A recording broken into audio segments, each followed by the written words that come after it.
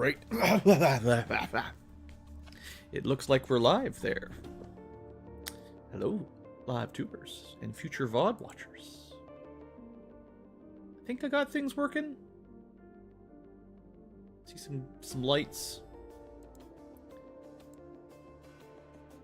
Last stream yesterday was pretty good. The internet seemed to hold out. So I got a good feeling about today. I was having a lot of fun playing the game.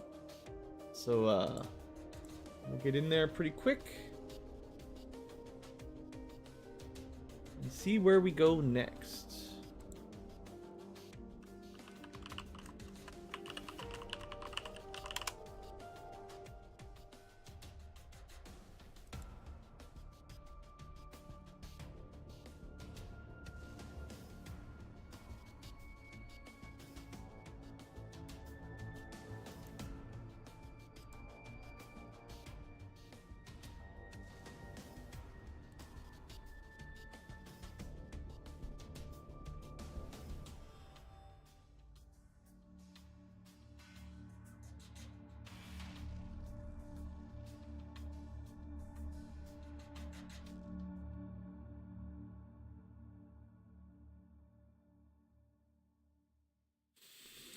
Alright, yeah, let's load up the game.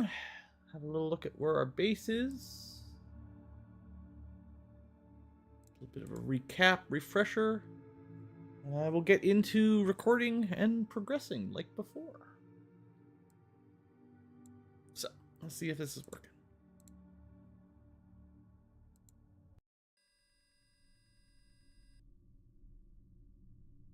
Alrighty. So, we're in our brand new base we made last stream. It's not finished, of course, but it's definitely coming along. So I was kind of going for the airlock storage room theme here with a nice opener. We're inside the cave, full of iridium and other goodies. So that's pretty cool. And yeah, I'm definitely gonna probably try to move these today because it kind of annoys me that we can get solar power indoors. So I think I'm going to move those outside. I'll probably leave the water collector nearby, because that should work, regardless of whether it's in or out, I think. But, yeah, I'd probably move some of the more plant things, like the little water spreaders here growing grass. I think I'll move these outside as well at some point today. These were just temporary setups, also kind of just experiment to see if that's how things would work. We can have nuclear plants in here. Probably safer to have them inside, away from the meteors.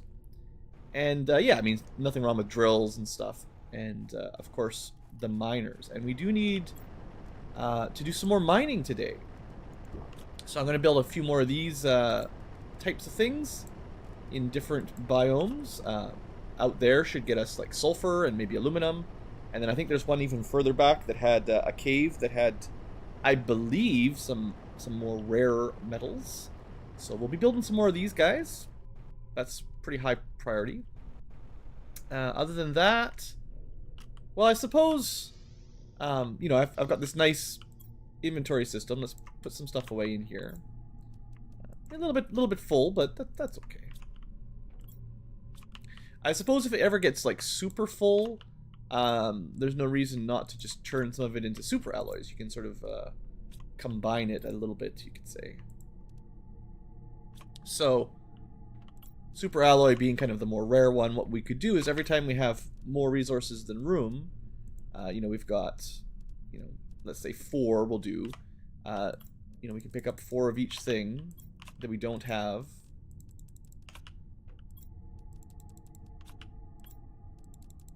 4 of all the basics, and that will sort of combine into super alloys. And then all that inventory space is still stored. Technically, we can undo the super alloys back into their constituent parts if we really care.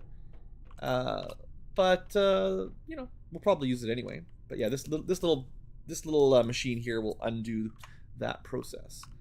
So I'm growing some food here. I think I am definitely going to build a proper greenhouse as well. There's a nice looking biodome and biolab that's on the docket for today, and I'll move the growing type stuff there and probably store more of our plant-based goodies there. And then this room can be a little bit more focused on you know, crafting and whatever else we want to do. Hey, Robert. We've got our general overall observatory slash workroom here. It's as good as I could build with the materials and the parts we had available. Couldn't put glass floors or roofs on these corner tiles, unfortunately. That was the original plan. But yeah, it's pretty good. Looks like our power situation's pretty positive. We should figure out sort of blueprints to try to unlock. We do have a bit of a map. It's not very good.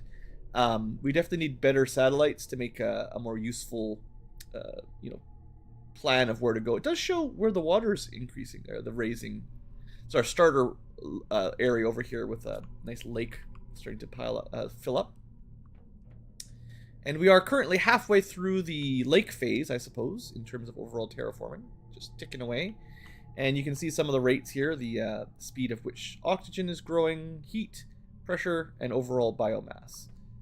Which gives us an overall terraforming rating of 27 mega TIs.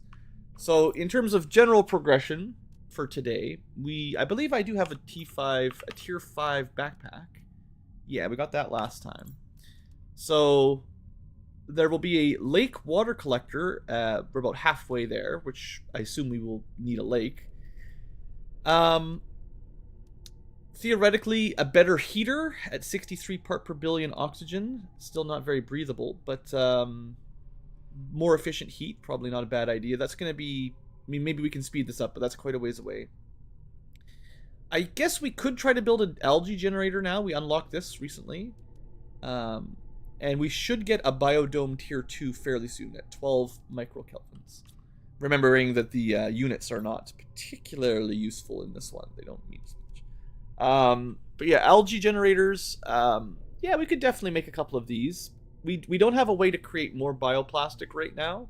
But we can grow eggplants, and everything else is easy enough. Unfortunately, the flowers outside, we cannot make fertilizer. I do have some fertilizer, so I could make, you know, 1 or 2.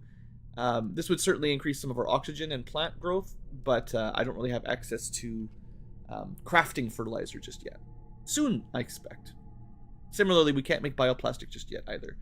So algae looks to be mostly oxygen with very little plants, and flower seems to be more efficient with tons of oxygen and plants as well. So that's something we'll probably start with maybe at the beginning here. And then hopefully we'll get that bigger biodome.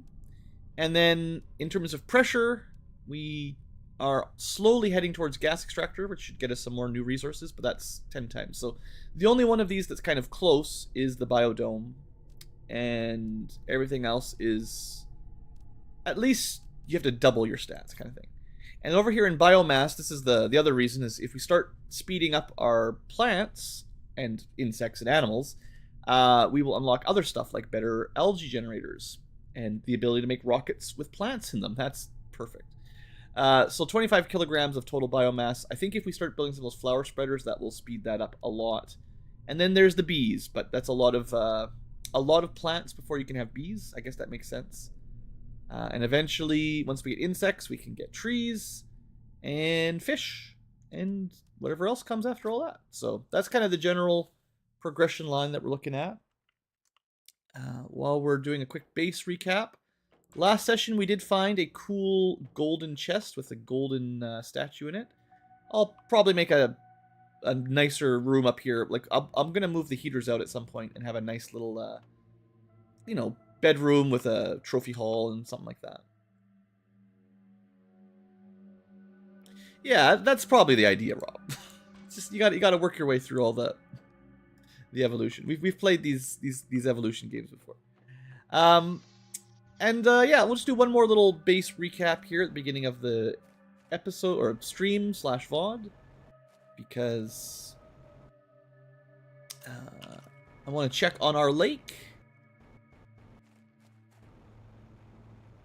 We'd like to find some more ships with goodies in them. There's a couple things we should probably do pretty early on. Is we can build some more nuclear reactors, and I guess we could disassemble these solar plants, but I think we'll just, you know, increase the nukes basically. And I think there was a different rocket ship that we unlocked. I don't we sent up a GPS satellite tier 1, and then we've sent up a couple of these heat and pressure satellites, and we can keep sending more of those to speed things up a little bit. But I haven't sent up a map information rocket yet, so it's pretty expensive. Super alloy rods and osmium. But that's an option. And then, yeah, there's more exploring. So, you know, we've explored a couple nearby wrecks, but there are certainly more. And I think you can kind of see clipping through with draw distance. I think we've seen something far in this direction. And there's a couple caves over there that are melting. But yeah, look at this lake. Every time I walk by, this place seems to be a little bit more significant. So that's pretty cool. So we could probably put some algae spreaders on here, get something growing in our water. But yeah, it's getting quite deep. I don't know. I don't expect it to go higher than this ridge. But we can no longer see where we started our game. You know, we started with a crash pod somewhere over there, and it is now at the bottom of a lake. So pretty cool. I'm enjoying the terraforming parts. And yeah, let's head back to base and create our first episode of the day for our stream. Pretty cool game. I'm definitely enjoying it. I like the... oh, I see my pre-stream is still there. Nope, that was chat. Okay, there we go. Yeah, definitely having a good time. I'm enjoying the exploring, and terraforming a planet in first person is definitely a new experience, so pretty cool. We might have a bit of a time-sensitive problem coming up. We do still need to breathe.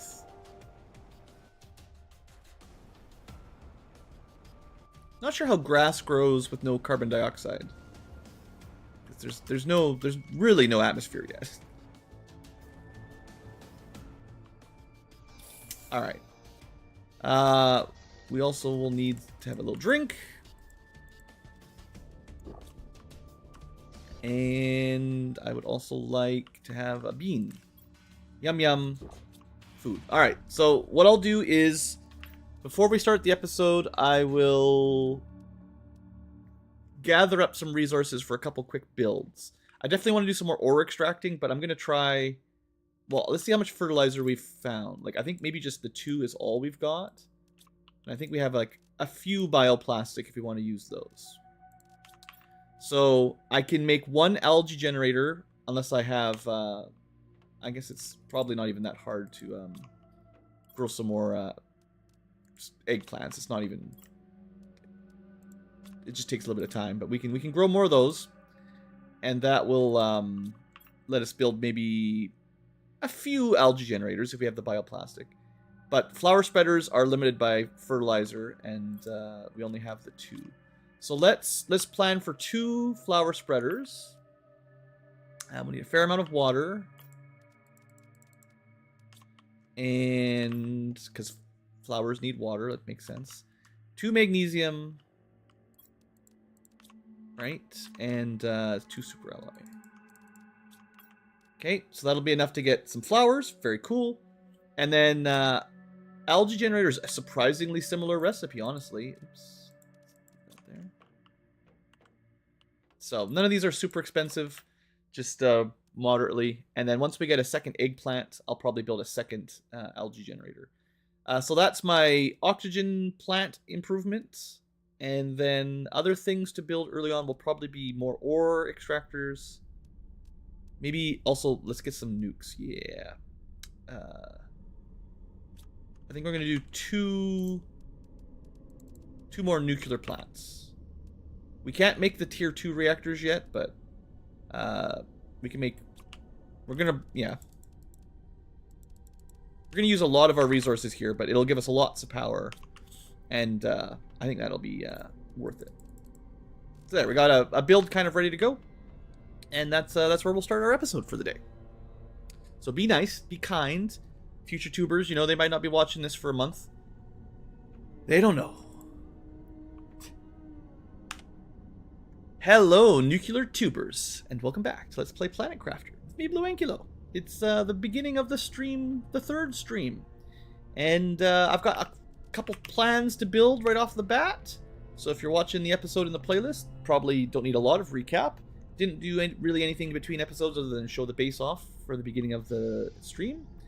And my plan right off the bat is to expand power. So I have the ability to make a couple more nuclear reactors.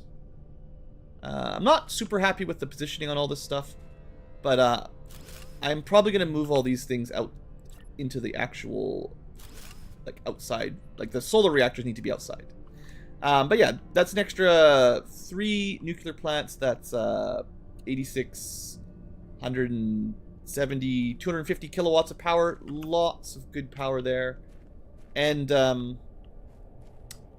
I also have the ingredients for some more plants that we unlocked recently.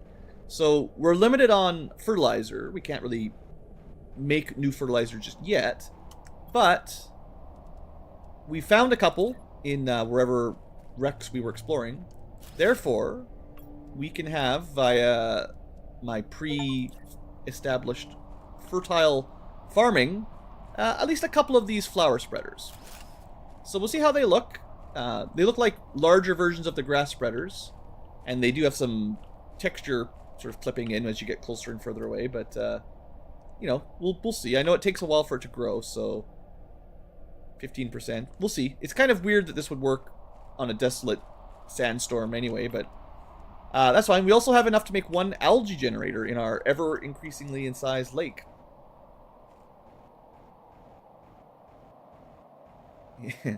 Thanks, Robert. I'm pretty sure... Oh, I needed 1 more water. Oops. I didn't count it out. Thought I had enough for the algae. But yeah, I have enough bioplastic to make a couple of these, but I didn't have enough squash. So one of the small changes between episodes was planting some different types of plants so that we will be able to create more algae. So the main thing with these plants, the flower spreaders produce quite a lot more plants per second, but they all produce more oxygen, and I think more oxygen is a good idea. So yeah, these things... Actually, this is kind of interesting. I'm going to put it right at the edge of the lake here, and we can use that, assuming it looks like it'll float.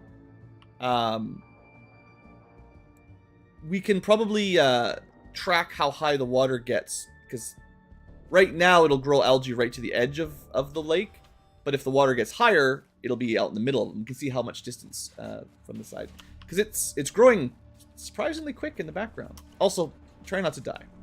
But if we grow enough plants, maybe we'll be able to breathe one day. Can only hope.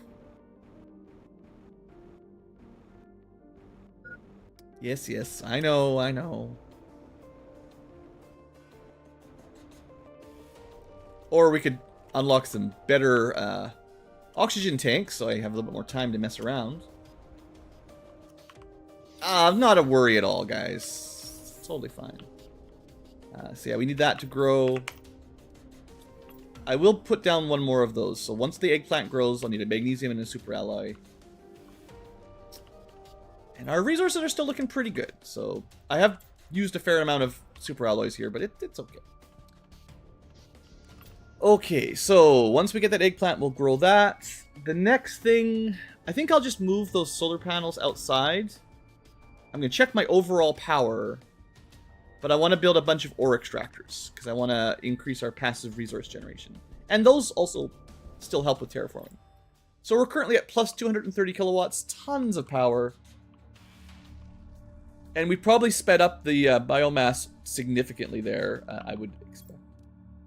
So, yeah, our plant... Well, I think the chance of getting the tier 2 algae generator today is a little bit higher now. Or the biodome. That was from heat. Okay, yeah, that was inevitable. I knew this one wasn't too far away. So when we removed our base, I didn't build a new one of these. Holy cow, look at that. 1,450 oxygen per second. So this is significantly more. But yeah, there's no way we can build that. We technically could get the fertilizers, but bacteria samples, no idea, right? This is stuff we don't have, so... sounds like we're a little bit ahead in terms of heat, and the rest of our terraforming indexes need to increase up a little bit to catch up. 55%. Okay, so let's real quick, just for make things look a little bit more realistic. Enough inventory, yeah. We'll just move these outside. I think I might move the grass spreaders outside too. It is raining. Robert made the planet cry with his rude comments, probably. Let's make a little bit of grass. We could, or not grass, sorry, power. We'll move the grass ones instead.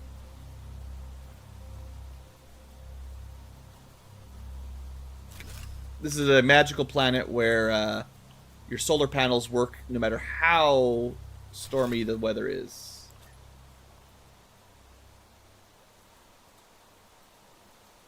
Don't suppose there's a way to actually remove, like, rocks and stuff. That'd be kind of nice. Alright. Just move those outside. Let's also move my grass spreaders. Just do a couple little, base maintenance. At least I do like, nice feature, easily missed, the sounds of the water, the rain, decrease when you're underground, which is as it should, of course. But there's not very many caves, so I've seen lots of games forget simple things like that.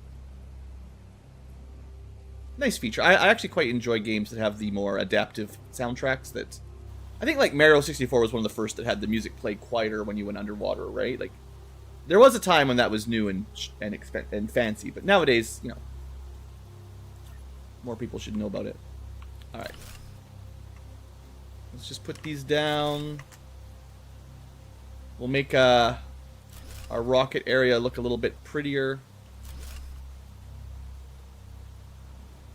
And yeah, I think that's enough for the terraforming plant stuff for the moment. Although I should probably rebuild the biodome, because we used to have one of those, and then I never rebuilt it. But I'm gonna get I will get to that one today, but I want to get my my ore extractors upgraded next, because I think the sooner we get those going, the more passive resources we'll be getting. So we will need. Should rename this to sulfur. Pause. It's 2 each, so 1, 2, 3, 4, 5, 6, 7, 8, 9, 10. That leaves a few extra. We can make 5 of these. Nah, let's make an even number. Let's make 6 more of these cool ore extractors, right? And let me just see. While I'm getting this set up, do we get? How's our squash? 67%. Hurry it up. I'm pretty sure there's going to be faster growing as well, but we don't have those yet. So for the ore extractor, it's 1 iridium rod each, so 6, right? Yeah, 6 iridium rods. That's not cheap, but we've got them, and that's 6 osmium. We got that as well, and then other than that, it's just 6 titanium and 6 aluminum. So we're not going to have enough inventory space here. Okay, hold on. Was it 6 titanium? That's exactly enough titanium, but I need to store my water, the stuff for the algae spreader separately. And then I think I'm actually 1 shy of being able to build all this stuff. Well, Robert, if you can send me some more osmium, I'd be happy to build more of these. What was I missing? One thing. Aluminum. Yeah. So can't actually fit it all in. So we'll have to pick up 1 more aluminum as we come back. Actually, you know what? We'll be able to find a titanium out there. It's less likely we'll find aluminum. So we'll bring the aluminum with us. Okay, I should probably also take a drink. Grab a bite to eat.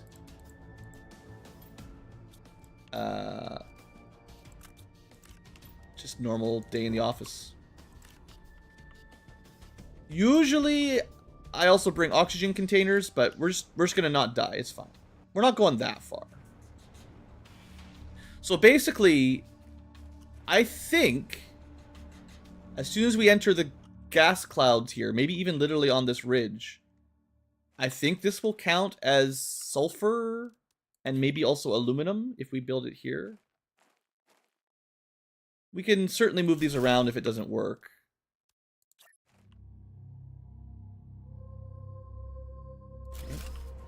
I think you can tell if you interact with them.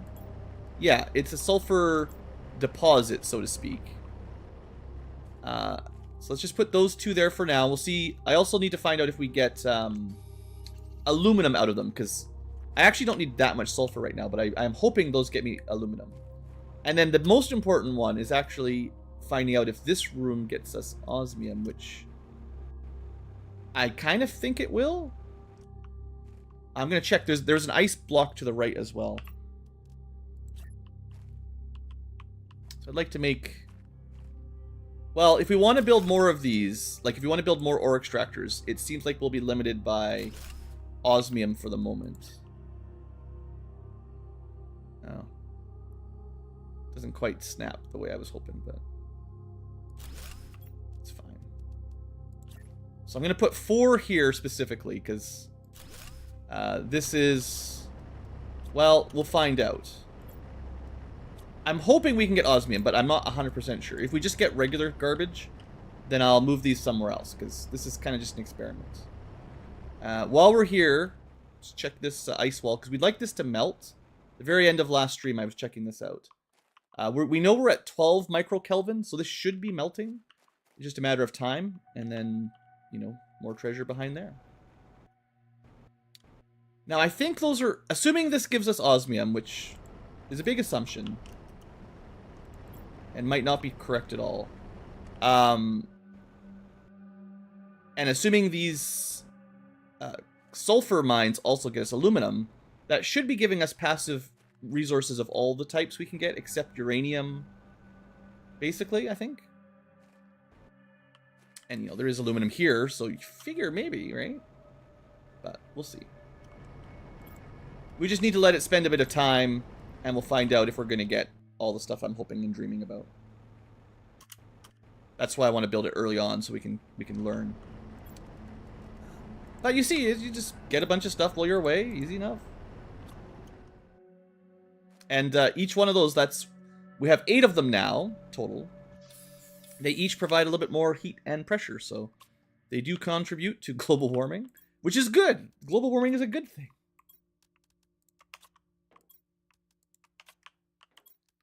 We have a little bit too much iron. We did use up a fair amount of iridium there. That's fine. All right. Okay, so we're going to let those go for a bit. Do we have a squash? 85% of a squash. Not quite. So we're going to go build... I'm going to go build. You guys are going to help. A biodome. 3 super ally. Lerma seed. Do I not have any Lerma seeds? Uh-oh. Where did the Lerma seeds go? I thought I had a whole bunch of those. Something we built must have used them. The grass spreaders. Alright, I think we're going to have to go disassemble one. Because if I used all of my Lerma seeds... There must... Nah, I don't believe it. We're just going to go have to look for them. I am almost 100% confident that we have more that we just didn't bring back to base, because they weren't the high quality seeds that gave us like really nice multipliers. So I think even if we just head back, I think there's a good chance there's going to be 1 or 2 in you know, the first expansion here. And if not, then we can go through the one kind of inside the pillar area, and I'm even more likely to have some Lermas there. I will look at the recipe for that. Algae generator, tier 2. We don't... Wow, that is pretty good. That's better than a flower spreader. I don't really have a lot of bioplastic. I could, like, I could salvage the flower spreaders to get fertilizer and then move it into here. It probably would give us more oxygen and plants. I'll save that for later. Let's try to figure out how to unlock bioplastic and fertilizer, and then we'll go harder on the biomass. For now, we're looking for other resources. Let's just leave these here, I guess. I do not have any lerma seeds here. All right, well, what a shame.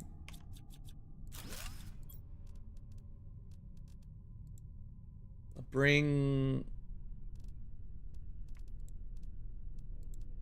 a couple things. I should probably bring like some of this stuff back to my base anyway. So this stuff's just kind of in the way. But let's try the one of my expansions over here, basically.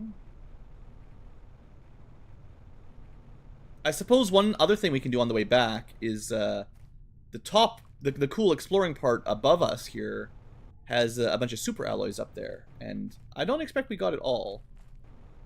So if we can find more super alloys or more treasure chests up there, I don't know. I mean, there's a high chance that there's still, you know, blue chests or even gold chests hidden around here that we just never saw.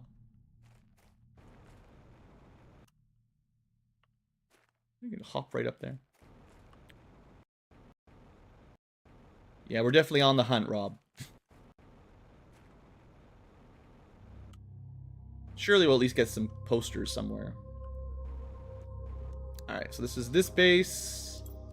There you go. A couple lerma seeds. A couple beans. Bring the fabric back because it's actually pretty rare. Sure. Just leave a few things here, but that's good. Emergency food, emergency air. It's not the worst. And I want to check out this ledge to see if we can get some more super alloys on the way back. But yeah, with the lerma seeds we just picked up, that will let us build whatever it was I was going to build. Something. Biodome. Thunderdomes. The gladiator arenas. Okay, so this just connects up. We haven't really explored this side yet. It's on my to-do list.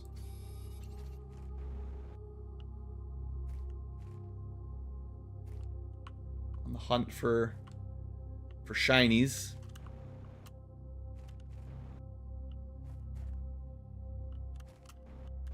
Don't think I came this way ever before. Could build a base here. It's kind of a neat, nice flat area. It actually wouldn't be the worst place for a base. Nice high angle. Kind of look down upon all the peons below. You probably won't flood up here ever. That wasn't there the last time I was here, I don't think. So this is like the glowy rock zone. We've been through there once or twice, but you know, I'm sure we missed some things. Yeah, this would be a really good base spot. Nice flat plateau here for sure. Kind of wish I'd found this place earlier. You could probably make actually, I haven't tried it before, but you can build I usually just put these stairs to connect up to my rooms, but I don't see why you couldn't use them to climb up, you know, the terrain as well. Well, I did find some super alloys, but not all that much. We may have cleaned this area out pretty well, more than I thought.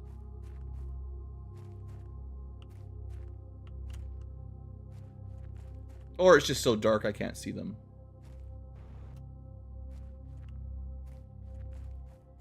Yeah, see, yeah. Can we jump that far? Yeah, good jump. Oh, quit your bitchin' computer.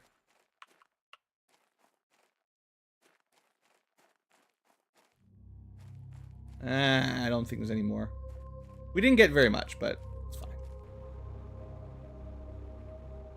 Jetpack can't compete. We're just too fat.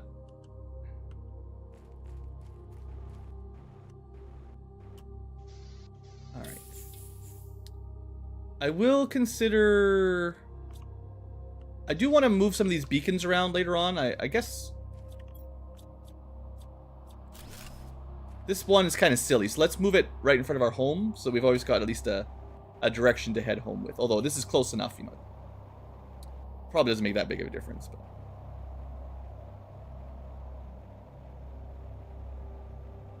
Oh, we should have some flowers by now.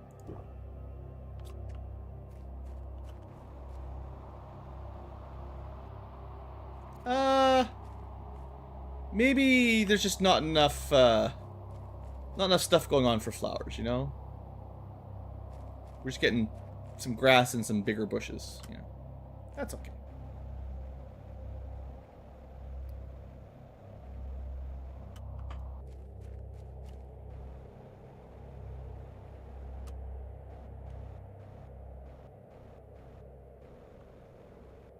Okay. So we're going to build the biodome with the lerma seeds. We should have enough. Yeah, we can get that eggplant. Okay. So there's a couple things to build. One more algae spreader and a biodome. That's the goal for the next trip out. I'm just going to clean up our inventory a little bit.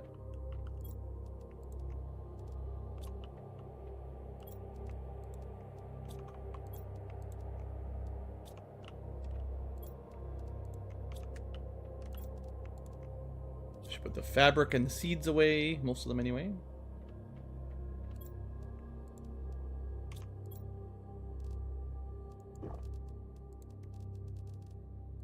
Okay. I'm gonna put the silk, because we did oddly enough disassemble the fabric into silk, so that's cool. Must be very nice.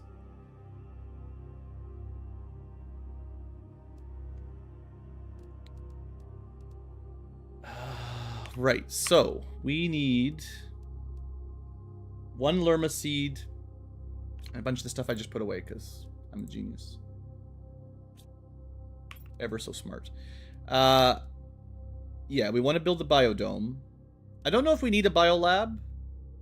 It says allows craft of bio recipes. I guess I should build it. I guess we haven't built one. It's osmium, right? So it's kind of... Yeah, we'll build both of those outside, I guess. Maybe? I don't know. We'll see. Was there one other thing I was planning on building?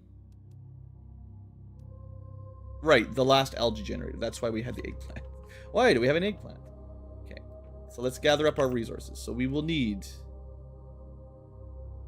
the bioplastic, which is here. Okay, we've got enough for the algae generator. Easy to go. Then we want enough for a biodome, which is the lerma seed, the titanium. Then we need 3 super alloys, aluminum, cobalt.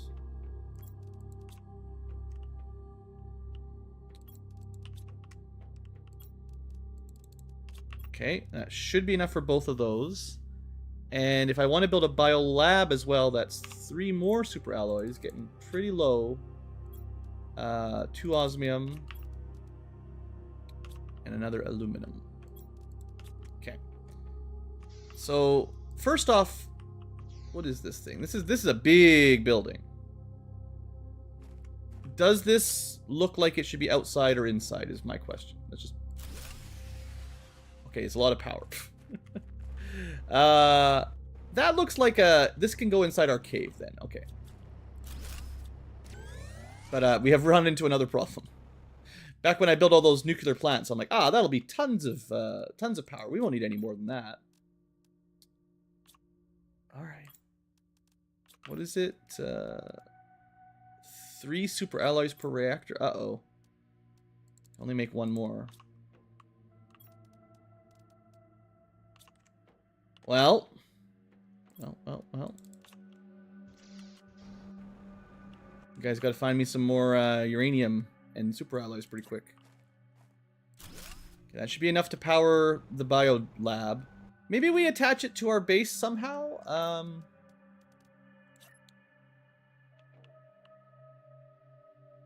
I could put more... I could put like some sort of connector and have it over here. Like I can build more... what do you call them? Foundations. And maybe... Okay, yeah, I think I see what I want to do. Need some iron. We're gonna have this, I think from here, the hallway kind of branch out a couple squares that way. And then we'll build the new lab over there.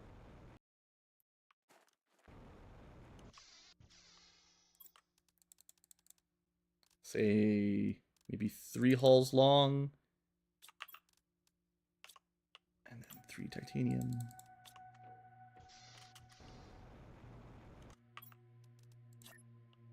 So that will connect up here. I think that's far enough, actually. And then we'll put the cool biolab here. Yeah, a little bit split from the base. It's kind of our science lab, I guess. And I would like... I might spend more time doing this later, but I'd like for it to be, you know, supported. We will need a lot of iron for all that stuff, but that's fine.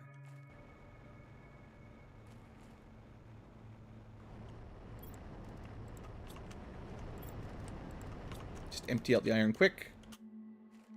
Just aesthetics, you know.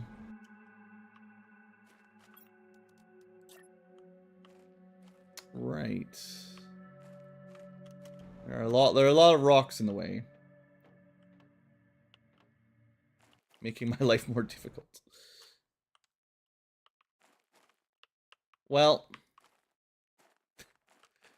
I mean, it was a good plan. It looks like it's not going to work quite so simple. So we'll just, you know, they don't need to be perfectly attached in real life, you know, right? Like, I think that would work, right? You just put a couple of these around the outside. All the engineers would be like, yeah, that's great. That's up to code. If I could delete those rocks, I definitely would. So, you know, building inside this cave certainly has added some more operational challenges than some areas.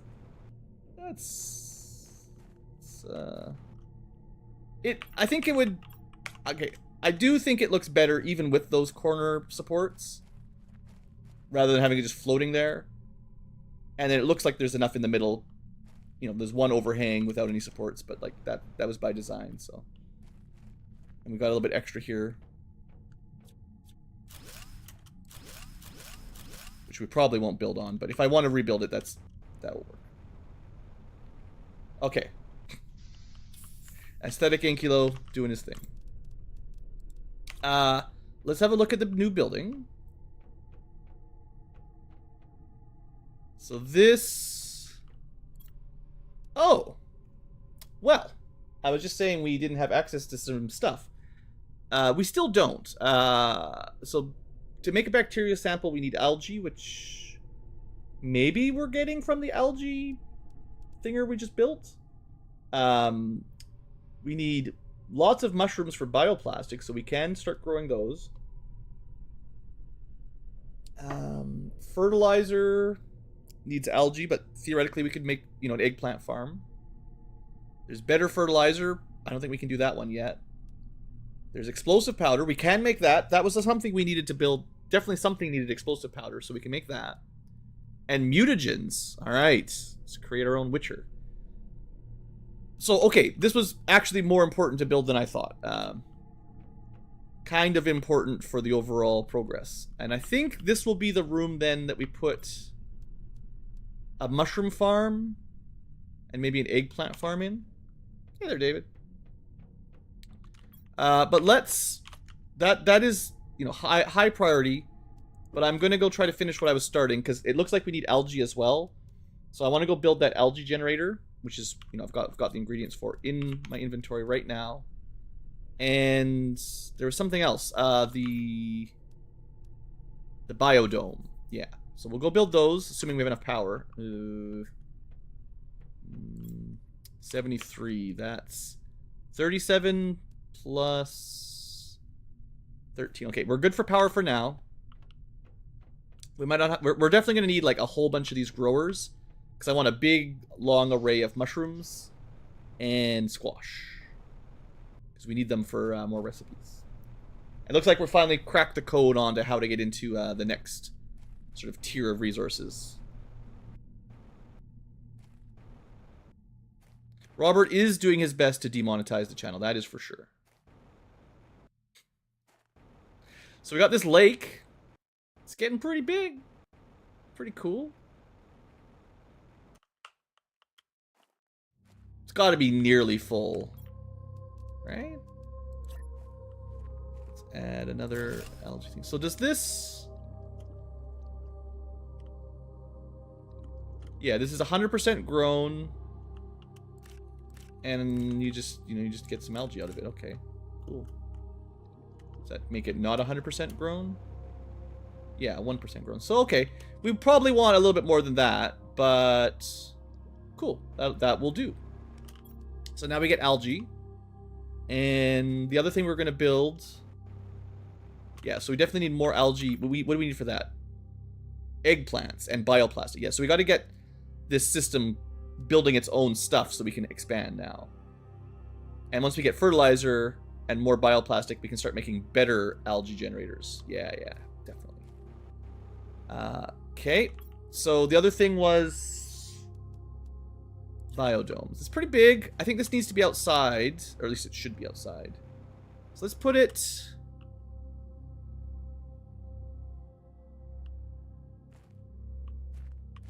I guess this is kind of it's kind of a little big. Maybe it doesn't. Well, it's kind of floating. I'll have to find a way to put some supports under it if I can. Let's see. Maybe start on the side that's floating. Nope. Maybe we should have started with supports. Can you click these? We could... Okay, hold on.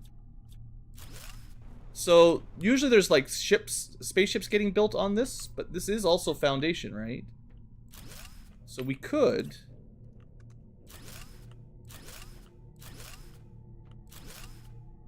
did I run out of iron? We ran out of iron. But yeah, we could do it like this. I don't know what happens if this, clips into where our spaceships are.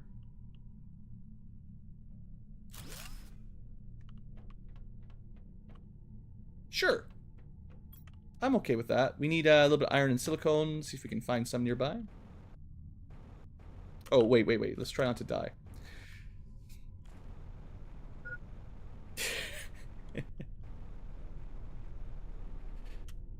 Try my best not to die. It's not looking super good, though. Got this really cool cave base that's super far away from all the conveniences of life. Uh-oh. Fly in! See, we're fine. We didn't die. We just blacked out and passed out on our way. Oh, that's great. It's great. One thing I did think of while I'm thinking is I'm gonna put a couple storage chests down here. Because this is somewhere in here is where I want to have like all my grower units. So this is definitely where I'm going to want to put, assuming they fit here. It's a little bit squishy, but I think having a row of chests along that wall will be okay. And then the things that we use here, like algae, mushrooms, eggplants, this can be where we put this kind of stuff.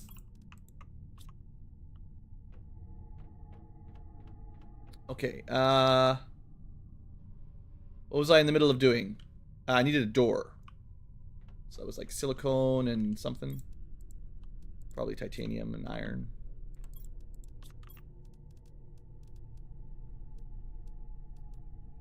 Yeah. Also, I wouldn't be surprised if we need a little bit more water. I actually had oxygen in my inventory, and I still gambled on getting into my base on time. Someone was probably yelling at me, just silently. Blue, you're carrying oxygen around and you still nearly died. I forgot. Bad Ankylo. Okay. I'm not sure if I totally like this location for the biodome, but I think it's going to be okay for now.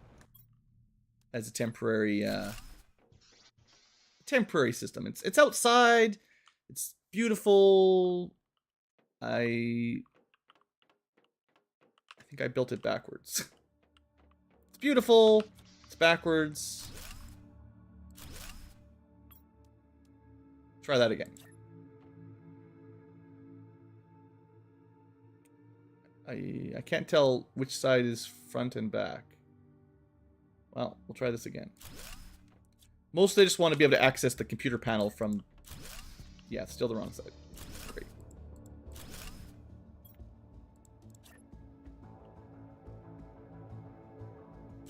I don't know if there's any way to tell before you place it.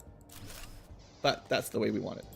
So this will unlock at least the screen here. I don't know if there's... I actually don't know if this serves any purpose. I mean, it's a nice looking room, and I know it makes a bit of oxygen, so that's good. This is the biodome. So we get 135 oxygen for quite a lot of power. But... that seems to be it. I mean, it's another place you could put a bunch of... you know, vegetubes and stuff that would kind of look nice. Because we can access this screen somewhere else. We don't technically need this. Oh well, it looks fine. Little glass dome in a... Actually, conveniently, it's a place where we can get some oxygen a little bit closer than, you know, way inside our base. Let's see if we can get some more algae, maybe.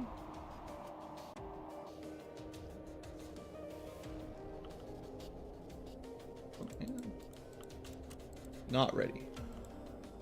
Alright, so we're not growing enough algae, that's for sure. Okay.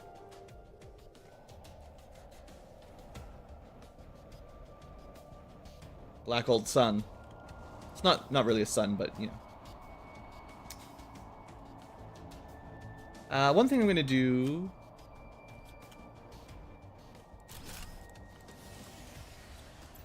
I'm not getting rid of these. I'm just gonna move them into my base.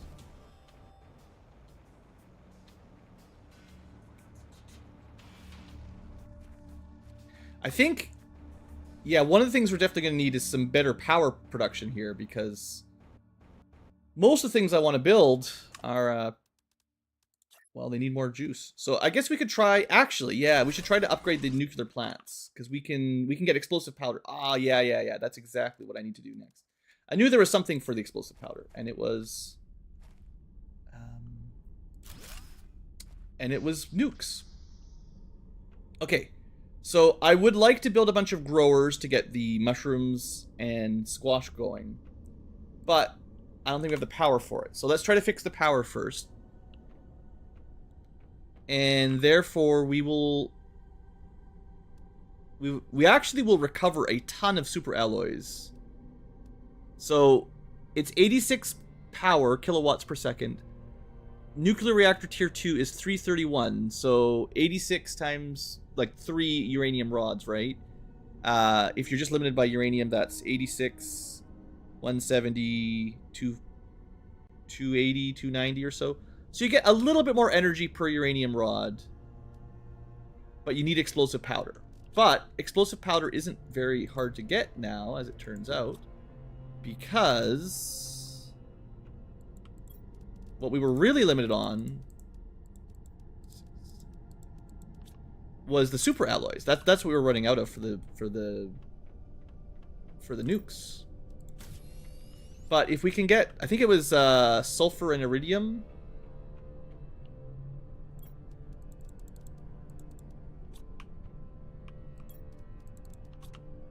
Even just a couple of these will be a nice upgrade, I think.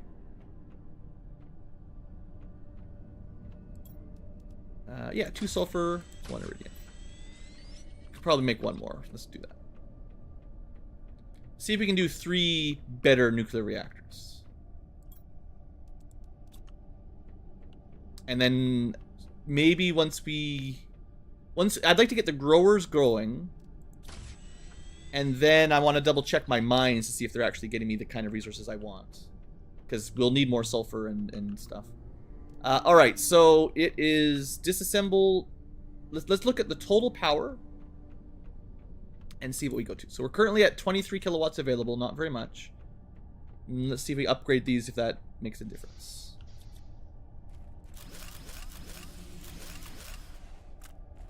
Did leave a few items on the ground. That's fine. So these are bigger reactors. Juicier. They glow more. Looks a little bit cooler. Power's back.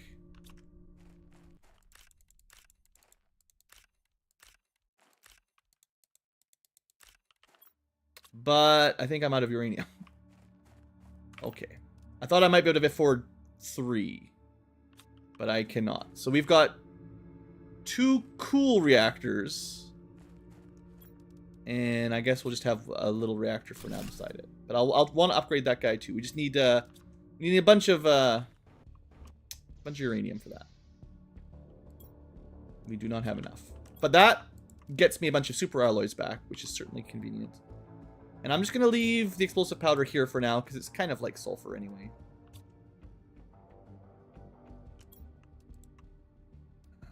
Eat some food.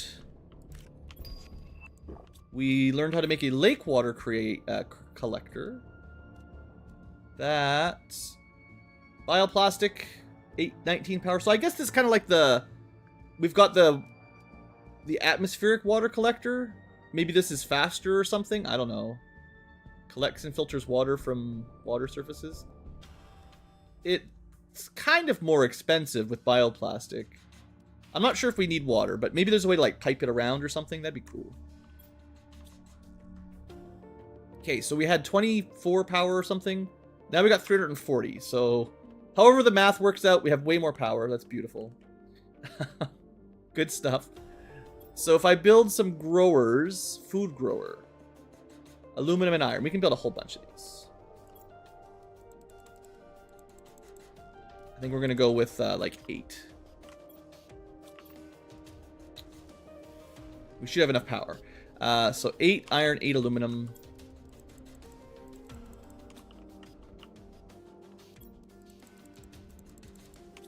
Oops. 1, 2, 3, 4, 5, 6, 7, 8. And then hopefully we have the seeds for this, which I didn't think about. 2, 3, 4. Yeah. Awesome. Yeah, no problem.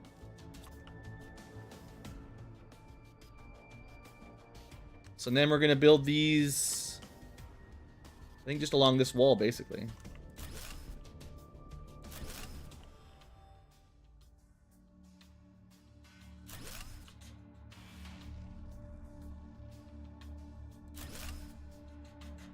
Wonder if we can get, there's got to be a way to grow outside eventually, right?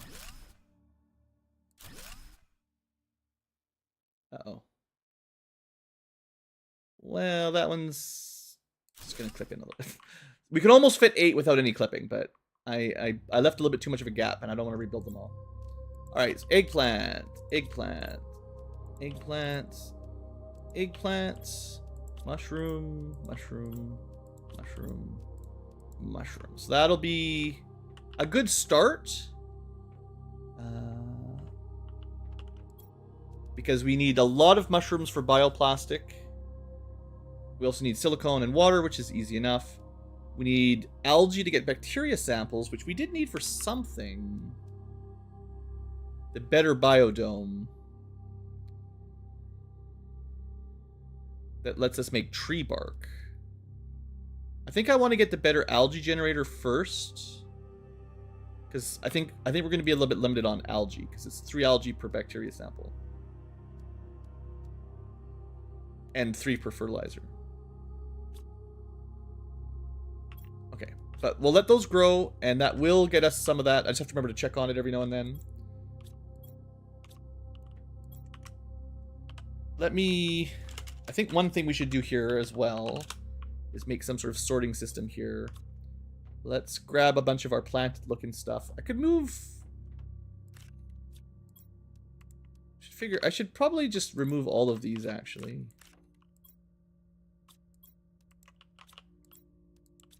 So all the plants are in the same location. And I could build more eggplants. Kind of out of mushroom seeds. Don't know if we need squash for anything either. That's just mystery. And then we don't use these. So yeah, we want to take this kind of stuff over to the other room.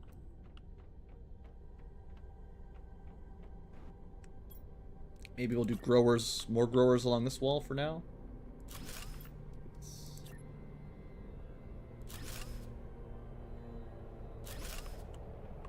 Try to leave enough room to walk by, but it's going to get a bit tight in here.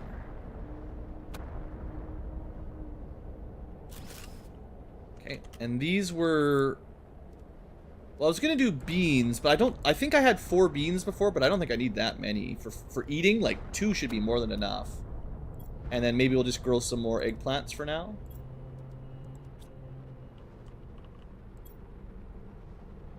Food seeds, let's say.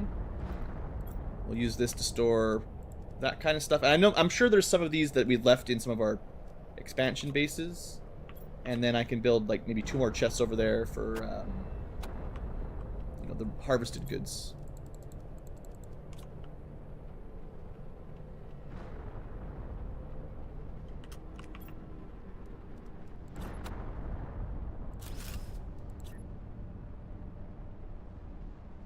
Guess we could find out what kind of meteor storm we've got there too.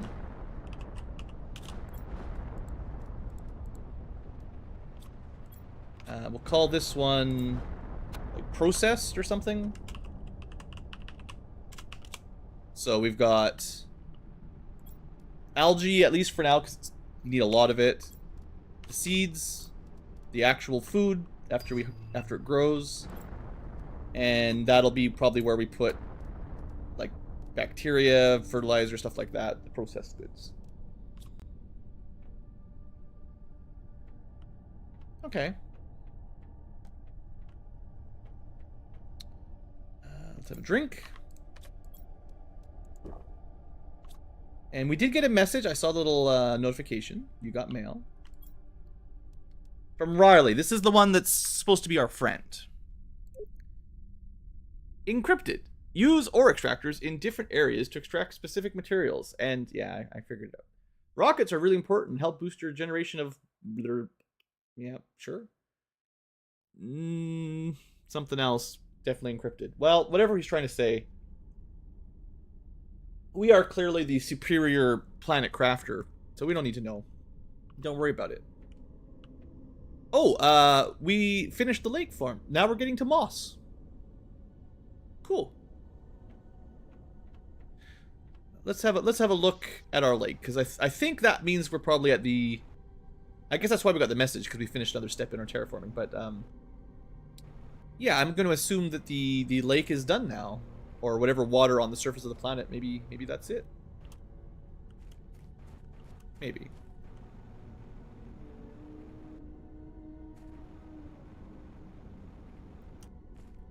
Well, it doesn't have much more room to go, so... Also, there's water over there, too. So it's not just this one ocean lake in the entire planet, but, yeah, this went up pretty high. Like, that's a lot of volume of water. Cool. Let's harvest some more of this stuff. We need it for fertilizer.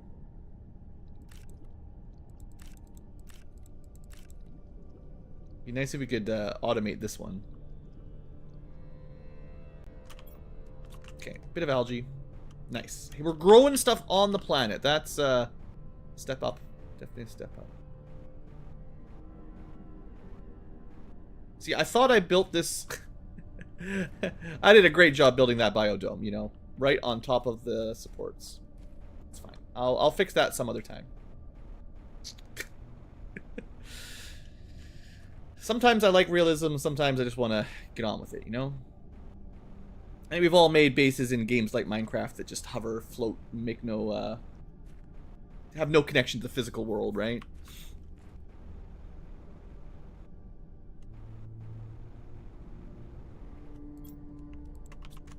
We will need water. So let's see if we can turn this algae into anything useful. I guess these plants do grow pretty slow, so probably can't do as much as you'd hope. We could make some bacteria samples. I think I did have silicone, so there's a couple things that we need to bring in from mining, but this does prove that we can make our own bioplastic now at a slow rate, of course, but I think, like most of the times, the trick is unlocking the new material more than, like, sure, you want lots of it, but just getting some for now is way better than having no production at all. And then once we get some eggplants, yeah, so we need to bring over silicone for bioplastic and sulfur for fertilizer. And that will at least get us going, because we don't have access to methane for those, for tier 2 fertilizers and mutagens. We can make explosive powder when we need to. And we can make bacteria samples, because something needed bacteria samples. Yeah, the biodome. Okay. So I could definitely get to this. Well, maybe it wants a little bit of power, but this thing makes a ton of oxygen. So like that'll be pretty cool once we build it. Is there anything else that's worth building that we've unlocked? Other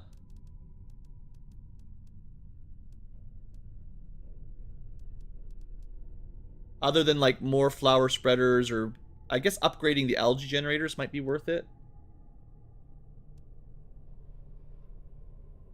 But I'm gonna try to save up a little bit more.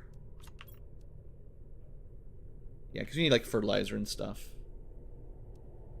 So that's just gonna take a bit of growing, and then we'll get some bigger algae generators. And I think we'll need more power anyway. 27 power. It's not that bad, I guess. Yeah, we could actually afford that. That's fine.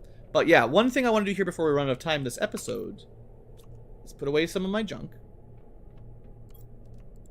You can leave some water here too, because we need it for crafting, maybe. But I want to see if my mines are doing what I thought they would do. So we'll empty these out on the way.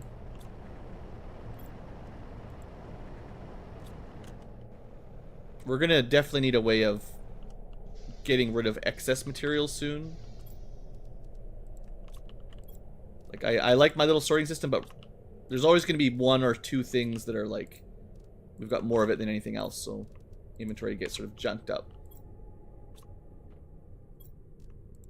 But honestly, the iridium mine is doing great. Let me...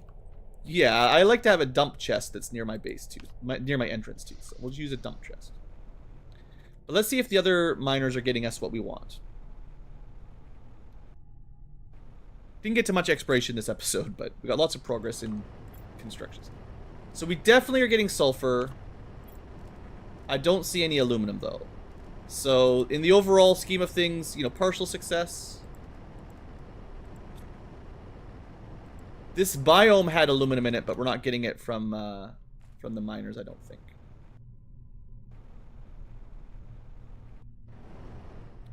So we need to try a different biome for those. Somewhere else that will have aluminum, hopefully.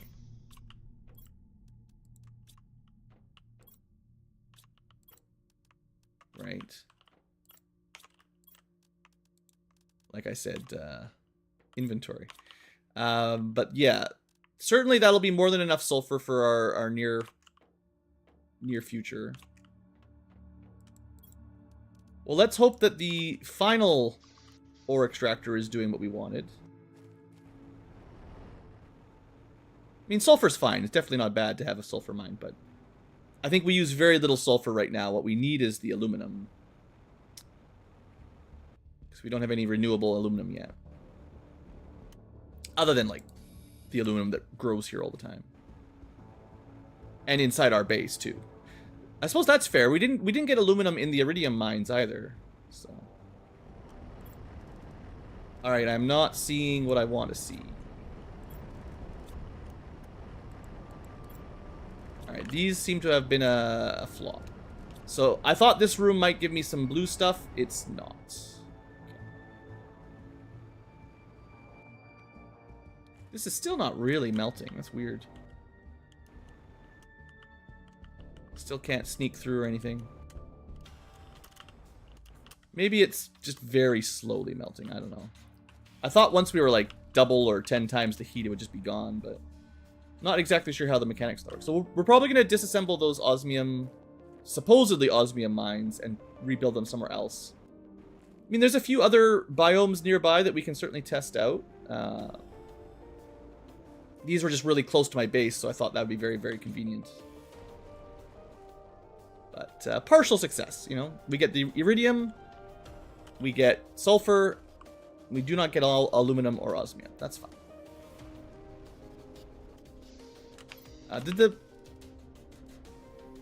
Extracts ore from the ground depending on where it's placed. I mean, you know, I thought I understood it, but maybe I still need a bit of a lesson.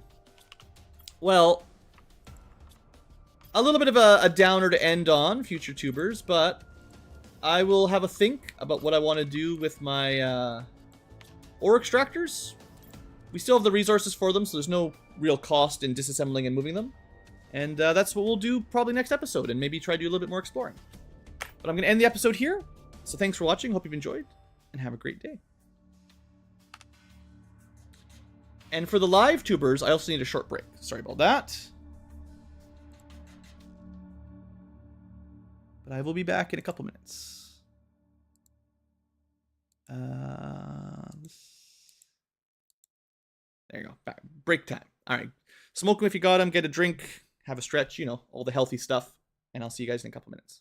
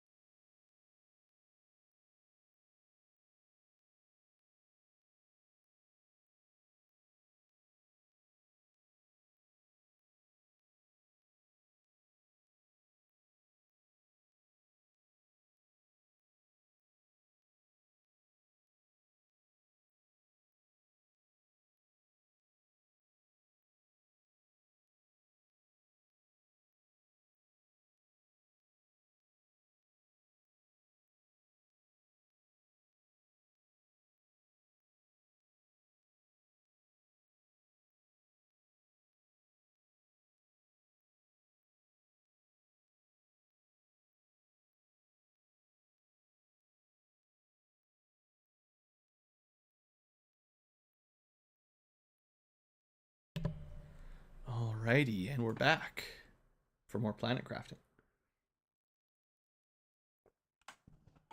I'm going to look up one little thing here quick before we get started. Back into it. I'm not sure why we could not get osmium. Don't want to spoil too much or anything, but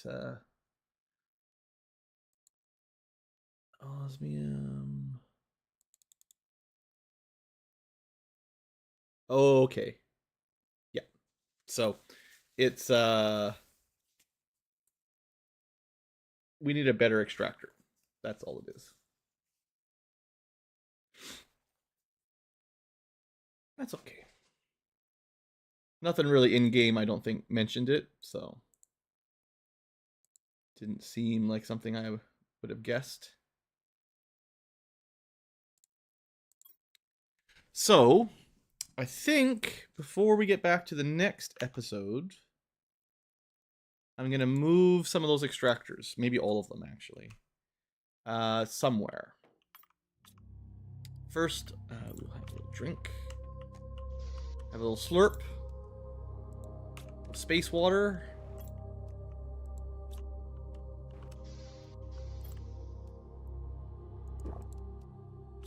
and maybe a bite of space food.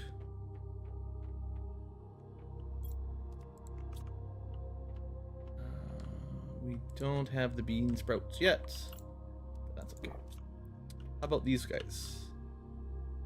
78%. Yeah, they do grow pretty slow. Definitely not quick. So yeah, we're gonna do this between the episodes because I'm not even sure if this will do what I want. But I'm gonna go grab those osmium extractors. Well, the extractors that I thought would extract osmium, and we're gonna move them. Well, there is at least one more biome that has had definitely aluminum in it. So we might not be able to mine osmium yet, but I'm going to try another location for possibly aluminum.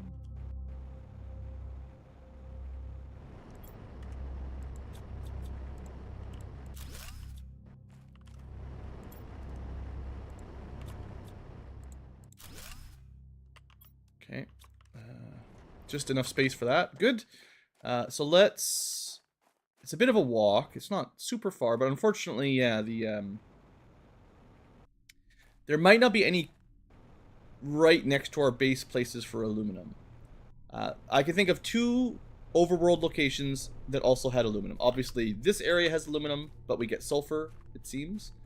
This area had aluminum, but we seem to get iridium from the... Maybe the way these extractors work is they just get the normal set of resources plus one sort of unique. So this one gets normal plus iridium, normal plus sulfur, and it skips the aluminum that's also here. But there's two places, like I was saying, that I've seen aluminum on the ground as well. One is probably hard to build in, so I'm going to save that for an extra backup. Because it's kind of in that narrow, mazy area, had some aluminum on the ground. That was definitely one of the earlier aluminums we found. But there was one other place that we haven't really explored super thoroughly. Can I could make a shredder machine. Yeah, the shredder. I should make one of those when we get back to base. But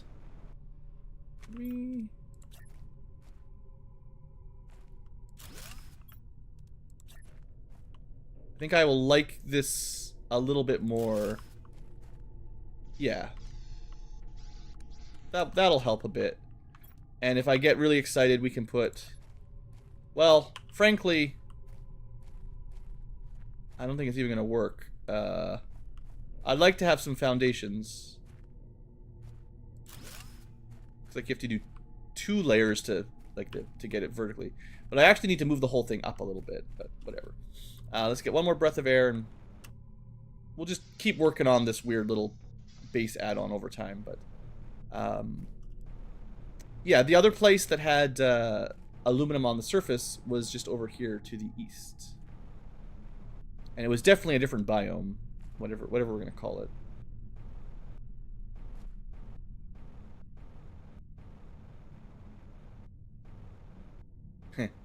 treasure just everywhere on the ground. Can't even pick up. Well, if I remember it on the way back.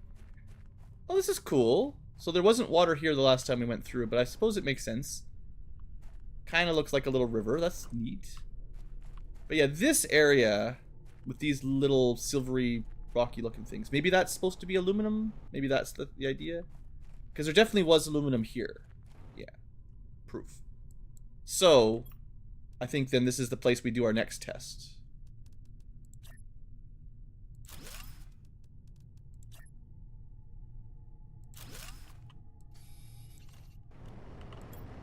Yeah, that looks promising.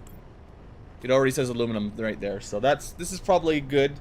Like I said, it's a bit further away from our base. And I'm not... Yeah, I mean, there's definitely more treasure we didn't explore. There's just these boxes everywhere. You can never see them. It's impossible. We have found last stream 1 golden box. So you guys, if you're watching along, you just yell at me if you see some golden treasure chest in the corner that I'm ignoring. Now that leaves us 2 more extractors that we could try. We could double up and have 4 aluminum extractors here. Aluminum. I would ideally like to get one of the other metals though.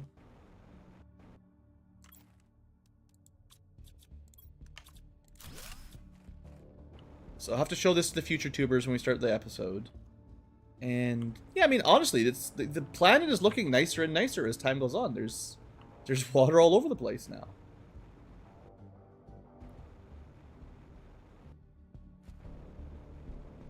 And floating grass circles, you know. Totally natural.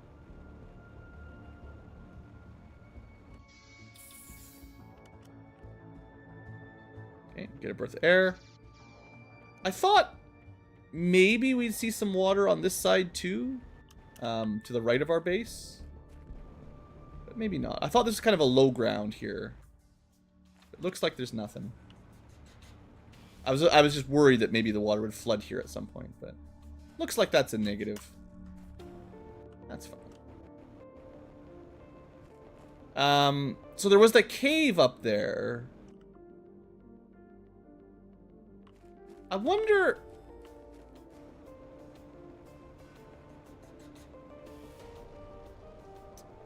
I mean, we've got the cool sand waterfall, sort of Niagara Fall place. That was really cool. I don't expect there's anything specifically fun to mine there, but there was the mine there, or not a mine, but the one with the weird door. I think I want to head back there, and maybe I'll try the extractors there.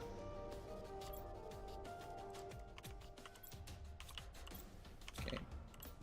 Our inventory is looking real good. Except for, you know, we weren't getting any aluminum. Yeah, we're low on uranium. We can't get free osmium. We can't get free uranium yet. I wonder if we can get free super alloy. I don't know, because you can just craft it, so it's not like we can't get it already. So I am going to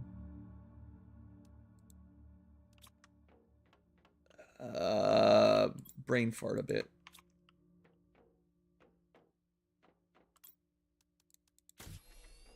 Squish these down. I was gonna make a garbage dump. That's the one. So we needed we need some. Oh, we actually have an explosive powder. I'll go make one more because that explosive powder was supposed to be for a nuclear reactor. I suppose we could drop down some more uranium satellites. Let's do this first. So this is shredder machine. 1 uranium, 1 osmium. Definitely really expensive.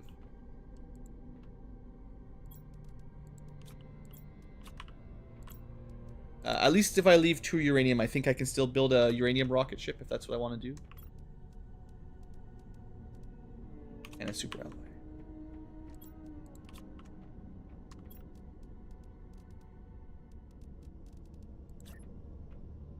So we can just put this like by the door maybe. And yeah, if you don't want stuff, you just put it in there, right?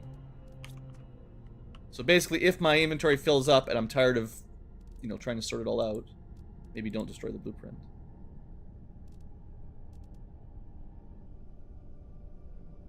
Huh. Cool. It does use some power. It's actually more expensive to build that than the recycler. But, okay. Let me save that for the next episode with our unlocking more stuff. Definitely blue chests all over the place. I'm going to... Near the door, I'm going to build a temporary little iron, titanium...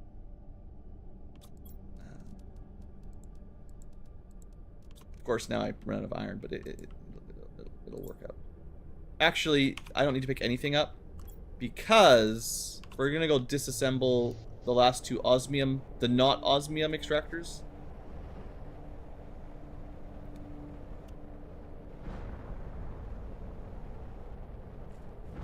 Seeing as they're actually not accomplishing anything. So we're going to get rid of these. We're going to move them somewhere else. And see if we can get anything else useful from them, basically. I don't know if this will work either, but, you know, for science.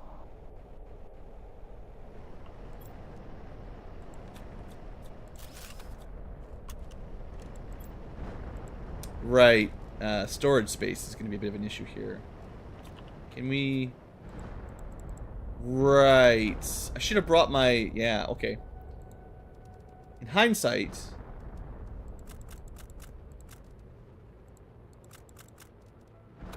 It would have been nice to bring the destructor with us, the item we just built.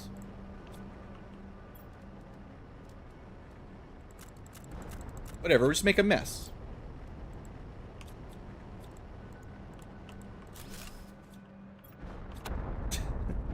It's fine. Just mined a bunch of stuff out of the ground, left it here.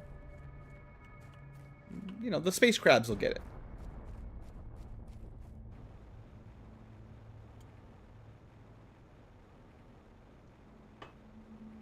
But okay, we have definitely got sulfur. We've definitely got iridium. We've definitely got aluminum. And then all the minor metals come along easily enough. We're still looking for more rare stuff. Specifically stuff like uranium would be the best, but... maybe we're not allowed to get it that easily. But what I'm going to try is... near the weird room, because there was a really weird cave we found on one of our previous explorations that had like a door that was shut. I don't know. We can take another look at it, but I want to build a room next to the entrance, which is not actually that far away. And I'm going to try to put 2 extractors in there just to see if there's anything interesting. Seeing as we've already got the materials. So it goes up.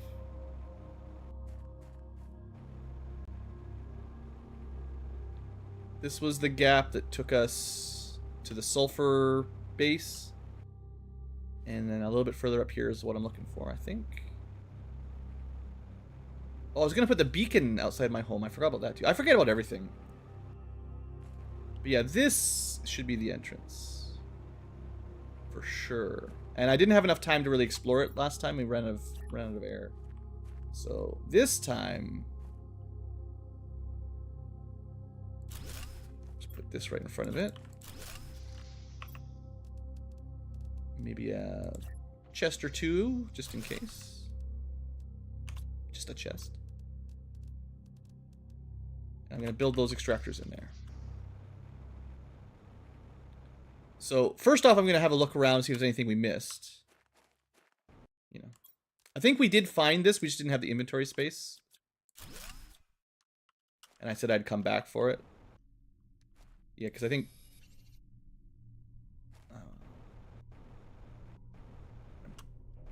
pretty sure I made it through all these rooms, because there was like osmium and stuff, and this is the weird looking door. So I don't know how to open that, but it seems like a good enough room as any other, because we're definitely going to want to come back here. And this might not get us anything, but hey. It's a suspicious room for sure. Doesn't look like we're off to a good start, but we'll come back later on to see if anything pops up.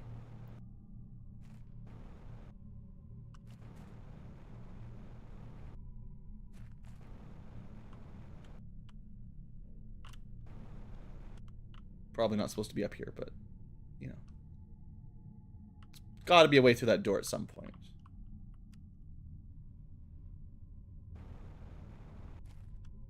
Okay. Looks like there's not much left other than that one chest we found. That was probably found earlier when we just didn't have space. It's not really as big a cave as I thought, so... Other than maybe in the middle, because I kind of circled around the outside. Yeah.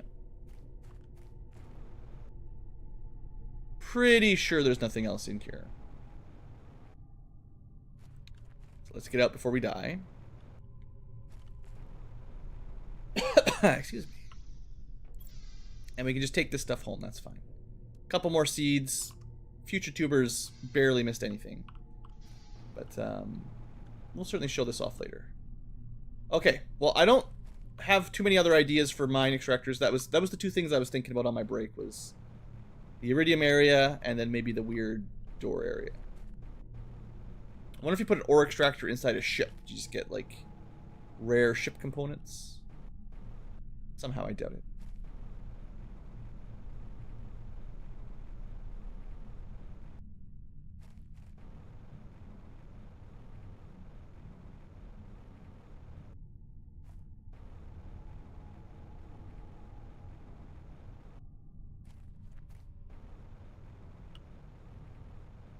So we'll head back to base, come up with a plan for our episode.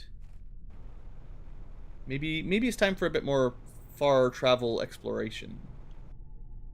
But we'll have a look at our like terraforming progress, see if we're close to any unlocks. I definitely need like uranium for power. I mean, there's other ways to make power, but uranium seems to be so much nuclear. Nuclear is the future.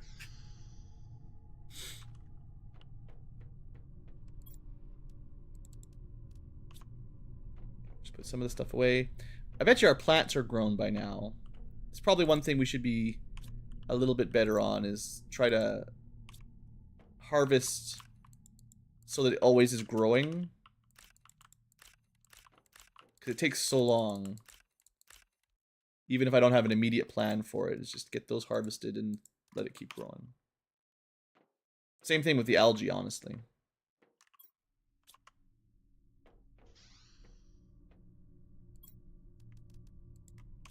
But I think probably full up on inventory again. Yeah. Yeah. Alright, no problem. I'll show that off for the episode. Okay. So, what do I want to do? What should we do this episode?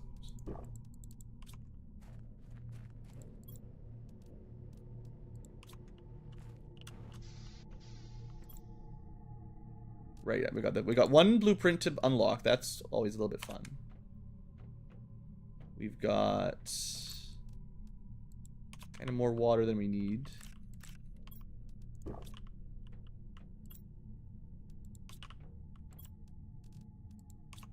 Let's look at our terraforming. Maybe we can figure out a plan from here. So we're 12% to moss, or there's some moss anyway. Our numbers haven't gone up much lately.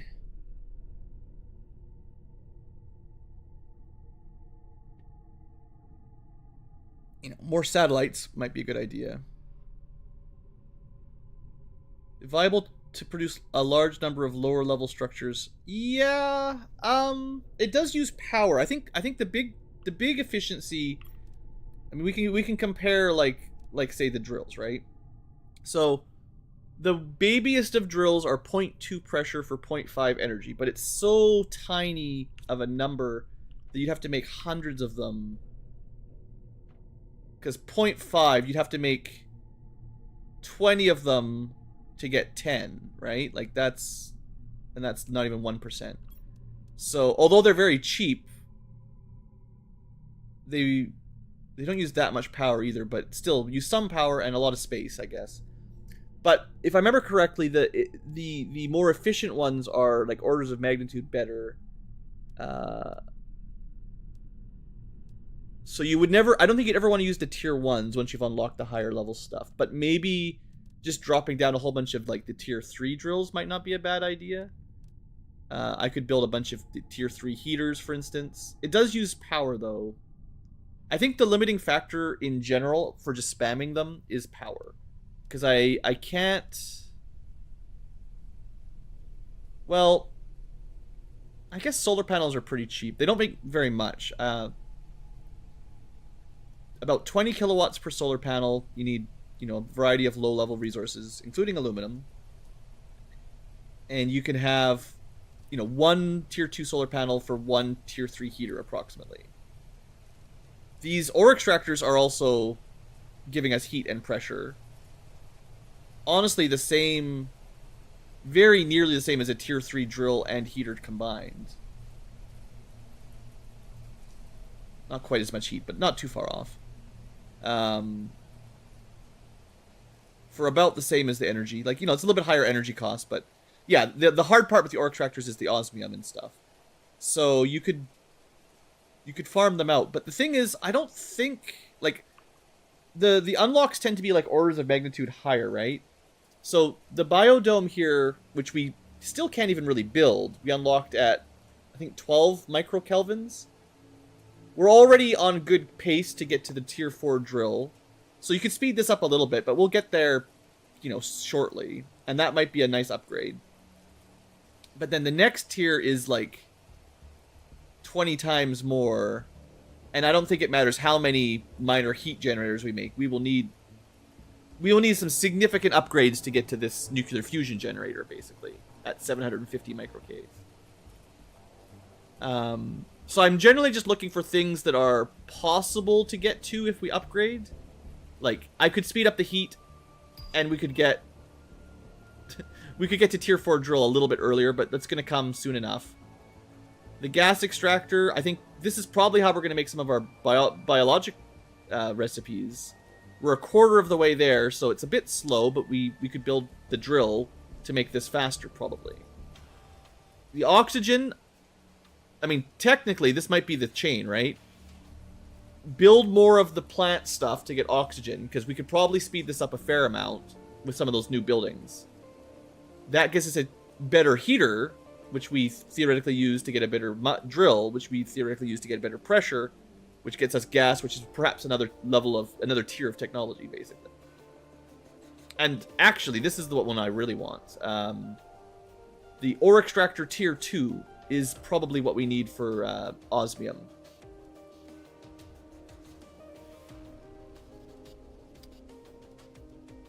But we also just got this machine optimizer. That's new. Maybe that's the trick. You get the machine optimizer to make all this better. So we'll have to look at that.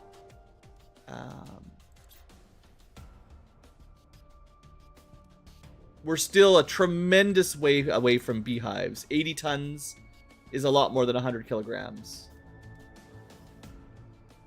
So you're going to unlock basically all the biomass up to the tree spreader before anything below it even gets close. So we're going to get 175 kilograms to get a plant's rocket.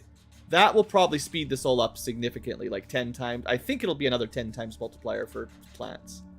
So that will probably very quickly, once we do plant rockets, assuming we can build them, hit us up to... Well, I don't know if we can get to 35 tons, but we'll go from kilograms to tons with the plant rocket.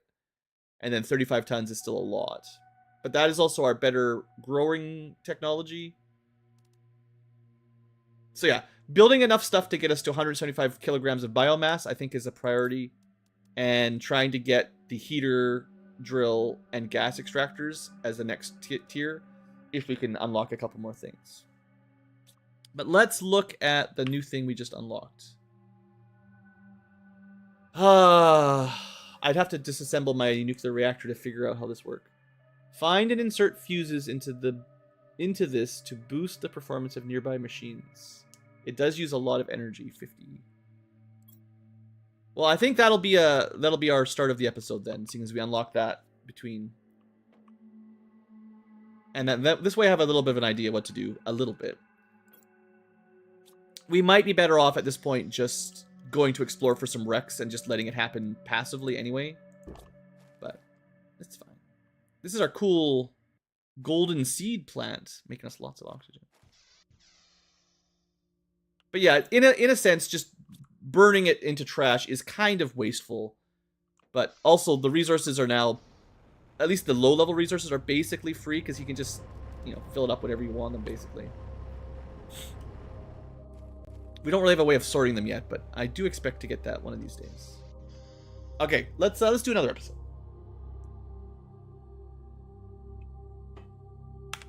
Hello, Optimizer Tubers, and welcome back to Let's Play Planet Crafter with me, Blue Ankylo, and your lovely live tubers watching along. So, what happened between episodes? I did a little bit of maneuvering. If you remember last episode, there was a couple ore extractors that were trying to get us osmium through the sulfur into a cave. It wasn't seeming to work, and I did double check how the actual mechanics, because I wasn't sure what was going on. You cannot get osmium from a tier 1 ore extractor. And with the live chat, I was investigating how I would get a better ore extractor, and we just need a whole lot of pressure. We're about a 1/10 of the way there, give or take, and this is what we need to get osmium, and probably some other rare stuff. So I tore down the 4 osmium extractors that were up there. I put 2 to the east in the kind of shiny place where we found some aluminum, and I'm pretty sure we'll be getting aluminum from there. And then I also thought, hey, why not try 2 up in the weird locked door room, kind of up outside of our base, up the sand dunes, and there's a cave.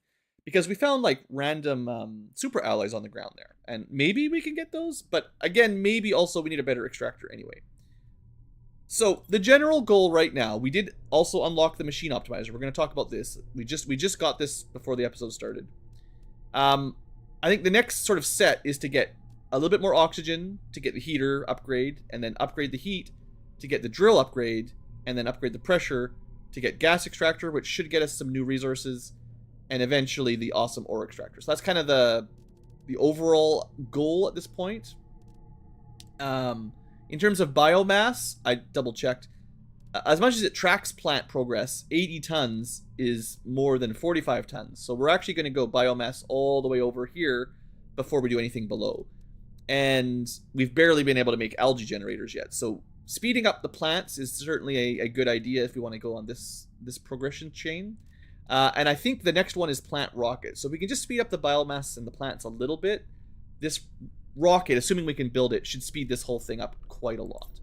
And I haven't really done very many heat or pressure rockets either, so I could launch a couple more of those if I wanted. But we're very much limited by uranium and therefore power. I can make as many solar panels as I want, but it gets a little bit monotonous. I'd like to find a way to get more power, and right now that's uranium. And that's maybe what this thing that we just unlocked will help with. So there's this machine optimizer. I have no idea how it works.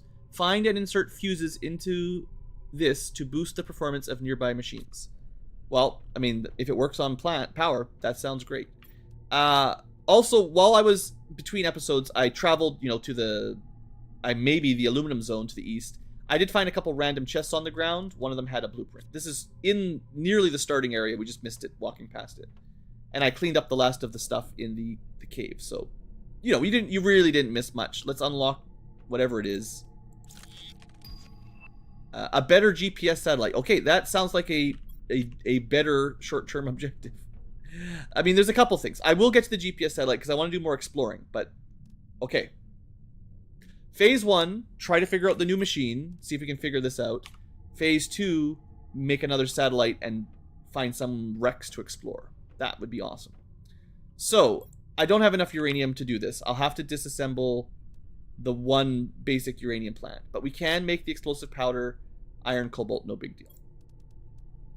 I'm just going to make a new one. This is going to be for the uranium one. The tier 2 uranium. What would I need? It's 2 iron and a cobalt. Oh, there was one other thing that I did. Right. because I had to move around the ore extractors, I decided to build what these are called, shredders. It's this thing that destroys it. So when we've got random resources that we don't care about, push the button and it's gone. It does cost a fair bit of power just to have. It's not when you use it, it's just always costing us. And it also did cost us like literally osmium and superalloys and uranium to build. So they're not actually very cheap. But I think at this point, it's probably nice to have a way of just clearing your inventory out rather than filling up more and more chests that just get more and more messed up. But yeah, every time you want to disassemble one of those ore extractors, you've got to remove all the stuff. So it might be nice to build one of these near the extractors, because then I could pick up all of the not iridium, sulfur, aluminum, etc. You know, just the normal stuff that we don't really need. Throw it in one of these, destroy it, and just let it stack up on iridium and other valuables, right? So that's kind of... But they're kind of too expensive right now. I don't have the osmium for it, you know? I also have harvested my plants once, so they're in here. I'm not going to forget about that in the background. But I would like to get the fertilizer and plants going, but we're going to save that for just a little bit later. Maybe another round of growing, and then I'll see how far we can go with that. So now, all we're missing is one uranium rod, which we can harvest. Yeah. And I will put it in between the two things and see what it does. Huh. So it can optimize 5 machines within 60 meters. I don't know how far that is. But I think it needs something, right? It said...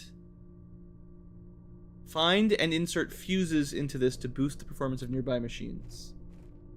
Huh. So ideally, I would have like 5 nuclear reactors and have this boosting them all. And then maybe also have 5 ore extractors and boost them and, you know, all the other stuff at the same time. But, yeah, I don't know what a fuse is. So that's a mystery for the future. Right now, we just basically made less power and had an expensive machine, but... Okay, so that was one. Let's go check the GPS satellite next then, because that sounds cool. Got to figure out what the recipe is, though.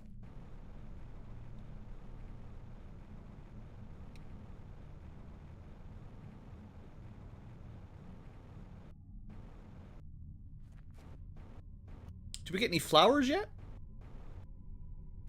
No. Either it's a lie and we're never going to get flowers, or probably makes more sense that the planet just can't support flowers, you know?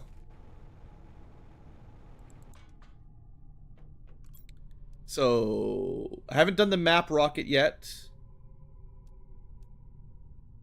I should do both of these. So, GPS satellite tier 2 is actually pretty cheap. We need a rocket engine, 2 compasses, and some alloys. 3 alloys, 2 compasses, okay. And I think I still have 1 super alloy rod that we found. So 3 compasses, if I can get them. Oh, I'm not gonna have enough for the rockets because the rockets use uranium. We really need more uranium. But this is how I was gonna go find wrecks that have possibly uranium in them. Let's go see what we can do. So 3 osmium, maybe 4 osmium. 3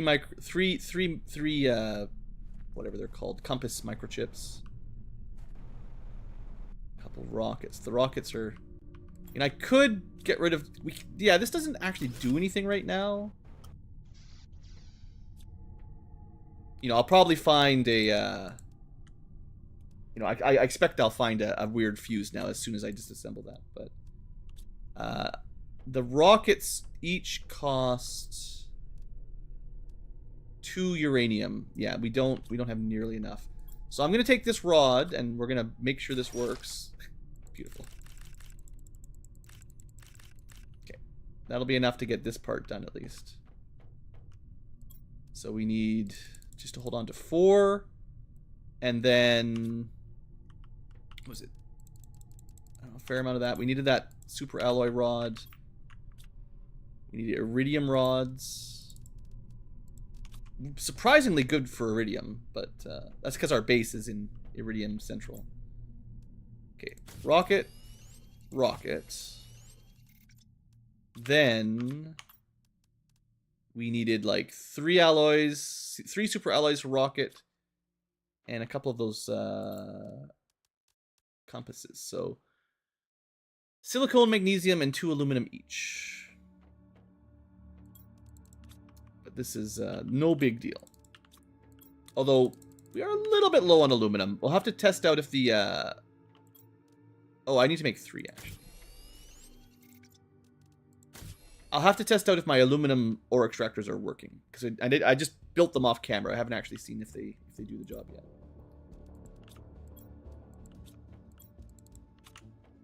But we'll get a couple more satellites up there. I should probably do another uranium rocket, because if we can get, yeah. If my biggest bottleneck right now is uranium, there is a way to generate uranium right now. Not ready yet. But we got a lot of things to do, so I'm a little bit split.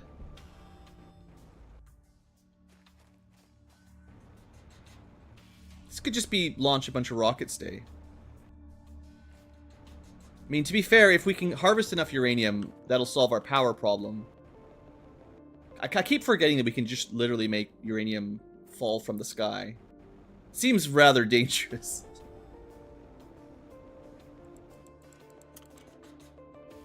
Alright, let's see. I didn't bring the osmium. Let's launch this. And then I gotta go grab a couple osmium.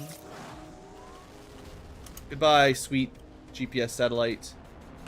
So we'll send that up there, and then we'll have a look if that unlocked any interesting map updates.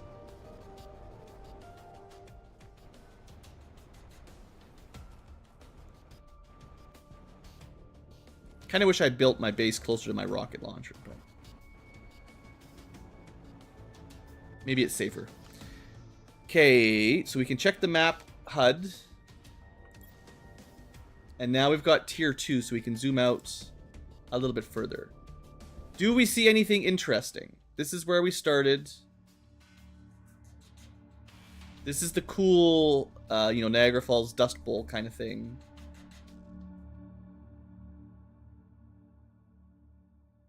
I still don't see anything on here that's really anything at all. Unfortunately, we've been to all the wrecks that you can see here. Now, I haven't checked this area. We never actually went up here. We could either go around and up or just hover up here. We tried to go up here. It seemed like it kind of glitched. There's a little river here now that wasn't here before, but this is kind of where the aluminum is now, I think. So starting place turned into a giant lake. First wreck, second wreck. Third wreck was somewhere up here, kind of behind. This is all kind of the maze area. And then that was our fourth wreck. But we haven't found any wrecks since then, so I need to find more. I need more treasure. Okay, so that was a bit of a dud. Let's try the other one. Can't always win big.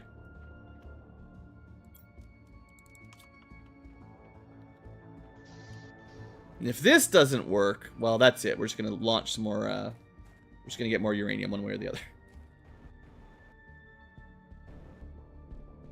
I'll go show you guys the aluminum while I'm out here, though. Just for the future tubers that never got to see it. Oh, we could probably harvest some algae, too, because I haven't harvested that in a while.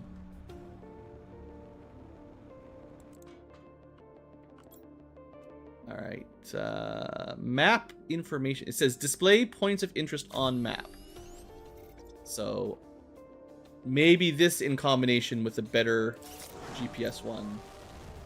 Maybe that will get us what I want. And I'm just going to remember that if I want uranium, it's rocket, 2 alloys, 3 cobalts. Cobalt is the extra, and 2 alloys. Oh, I made a minor change to this while I was running back and forth. a door and some stairs, you know? And it's very difficult to build the foundations right now, so forget about that. But yeah, I think this will be good to confirm. But I think we can harvest aluminum over here.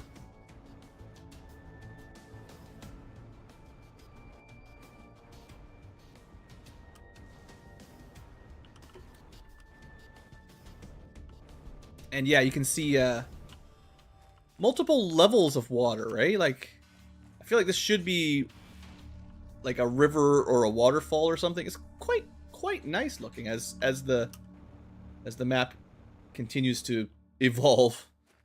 But yeah, this area, we definitely found aluminum here before. And maybe this is the main spot. Definitely some. So I don't have a way of like clearing out the extra excess right now, other than just throwing it on the ground. So maybe I'll want to put like a trash compactor here, because this is pretty far away from my base. But anyway, we can get aluminum there. That's good.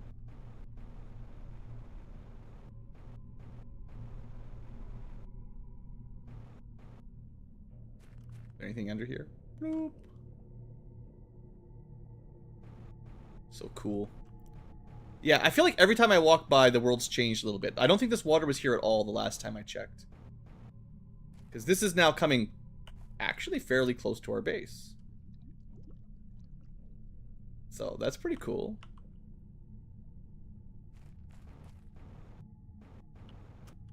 We're one more step towards Subnautica.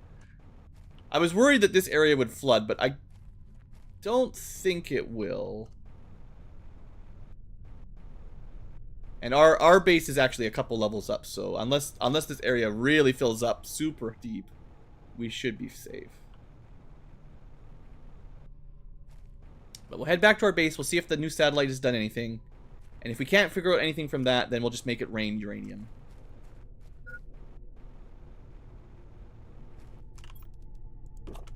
Kind of just filled my inventory up with water accidentally too. I didn't get the algae. I was going to go get the algae. There's one thing this game does really, really well is there's just so many things to always be doing. Even though it doesn't have a lot of main story, I've probably got like half a dozen objectives in my mind. I might have to put like some notes on the side of the screen just to be like, don't forget, Blue, you're supposed to be, you know, going here, going here. Bunch of temporary objectives. So yeah, we do get some aluminum. Let's, before we destroy things, put away what we've got. Only throw away when we've got a whole chest full, basically. Don't throw away super alloys. And to be fair, we could be using some of our excess resources to craft osmium, or super alloy, that is. Anyway, it's fine. So, map. Yes, the map. Okay.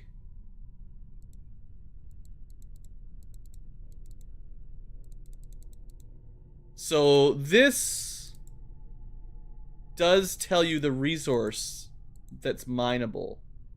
Is that a green? Is that green, guys? Can you tell? Because we found a cave here. We already found the cave of super alloys. This might be you can mine it. But you mine iridium. It doesn't say we could mine aluminum, but this is the osmium, sulfur, something we don't know about. But there was a cave that wasn't melted yet, so maybe it's just further down.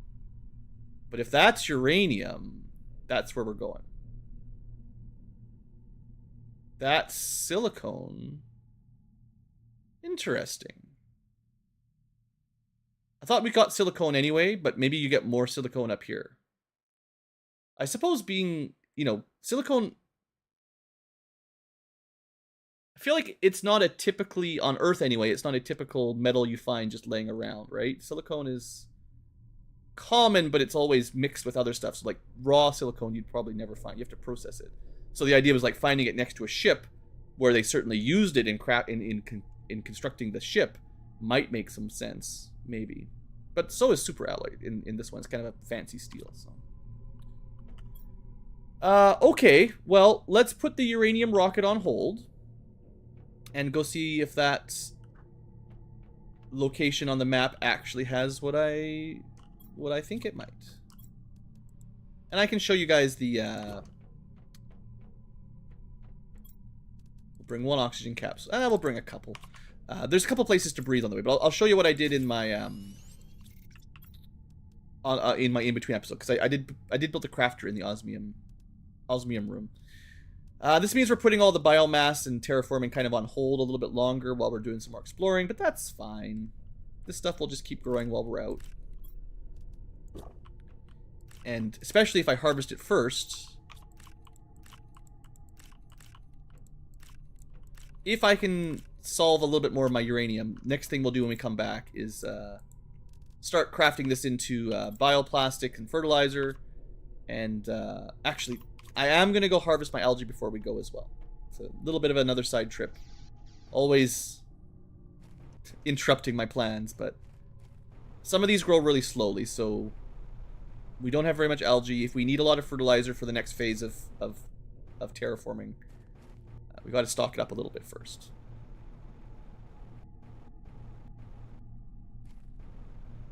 It's the first time we've seen, I think first time I've seen a cool orange lake.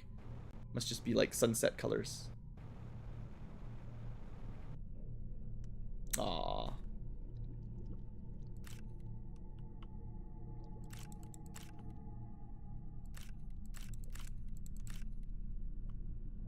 Is that all we get?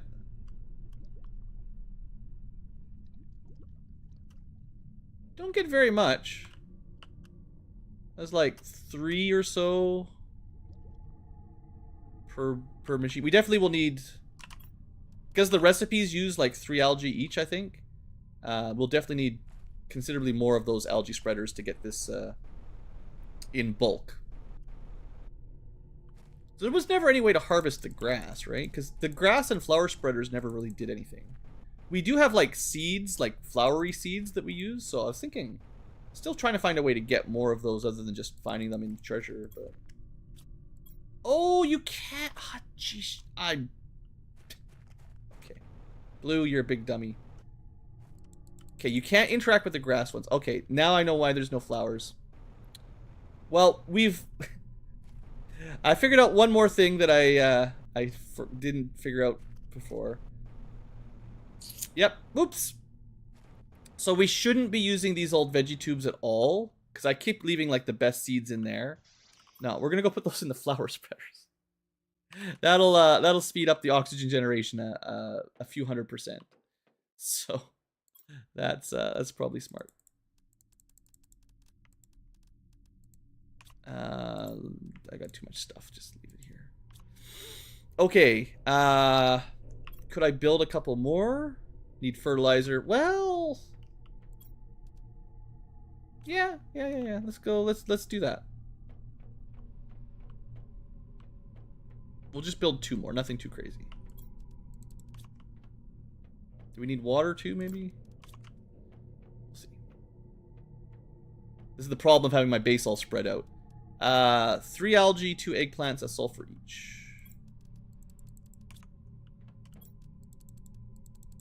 Not that expensive. Alright, and with that, we crafted our first fertilizer. And we can now take a bunch of water, super alloy, and magnesium. Okay. Super alloy, magnesium.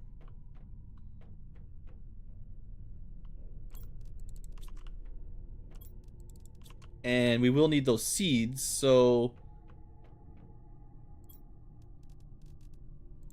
Our best seeds are probably like 300 right now. Although, actually, we're going to take this, because I remember when I planted the golden seed that we found, I was like, oh wow, 600%, but it's useless because the veggie tubes are garbage.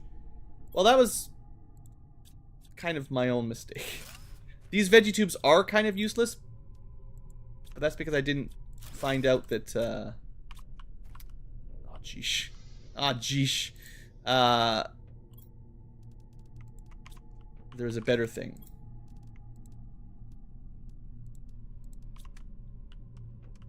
A more efficient route here. Just making a big mess.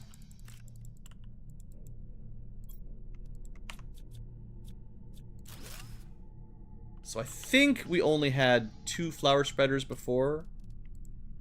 And now we're going to have 2 more.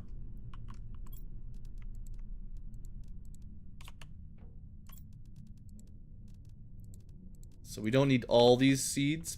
We'll just need 4. So we'll take the best that we got. Yeah, definitely should have done this earlier. You gotta remember to interact with the stuff you build, guys. But to be fair, I think it said 100% growth on the machine. So it made me think it was working. Sure, there was no flowers. I was like, why is there no flowers? But yeah. There. Well, that makes it 600% more efficient. Yeah. For that one. And this one was making us 9 grams of plants per second. Now it's the same, but also... Okay, so they weren't making us any oxygen until we put the flower seeds in. Alright. So I definitely was not doing those correctly. Well, we'll fix that. And while we're out looking for uranium, now that the flower seeders are actually working, we definitely let's have a quick look at our base as we restock on water and stuff before we head out. Let's see just how much of a difference that made to our oxygen production. I feel like that's gonna unlock some stuff pretty quick, because the oxygen, I think, was the terraforming index that blocked the heater, and then the heater unlocked the pressure. Like, everything came from having more oxygen, which is the one I messed up.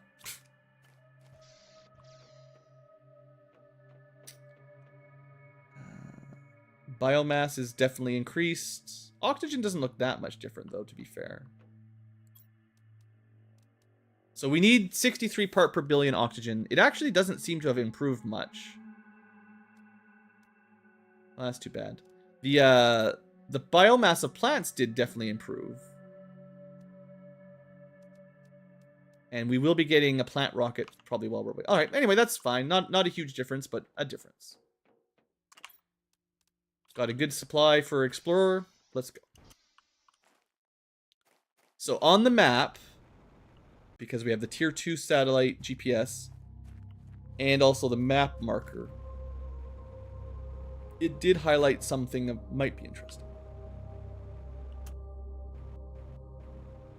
And I will show you one little thing on the way, and we'll see if we're getting any super alloys. I kind of have a feeling we're not, but stop by real quick and check.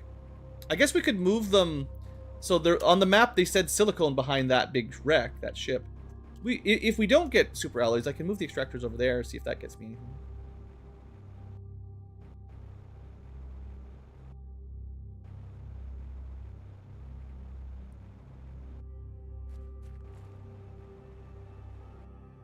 But yeah, I made a little, expansion base here.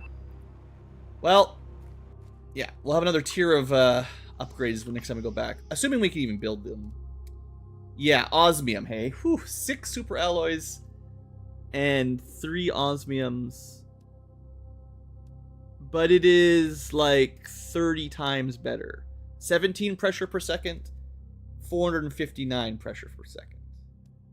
For 5 times the power, you get 30 times the pressure. But very expensive. Alright. Yeah, so we just made this last time, and we picked up the last of the treasure that was in here that we had in a chest. And I think somewhere in here, I built a couple extractors right by the door. It does not seem to be doing anything special, so, nice idea. Let me down again.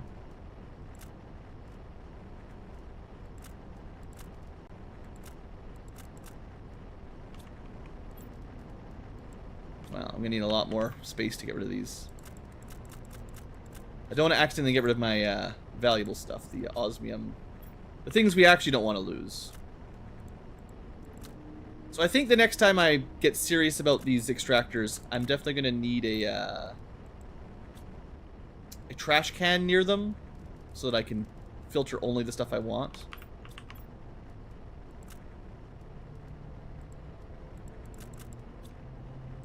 Okay. So we're just going to leave our mess here. It's fine. But the osmium is too valuable. We got to bring that with us.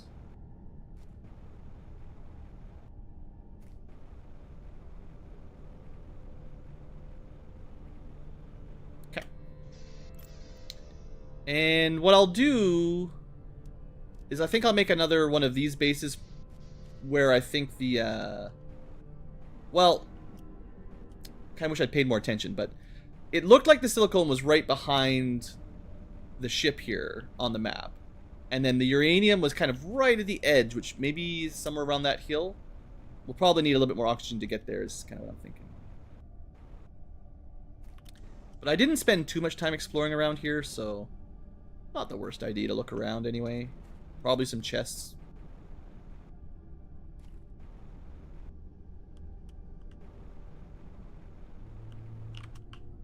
Not a cave. I mean, you never know.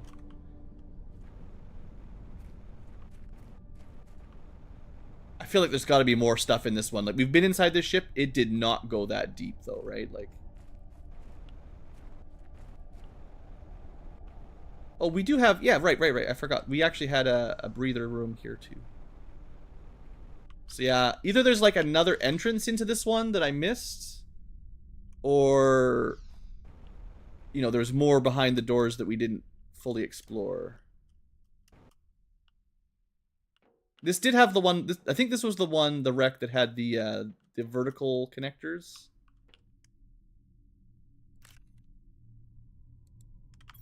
Did I just not have inventory the first time I came here? Or was that... I don't remember that being there. I know we explored this place before. 100%. Maybe we didn't have enough inventory space. What is going on? Surely we explored all this stuff before. Did it just respawn? Because, yeah, there's like... Yeah, there's like doors we couldn't open. I am sure I've been through here. I must have just run out of inventory space or something. I thought I emptied it all out, though. Well, okay. Before we go hunting uranium, chasing uranium falls, I have thought that there were places that it's like it didn't keep track of... Yeah. Maybe it didn't spawn in the first time. Either I did loot it and it didn't save that I looted it, or some of this stuff wasn't even here the first time I came through, because I feel like we would have noticed like that. Yeah, there's no way I didn't notice all that, right? I mean, I'm going almost... How the heck? So I'm gonna go back and check those videos. Was I just blind? Okay, well, I feel like I'm actually going faster this time, and I'm seeing more stuff than... This is wild. So, okay. First, I need to make some inventory space. Theoretically, there is silicone here, according to the map. So... Silicone's not even that rare, but it does say silicone, so that does seem to be true. And then, I want to get those computer chips at the very least. So let's try to get... I wonder if they just respawn, like maybe every time you reload the game or something. Or just every so many days, or who knows, but... if they do continue to unlock new blueprints, that would be really cool. Maybe slightly unfair or exploitative, but seeds are also pretty important because you can't, as far as I know, I can't replicate them yet. There's got to be a way, but for now, You know, I've only got the ones I've got.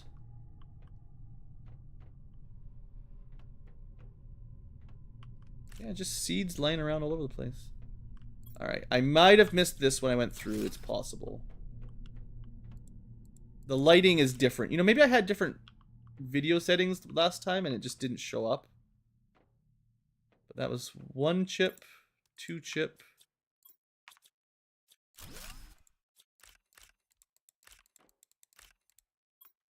That's a lot of seeds. And I think we saw one more on the other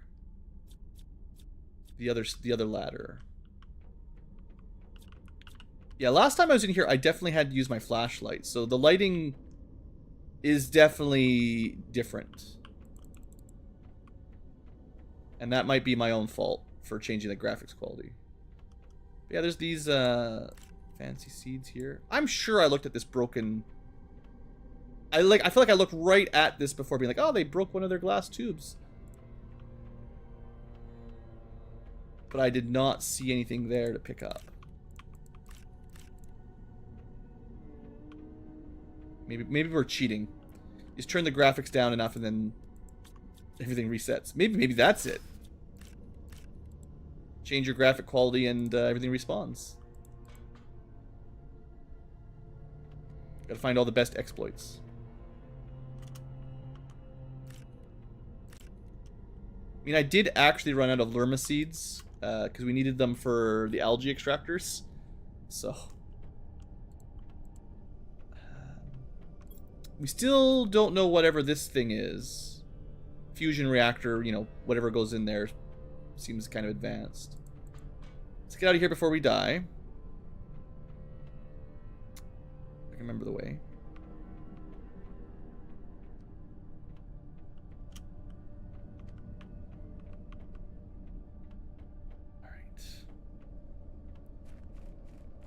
Well, good times.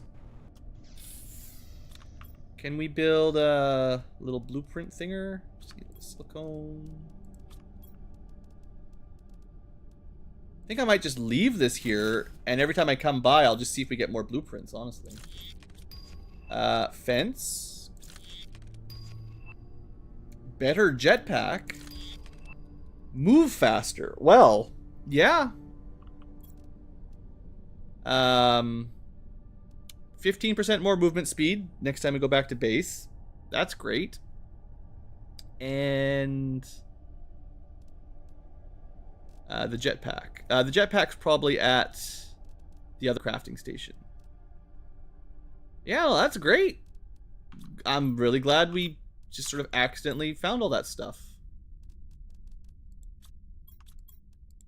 Certainly wasn't really intentional on my part, but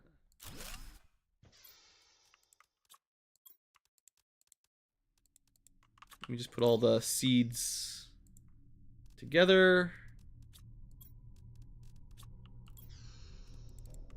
Okay.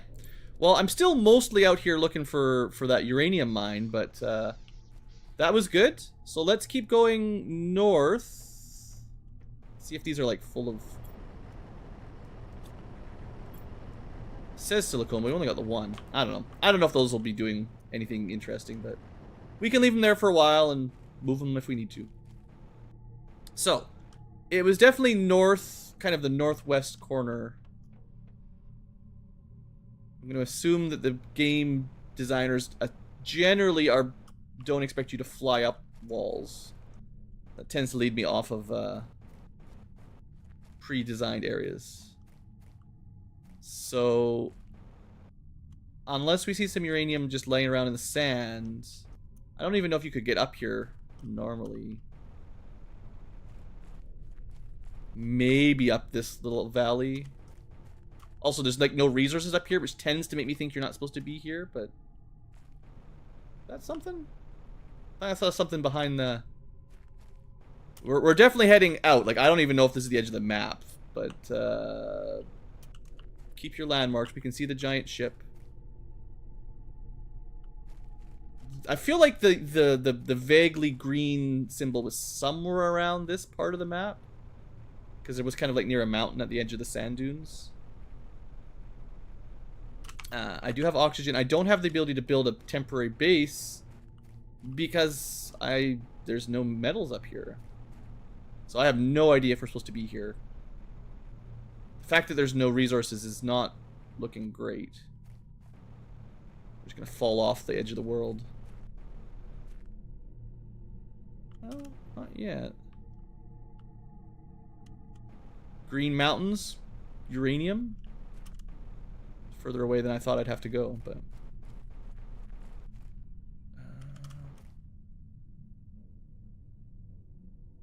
that looks like there's something there. This area is not looking super promising, though.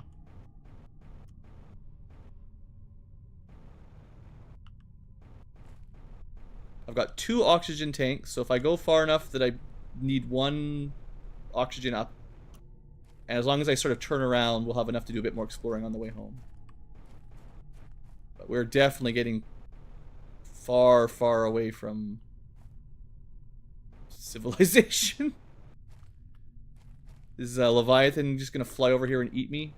In Subnautica, if you go too far away from the middle of the map, you just get killed by Leviathan. There's no way. There hasn't been a resource in ages. Let's get out of here.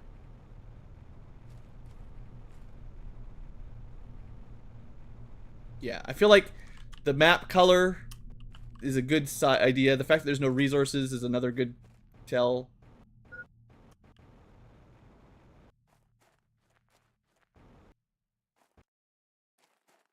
We'll look around this area a little bit more, because I still have a fair bit of oxygen to go. But I think over the mountains, not the way. This is sort of interesting looking, so let's check this out.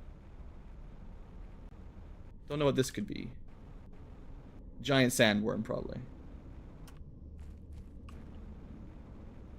But I still don't see any resources on the ground, so that's not...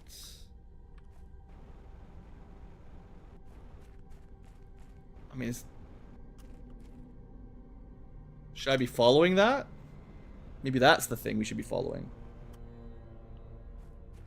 It kind of looks like a snake or a power cable. Well, we just hit another sandstorm. I have 1 oxygen capsule left.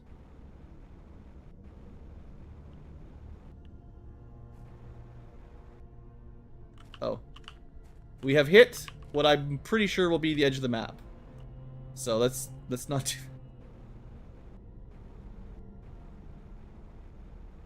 Okay.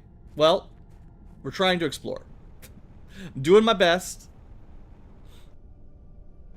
Has not been extremely successful for uranium. And I do think the biggest tell is when there's no resource nodes on the ground. I think that's how you know you're off the expected trail. Because now we're getting back to where there is resources. So if I want, I could get a bit of iron and titanium once again to do my rest stop. So we should probably stay where we see stuff on the ground as a bit of a smart metagaming methodology. It's like maybe there's some caves here now that there's resources again, you know?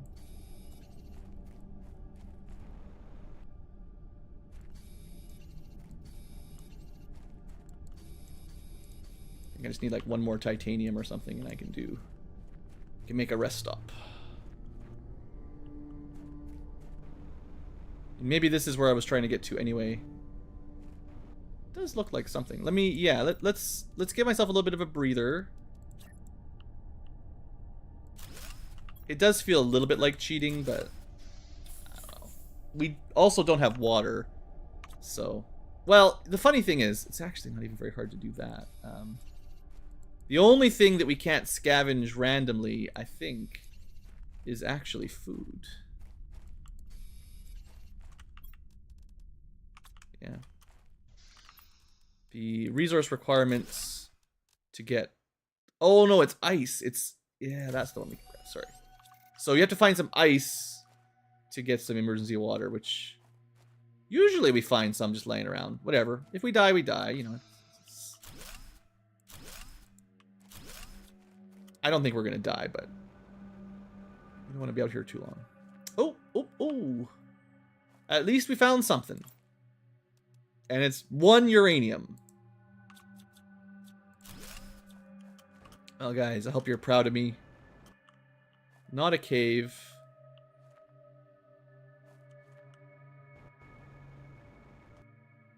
I think it's time to start heading home, though. We've headed off pretty far off the beaten trail. Found the edge of the map. Did not find a uranium anywhere. Well, I guess I found uranium. There certainly could be a cave under some of these rocks. I think we'll have to come back and check this area out a little bit more thoroughly later. Definitely need to remember this for later. This place has got resources. We found a chest here. So it's the kind of place we should explore. But I've kind of lost track of my directions. I forgot to make that very handy beacon. And I mean, I think it's south and east. Vaguely. If I see some ice, I will pick it up. Okay, I know where we are. We're good. We're good. Landmarks are so important. Oh, there's something right there. Okay, hold on. We're going to go back to that if I can live. Okay, but rush to safety for the moment. So there was something literally right there. There's no water. We gotta go. We gotta go. I'm starting to worry that the temperature of the planet no longer has ice on the surface.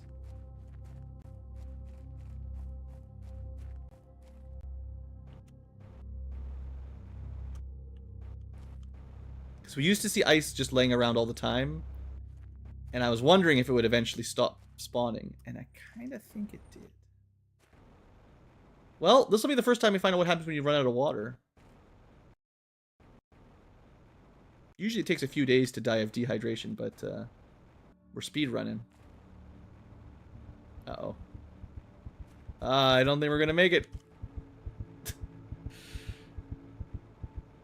We did. Oh, it didn't reset us to our home either. Oh, gross. Okay, it's fine.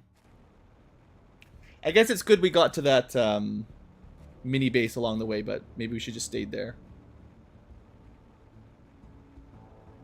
I can't think of any other direction we could have gone to. Literally raining as we die of dehydration. Hilarious. Wonder if you could... You can't just drink from the ponds, can you? Literally, there are lakes, but I feel like the water's probably poisonous. Okay, so we died somewhere around here. Yeah, that's how close we got. We did technically get to our cave, just didn't make it inside.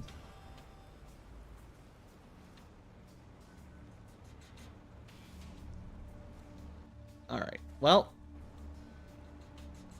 what's a day without a dying? I didn't think it'd be water that we'd run out of, but that'll teach me. Okay, so that did distract me from a couple of the things I was trying to remember. So there was a location really close to the base with the door. So we need to go back there.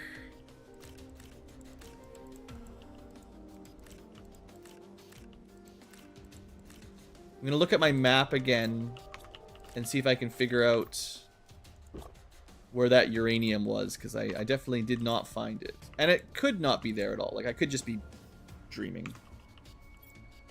We've also unlocked a few more blueprints and stuff, so there's certainly plenty to do. Too much to do. We unlocked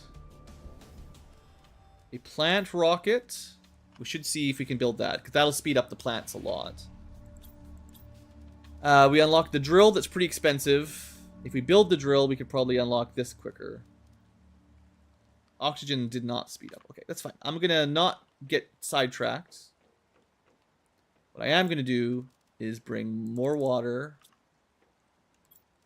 Clean up my inventory a little bit. Yeah.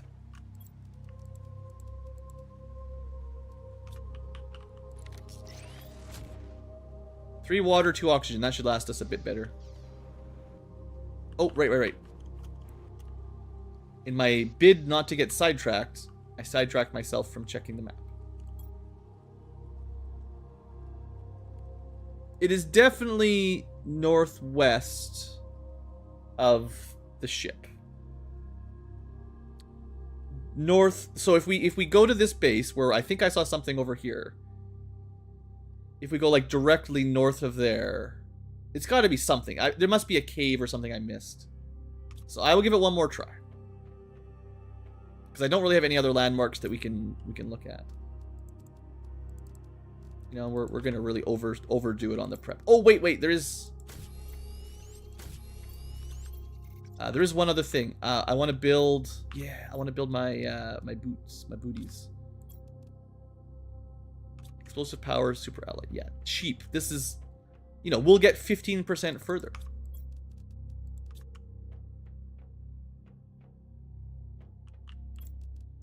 All right, tier 3 boots, and then there was also a tier 2 jetpack. Heck yeah, we can do that.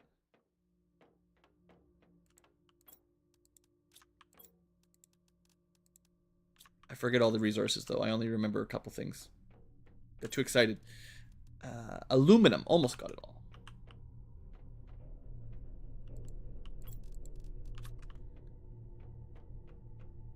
Okay, so I had no idea what the difference is.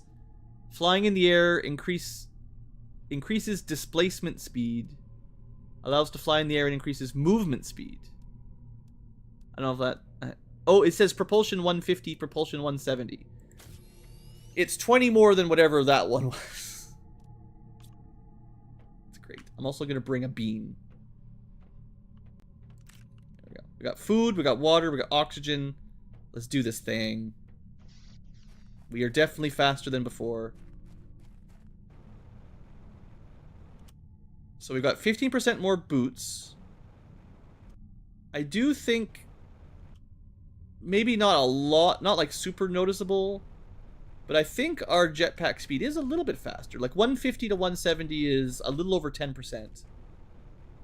And 10% tends to be approximately the margin for humans to notice a difference, give or take a little. You generally don't just casually notice like a 1% difference in things, you know? So somewhere around like 5 to 10% tends to be where you can actually see the speed of an object being 10% faster rather than can't tell the difference at all, you know?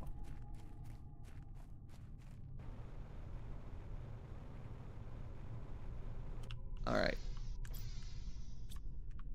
Rebreather. And then I swear I saw something behind one of these rocks. And then it's north, a little bit over that we're going to explore. Yeah, right here.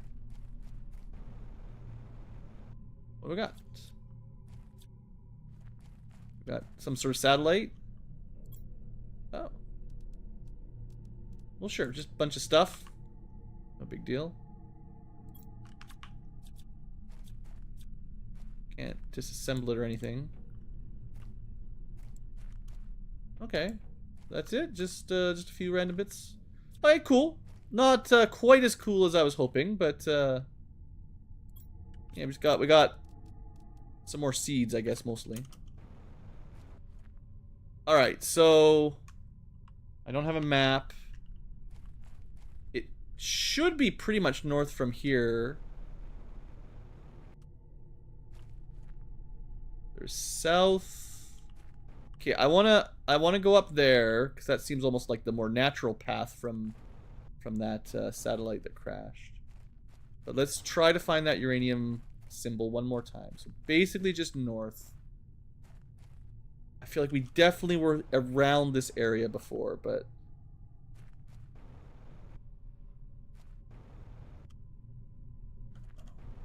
well, there's something right here. Things we probably ran by when I was dying. Oh, never mind. Just a little puddle. Can you get a drink?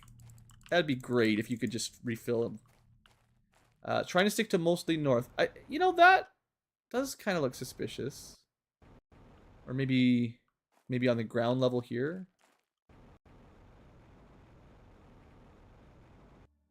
I think that's too far away. I think the map wouldn't have gone much further than this. Is this anything?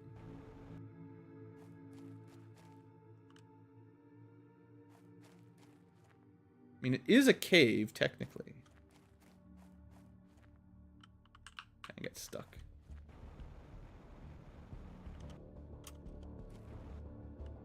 Hmm. Oh, oh, oh, oh. All right. The map didn't lie.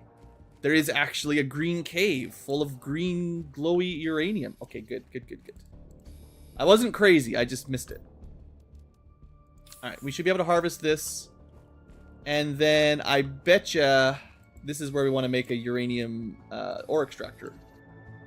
Maybe we'll need the tier 2. I'll get around to that later. But for now, because I think the rule is that the rare resources generally need the higher tier extractors. Beautiful. This is very laggy in here. Turning my camera is causing all kinds of frame drops. This actually isn't even all that much uranium. And we're out of space, but if that's all there is, there's like one more over there. Oh, there's a treasure chest. Ooh, that's valuable. What? Super alloy. Honestly, we're just gonna leave some of the stuff here that we don't really need. I'll bring the seeds and the iridium. The rest of it's just trash. So this cave, not super big. That's okay. I think there'd be enough room to put a couple extractors in here and try getting some free uranium. So that'll be good. Good job, map. GPS satellites. And yeah, I think because the like the background lighting changes, it's like that's probably how you know you're in a biome for the ore extractors. So that's just hidden behind the rock here. And it was basically due north of the osmium mine. Well, the crash satellite just above it. So we probably went all the way around it, actually. I think when I did my explore, we probably went over it and then around, and we just never saw it from the right angle.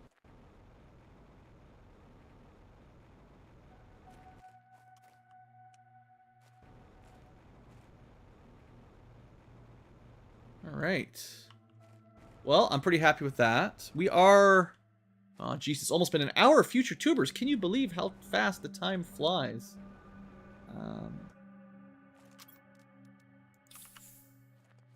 On the way home, I'm going to take this route and see where this leads us.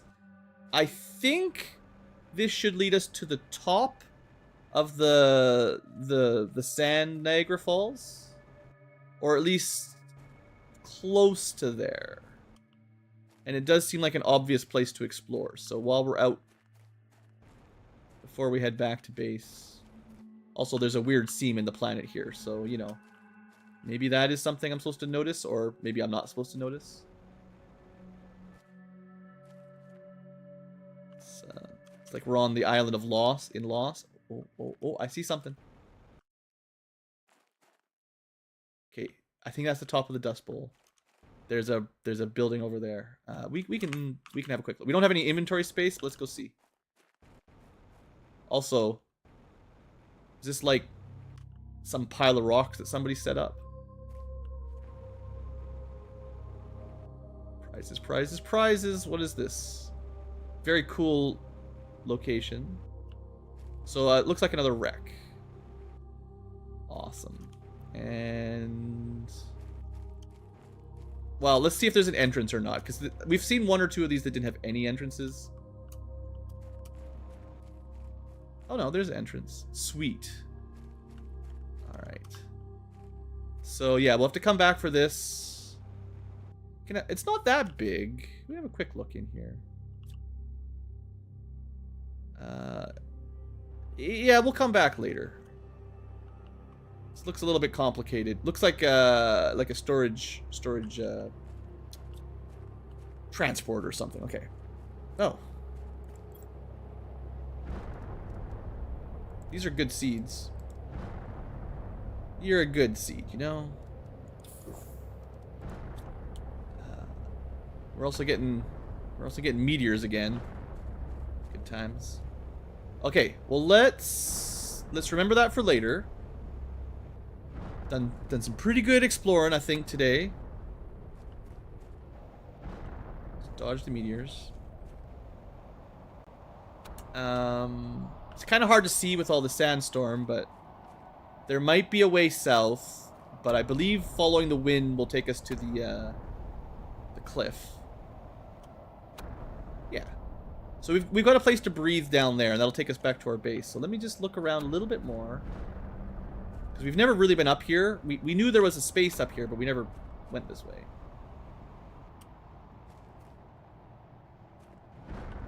It's a pretty cool loop. Is that another cave?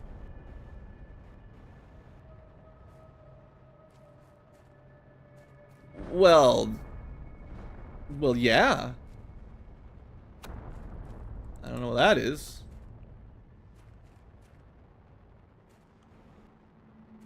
This is pretty cool. There's still ice in here. That's good. We could have gotten some water if we went this way. I don't know how to... I don't know if we can mine these or what, but... certainly not right now. Maybe this might be another biome for an ore extractor. So, okay. We came in that way, and then there's another branch to the south. We're continuing to go east, which is kind of towards our base. No new resources in here, and I'm kind of going quick, so I'm not looking for all possible chests. This is down. Is this osmium cave? Oh, okay, good. So last time, okay, yeah, I know exactly where we are. So we couldn't go through here last time because it was frozen the last time we came by.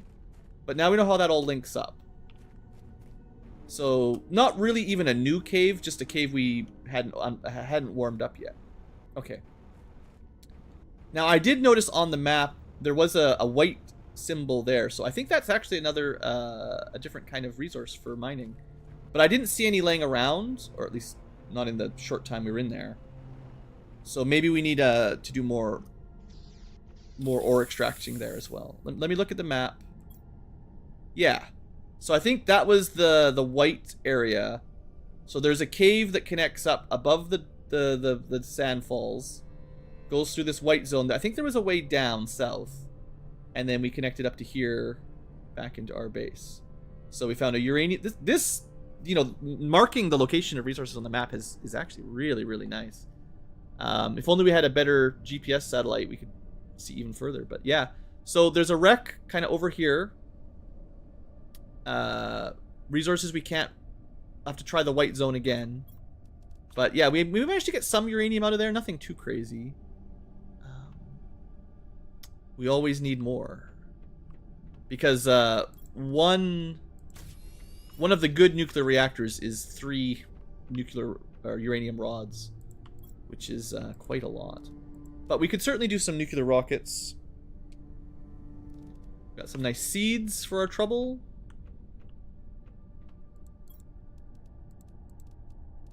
We did get an actual... I'm gonna move the fabric over here too. We got a full-on rocket engine, which saves us a bit of crafting. I think, yeah, fabric and bioplastic is kind of samey. Alrighty. Well, I think that's probably about where we're going to end the episode today. It is another hour-long episode. We're getting a lot done, even if there's some hiccups, you know. I think between episodes I'll do a little bit of maintenance around the base, like I'll go harvest all the aluminum from my aluminum mines. I don't know what else I want to do, but I'll harvest the algae, the aluminum. I'll try to come up with a bit of a plan for the next major expansion. yeah, I'll just do some menial labor in between episodes, I think. But I'll save the wreck for the next episode, and I don't think we can really afford the fancy drills. I mean, I could probably build one tier 4 drill, but that's super expensive. I think what I'll do for sure, while you guys are away for the future tubers, you've already done it a couple times, but I'll launch a couple of the uranium-specific rockets to technically increase the temperature, I think it is, a little bit, diminishing returns. And hopefully I'll have another one of these big nuclear reactors when we get back, and then that will let me just build more stuff. So I might do a little bit of expansion in terms of duplication. Nothing new, right? But I could certainly build another nuclear reactor easy enough at this point. I could build more algae for the lake. I would like to do that. We've already done fertilizer and bioplastic. Yeah, we could certainly do some algae generators. We could do more flower spreaders. I'll just ramp up production a little bit between episodes, I think, is the main idea here. And when we come back next time, I'll have a bit of an idea of where to go. And hopefully I'll have a bunch of uranium, because we do need it for these machine optimizers, power, shredding machines even. And I guess the big goal I have right now is to get these second tier ore extractors. So that's what I'm going to do between episodes. I'm going to bump up my satellites for heat and pressure and build some of the simple stuff. I probably can't afford the tier 4 stuff yet, but if we could get the ore extractors that work on osmium, maybe uranium, maybe whatever that white stuff is, that would be another big unlock for sure. So that's the plan. All right, future tubers, that's all for this episode. Thank you for watching. I hope you've enjoyed, and have a great day. All right, live tubers. I'm going to go get a drink, but I'll be back in real quick. Just 30 seconds.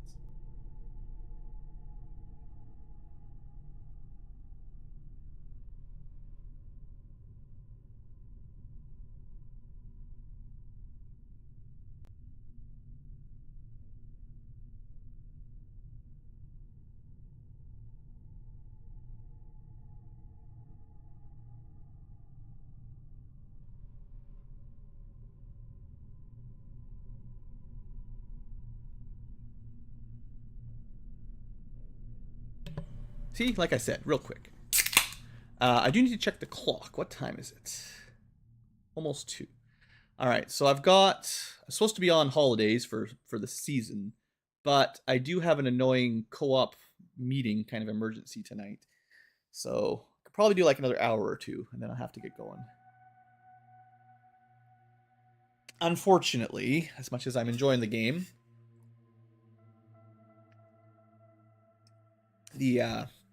I have finally absconded. I am no longer on the co-op's board of directors. I'm no longer the actual president. But I know too many. I'm too connected now. I know I've got friends, real friends now, in the building that are also on these boards and committees, and I'm just too tied into it. So I can't just abandon everybody. It's really hard. So I'm still on the building committee. I gave them sort of an ultimatum that's like, if no one else will be the chair of the committee, I will effectively cover that. So I'll run the meetings, make sure there's an agenda, and that it's got the notices and stuff, just to make sure the committee still meets. But I've basically said, I'm not doing anything. I'm not going to be making decisions. I'm not responsible for the work. I'm just going to try to keep the committee, operating at the very bare minimum level if no one else will do it. So that's what I'm doing. So I'm going to go to this meeting tonight that I'm not going to actually do anything in, other than to make sure it has someone to call to order and take minutes of it and so on and so forth.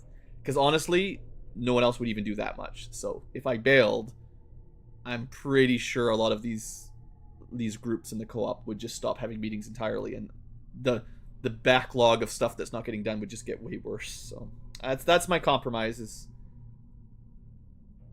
I will show up, keep the meeting on schedule, and then I'm going home. So that's where I'm at anyway. I definitely need a break. I like doing some of the co-op stuff. It's interesting and it's good for the heck. It's good for me to keep living here. You know, you want to keep the rent down, so to speak, and keep the building in good maintenance, so you don't have to raise housing charges to pay for all kinds of dumb stuff. But yeah, it takes a toll, and a break is certainly in order. Okay, so between the episodes, while we're just live tubers in blue hanging out, I did say I was going to do a bit of upgrading some of the machinery, the systems here. So what we're going to try to do is make some fertilizer, because what I want to make is some of these bigger algae generators. So we need 1 fertilizer and 2 bioplastic each. And we don't have a ton of super alloys, so maybe we'll just start with like 2 of them.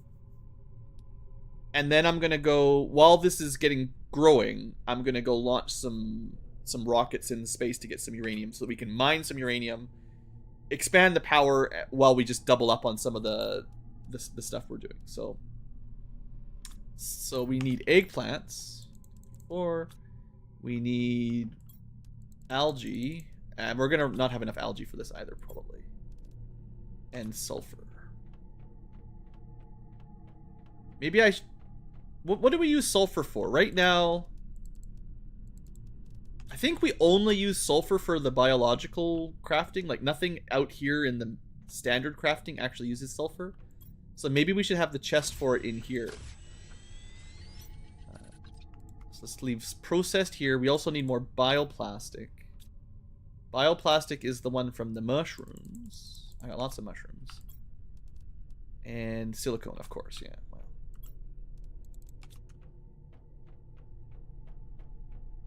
You just ride that rocket right up there into space, indeed.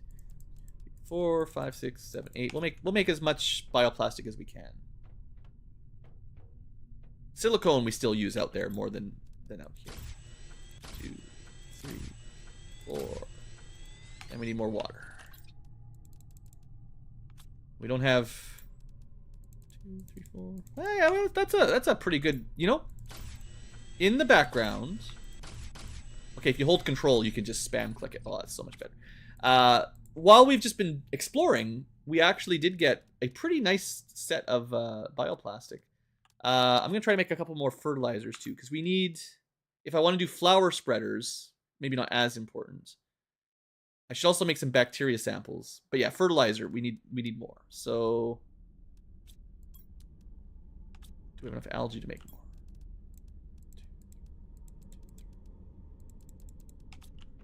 And this is eggplants. And sulfur. Yeah.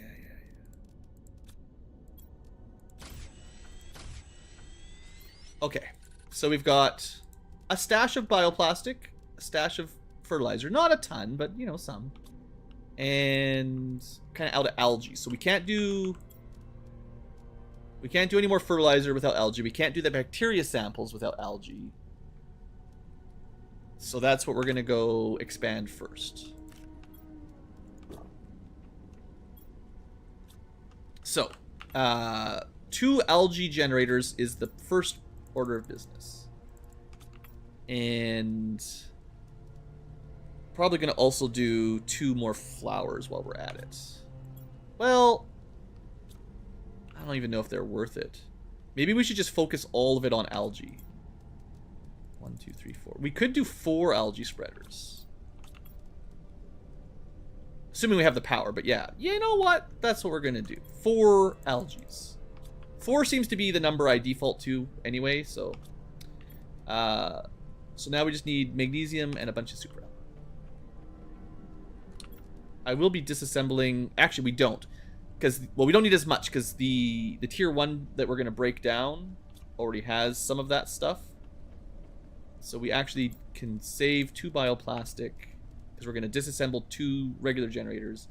That'll get us 2 magnesium and 2 super alloy, which means we need 2 more magnesium and 6 super alloys, if we have them. Oh, we do not. I can craft 1 more, so we are at the point where We either need to start crafting super alloys or finding another solution. It's okay. It's actually not even that expensive because all the resources that we so like Robert, you'd mentioned earlier, like just making heaters and pressure dumpers rather than you know, just trashing all your raw resources.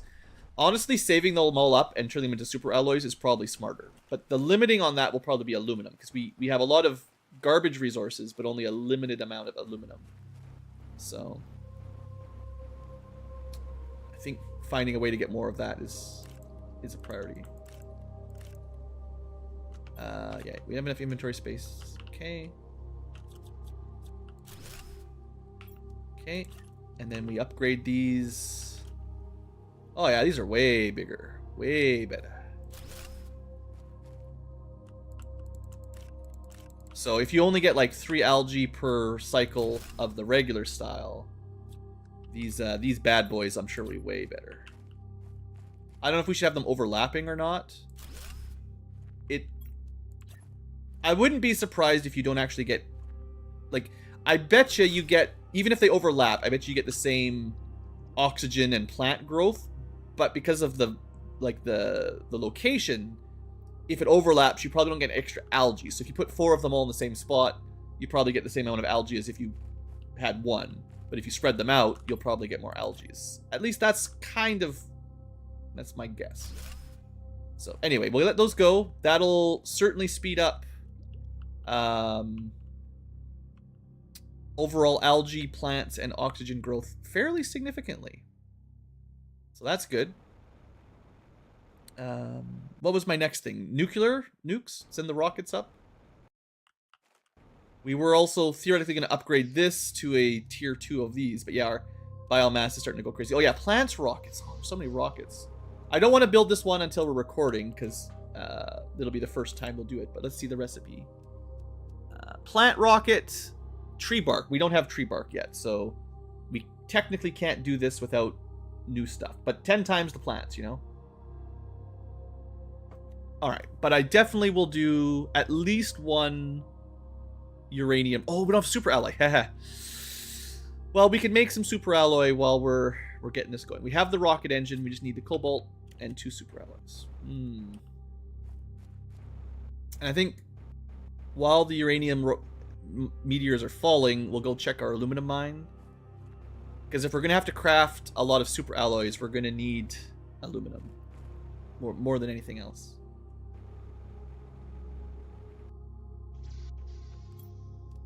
Let's put the algae in the way.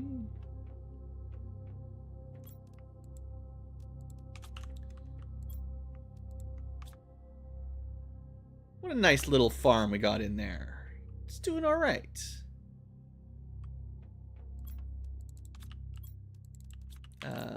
Three of those, 2 of those, 2 of those. Yeah. Pretty sure we'll run out of aluminum first.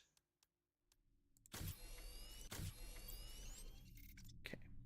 I don't think there's anything else upgrade-wise that we haven't built yet. I do have the tier 3 mine. Yeah, I'm pretty sure we've got all the suit upgrades we can get.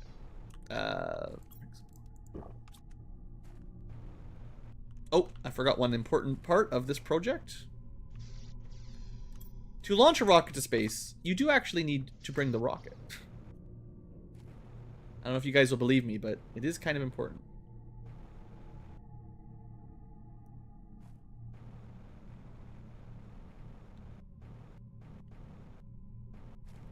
I think I'm also going to test out if the meteors land on my base or around where I am currently located, if they just follow me.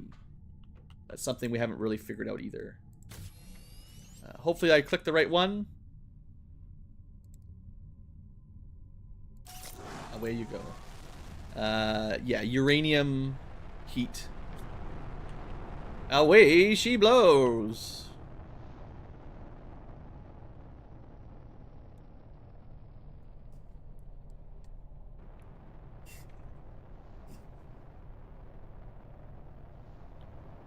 Alright, so hopefully nice uranium coming towards us. Nice radioactive uranium to power our base. Let's go get some aluminum while we're out here. And then we'll come back. Hopefully the meteors kind of follow me, because this is a nice open, well, relatively open area, so it's easier to see stuff that falls. Like, I wouldn't want to land in the water, because it might be harder to find. So, nice open area like this is probably the ideal location for these green meteors, you know? It's probably kryptonite. I do kind of get the feeling that the meteors just spawn wherever you are.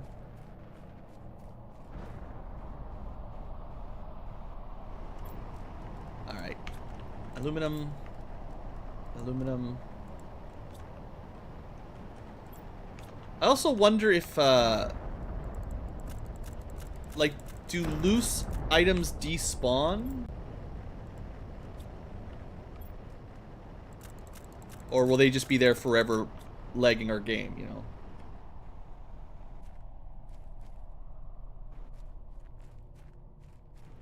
Alright, so let's pick up some uranium. So technically, every rocket that we launch does increase either the heat or pressure. Heat gain for uranium, only diminishing returns. So I think that was our third uranium rocket. The first one was like a 10 times. The second one was double. The third one should have been like a 50% heat increase compared to what we used to have. But as long as we get a fair amount of uranium back, it's always a net gain.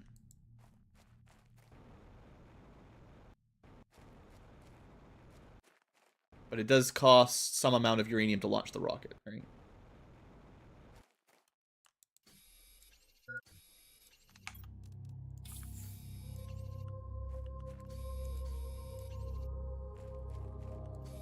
Honestly, I wonder if it did land in the water, would you be able to see it?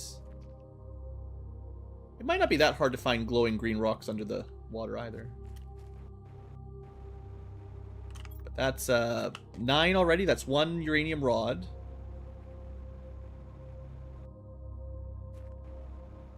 Hoping for a bit more than that.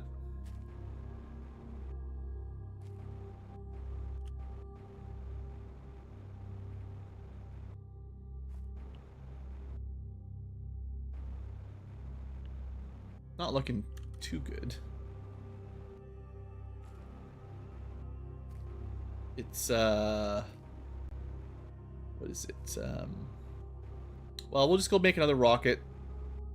One way or the other. I was gonna launch a couple either way, so I'm pretty sure we have lots of iridium, because we have a iridium mine right beside us. It's not particularly hard to get these days. It's the uranium that's kind of rare.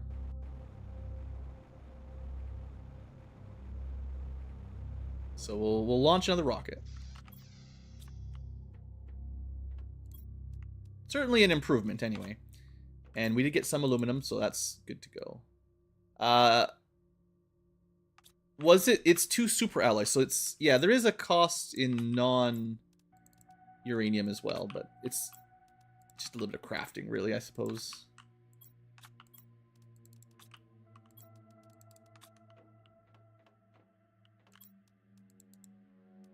Super alloy. And then 1 iridium rod. Oh, actually, technically it's 3 super alloys. Yep.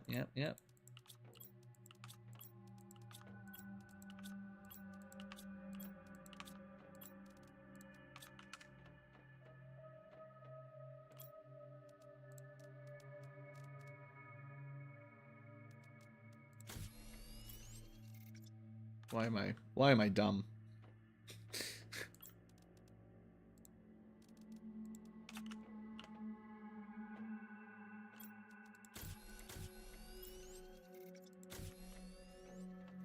Okay.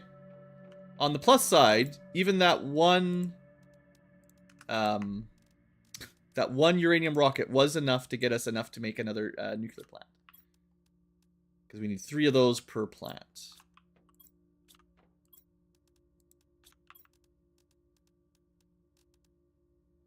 And just another super alloy, of course, and then some water. Easy.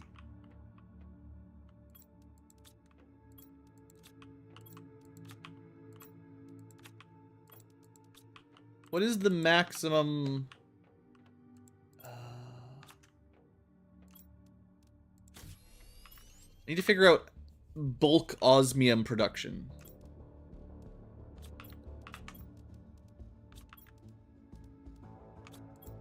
Water, water, water, water.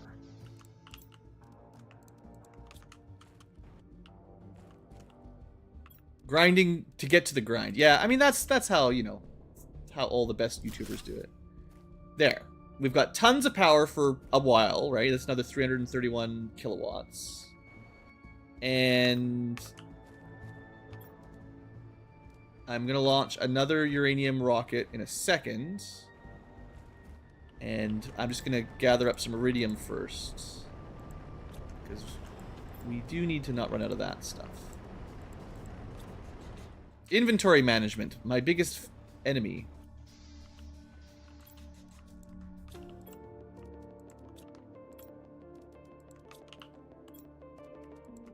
Yeah, you can see, I kind of wish we had bigger chests, honestly. You know, everyone needs bigger chests, but like, legitimately, these are still not enough.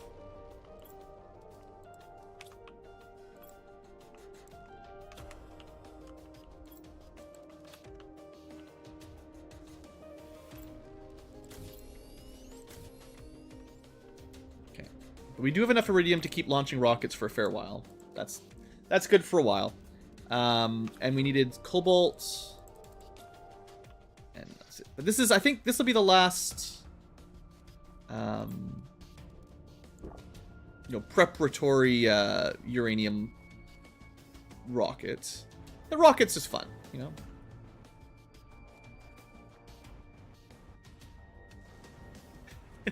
Oh, her chest is plenty big, Rob. She's fine.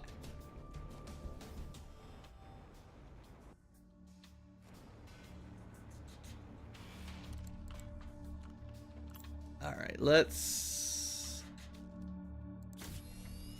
Alright, this is, I think, the fourth one. So, 10 times, 50%, 33%. No. 10 times, double, 50%. This next one is only a 33% increase to our current heat. It still increases it. It's just... At this point, the difference per rocket is getting pretty small.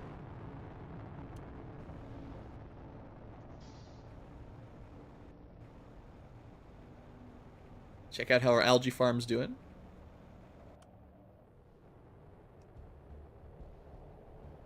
Oh, yeah. Well, this is good for algae, no doubt.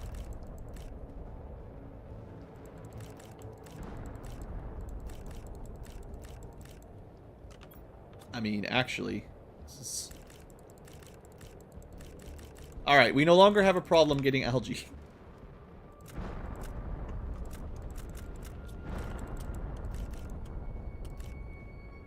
So I wonder if we can get like a bioreactor, you know?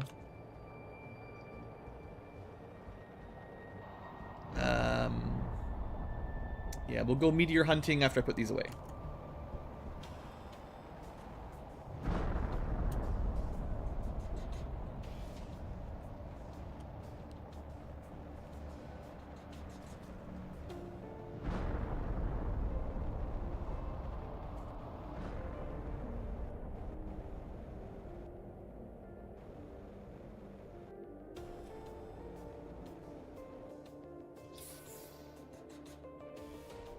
Usually the game runs pretty smooth.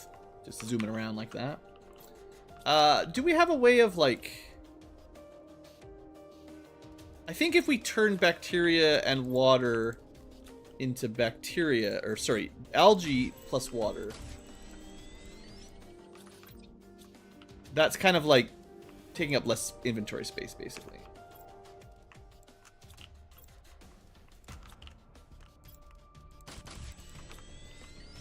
And you could probably recycle it back if you didn't want to keep it like that. So that gives us a lot of algae plus a fair amount in bacteria that we could undo back if we probably recycled it.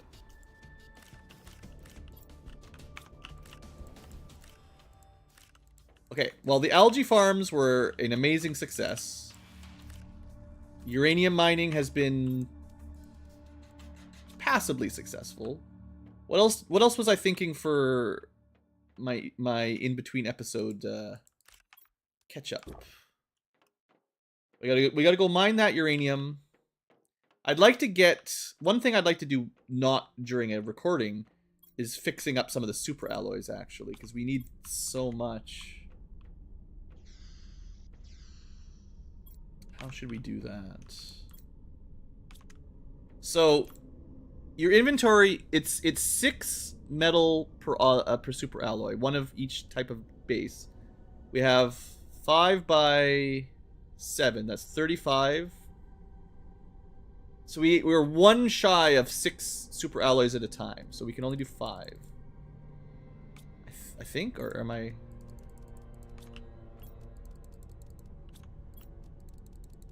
But maybe we'll get a bigger backpack later, you know. Yeah. So this is about as quick as we can do super alloy. Still pretty quick. Until we run out of inventory. Or, you know, resources. So yeah, this is what I should have probably been doing rather than throwing away resources.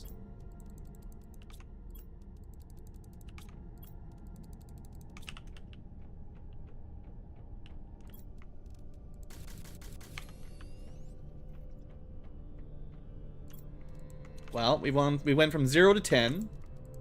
Oops.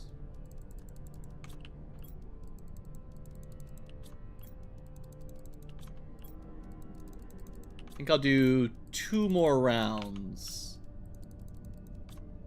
And then we'll go look for uranium.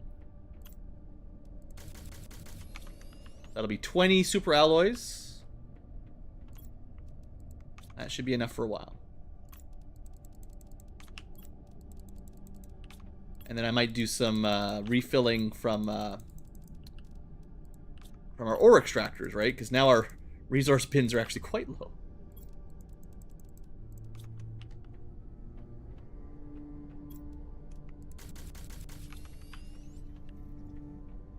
Okay, that took way less time than I thought, so I was just being lazy. Should have done that a while ago. Alright, let's see if we can find some good old green stuff.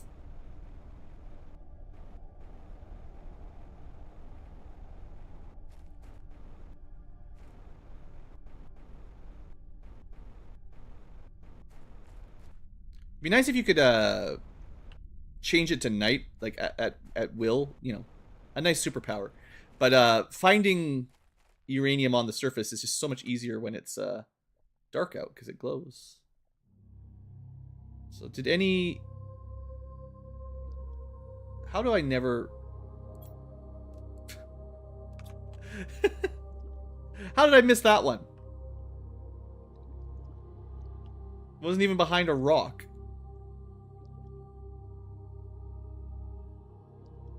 Huh? See, there you go. 3, 4, 5. 5 uranium from 1 meteor. Good deal.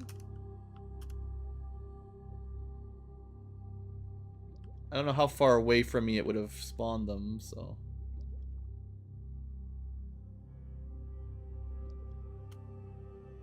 This is a great lake.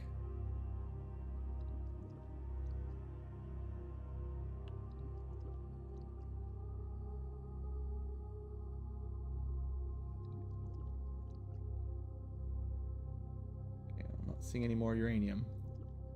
So far, we found 1 meteor worth of uranium.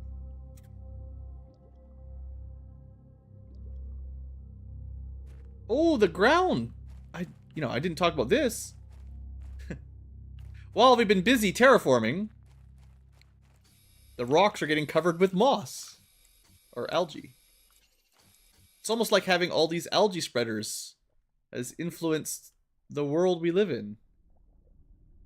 It'll probably be a lot more shocking for the future tubers than the gradual version we've seen while we're watching. Looks like the sandy areas might take a bit longer, but the rocky areas are already getting pretty green. Bet you it's like super slimy and gross though. Great, now the world's getting slippery.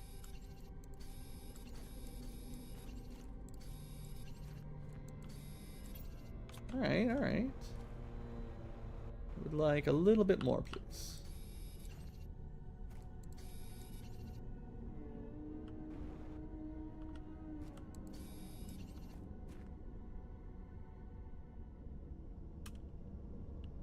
Oh, this is a rock that doesn't quite display correctly. Wonder how hard it is to fix all of those kind of, oh, jeez. Probably a little bit difficult, but, you know, all the, various, jeez, we're gonna die. You know, texture problems where you throw in some rocks, but they don't have, like, physical borders, so you can technically walk through them, and, close. It's gonna be so close. Did I get in? I still died. Ah! I think I missed the door. Dang. That stings.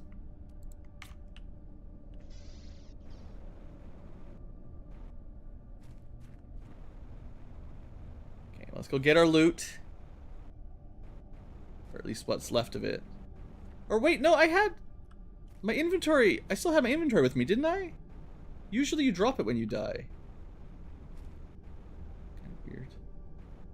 So I hope the developers can fix whatever this is. You know, with the pop-in of all the textures changing over and over again like that. I feel like that's a little immersion breaking, you know. I can understand limitations and stuff, you know. You can't put too many things on screen or your hardware melts, but surely by 2023, you know. We're so close. I was just outside the door. I was like, I could hear the door opening, but I couldn't quite get in before I died.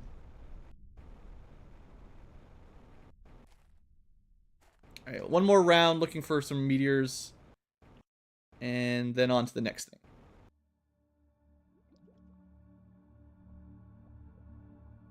I feel like my vision underwater is almost better than above because there's no sandstorms ever.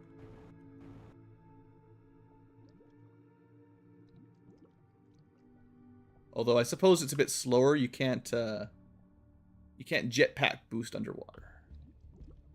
Oh, I know one thing while we're out here. Let's go restock on aluminum.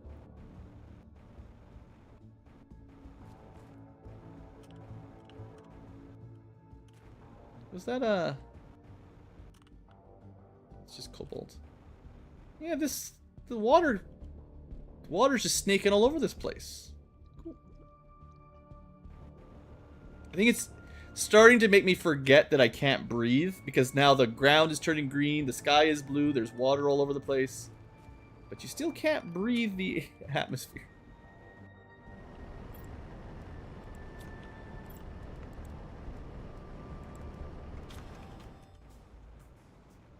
Alright, so my plan is to head back to base, keeping an eye open for uranium. Restock my my chests. Anything else in there? Just the one? Okay.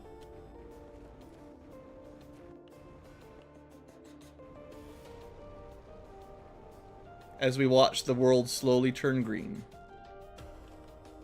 And every time I see that weird texture in the back that kind of looks like a building, I think maybe we should head that way.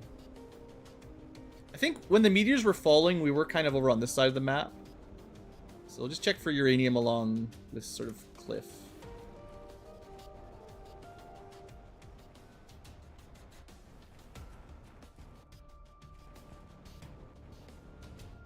Although maybe they'd all sort of bounce down from up here. If they landed up here, because it's so out of the way, maybe they just bounce and come down to where you can grab them.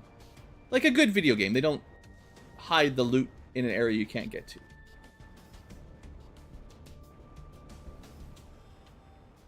Okay, there's a few more uraniums there. Oh yeah, okay. Oh, that's new. Also there. Also...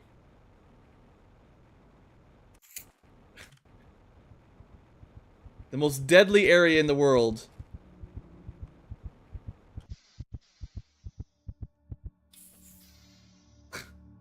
is right in front of your home base. I still didn't get inside. The most dangerous place we can ever go is just literally in our backyard, basically. Where I don't keep track of my oxygen because I'm like, we're close to places to breathe, it's fine.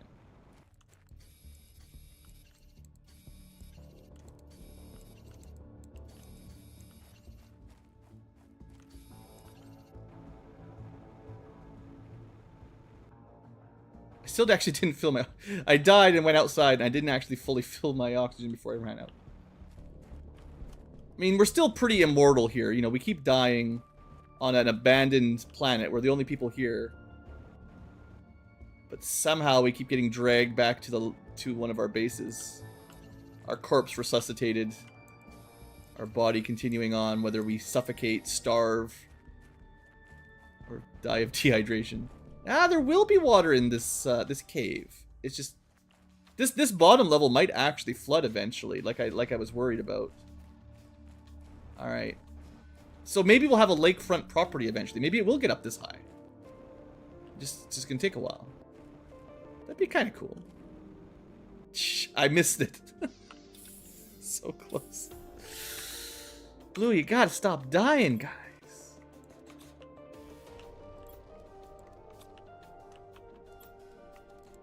But hey, we got a full chest of uranium.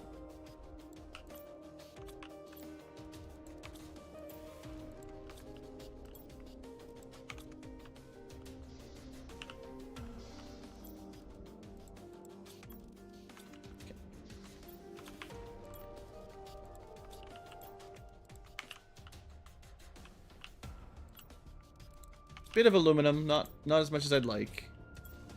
Let's process that into rods. Gotta make lots of green rods. Technically, that's enough for another. You know, that's enough for another nuclear plant. I'm gonna do it. Heck yeah! So when the future tubers left us, we had 2 nuclear power plants. When they return, we will have 4. Because that's just how we roll. I mean, that's basically what I said, is I wanted to up the production a bit. So we've got the power figured out. And that was the last of my explosive powder even, so that's pretty appropriate. And we did get a blueprint out of something.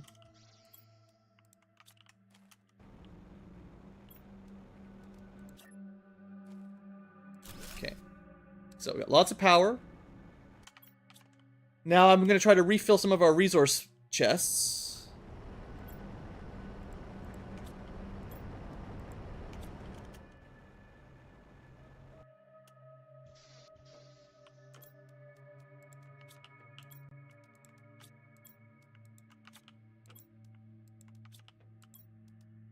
It's a bit RNG what items you get, so interesting.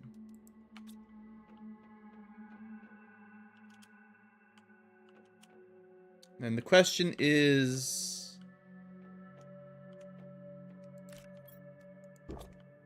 there what else should we do before we go back to recording? Because I'd like to up, like, you know, a couple more heaters or a couple more miner drills or something, just to. We did the algae and the power so far, but maybe some other things too.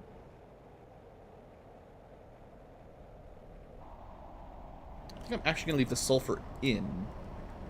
Take everything except the sulfur, because I don't need the sulfur. Yeah, at least not right now.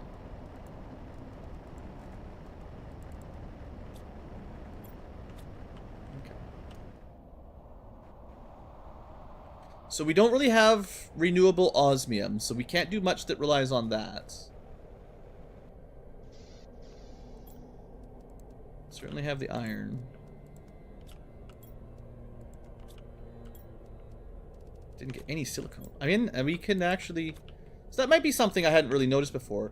Yeah, I get... It may be that silicone actually doesn't come from the normal mines. You actually have to go to, the further away, you know, the one on the map, right? The far away. Whatever you call it. North by the wreck. North by North wreck.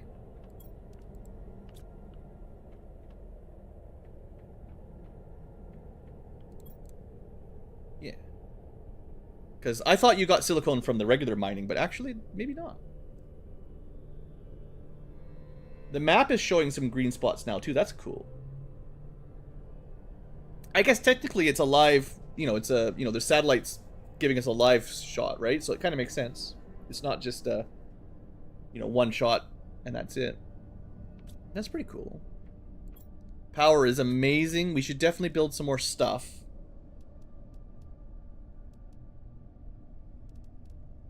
Still nowhere near the next heater or the gas extractor. Pretty close to the next flower spreader, but I bet you that'll be pretty expensive.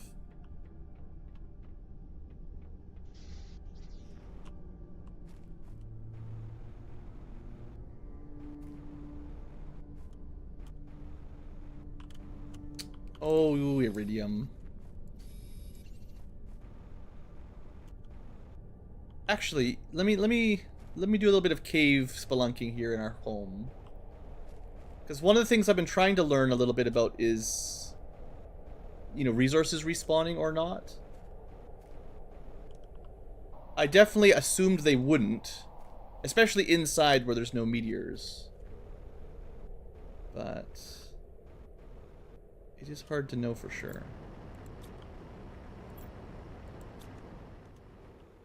So there was a couple, I think the stream yesterday, where it was like every time I walked by, a couple aluminums seemed to respawn on the ground. Like every time we walked by, basically. Looks like the iridium doesn't, and I just missed the corner with a couple. But yeah, the aluminums were somewhere along this hop to our base. And it looks like they may be actually gone now. So my guess is probably when you mine something, there's a chance the game bugs out a little bit and doesn't, like, record it. It's probably supposed to be permanently mined until meteors come and replenish. But inside, it should be, once it's cleaned up, it's gone forever, I think that was one of the reasons I wanted the indoor base, is because I felt like I wanted to have a nice clean ground,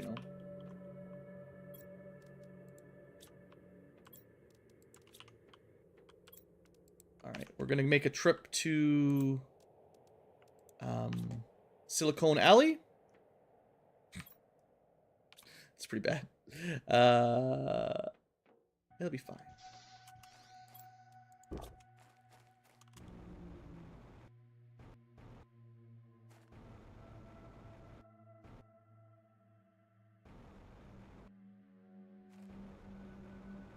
Yeah, this entrance to our base is going to be underwater eventually. That's great. That's lovely. We just got to turn this whole planet into water world. And then we can grow a tomato seed on our raft.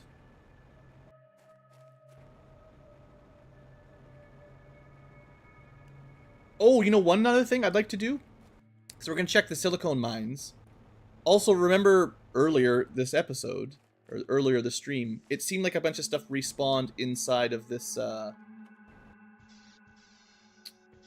this wreck. Let's have another quick look.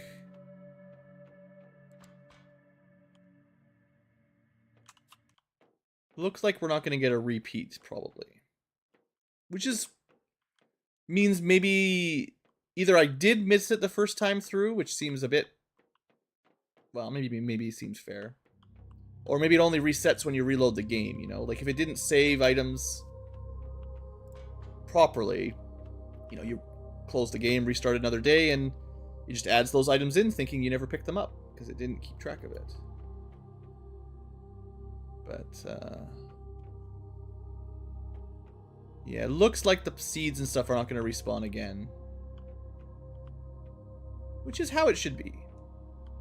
But if I could just farm infinite blueprints, I'm not saying I wouldn't cheat a little bit. Some of those blueprints are pretty good. Alright, I'm pretty much convinced that, at least for now, I either missed them or they respawned when I reloaded. Not just while playing the game, so. That's my theory for the moment.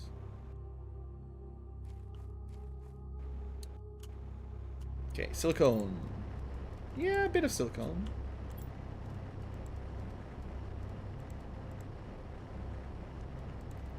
Yeah, we're gonna need a way to dump some of the...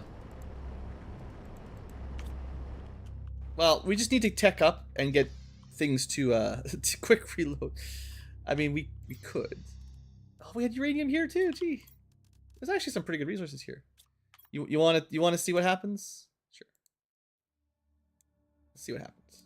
Hey, the world has water on it now. Okay, we reloaded the map. I didn't actually close the game, technically. So there's two possible things that may or may not affect it. Ah, oh, it didn't respawn. It respawned the chest though.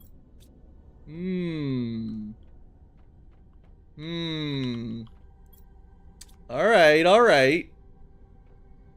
We're troubleshooting. We're actually doing the beta testing, public test server. Figuring out exactly how all this stuff works. So, looks like we don't have an easy exploit, if that's what you were looking for there, live chat. Close, but no cigar. I don't know what tricked everything to respawn. Yeah, the containers, the small containers that have blueprints are back. But they didn't get refilled. And the random seeds and stuff that were on the ground did not get refilled either. What about, okay, here's an idea. What if... Save, exit, load again. It loads the game really quick, so it's pretty convenient. Didn't reload. What about exit, close the game entirely. I'll be it shouldn't take too long to restart though. Click it. Good old SSDs. What did we do before SSDs, guys? The darkest of times.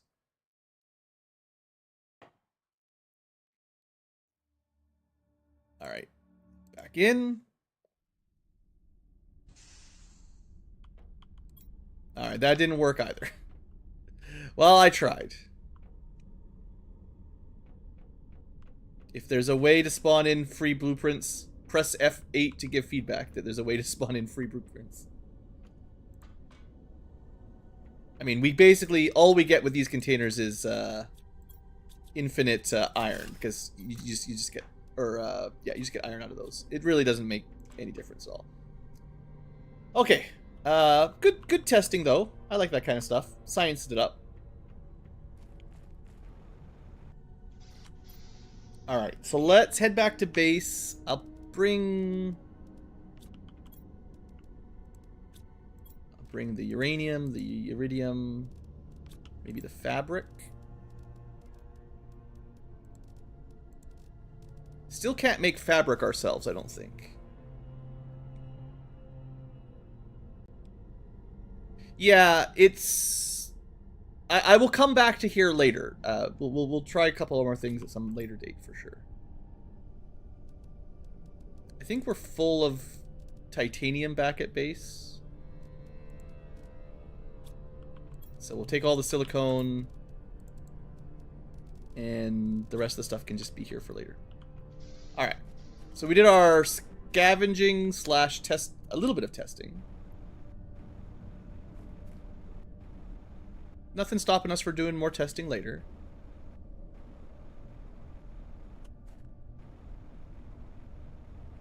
I had a feeling.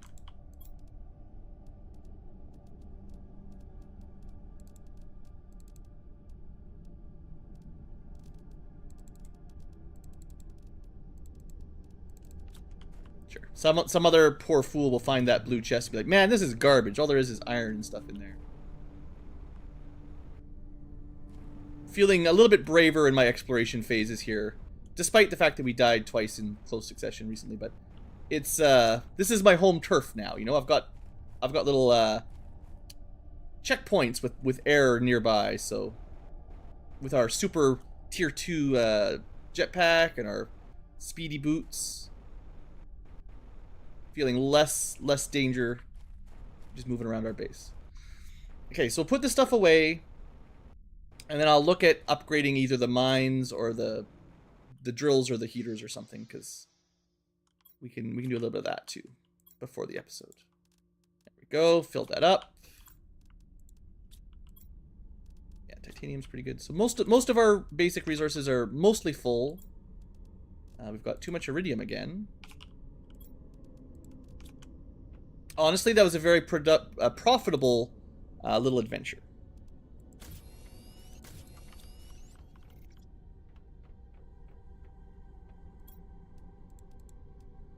Okay. Fabric plus seeds. Good for later. I'm going to take the silk and move it with the fabric, which I assume... Well, silk is from worms. So I don't know how we're going to get silk, but usually you could get like silk, like making fabric, like I feel like of all the ways to get fabric, silk is like one of the slowest, most difficult ways, right? You could probably just grow some cotton. That's also pretty brutal. Or just weave some bamboo or something. That's probably simpler.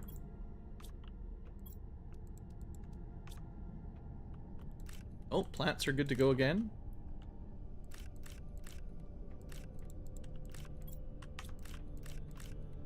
Yeah. Lots of food. We can make more plastic and all that.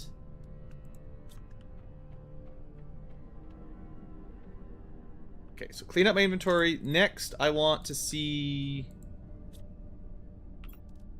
what I want to build next, right? So I was thinking I could build more heaters, but I guess what we'll look at is our stats to see what would make the most difference for ramping up, right? Like biomass is going pretty good, so the plant rocket obviously would be smart to really launch this up into the tonnage.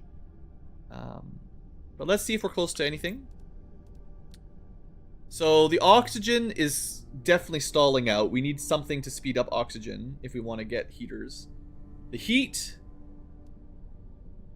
is about 1/10 of a nuclear fusion generator, so that's a long way away. The pressure is about halfway to a gas extractor, which is what we need the drills to increase.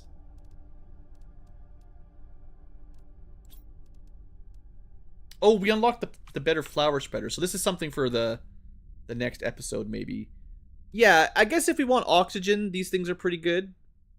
Alloys, water, and fertilizer is all fairly cheap nowadays. None of that is terribly rare. So I need to make a better biodome. Actually, this guy is 1450 oxygen. That's over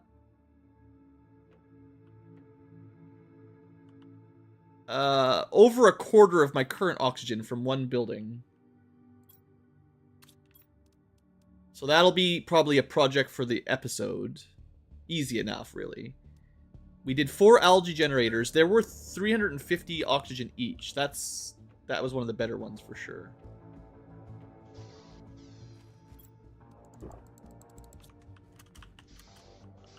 Yeah.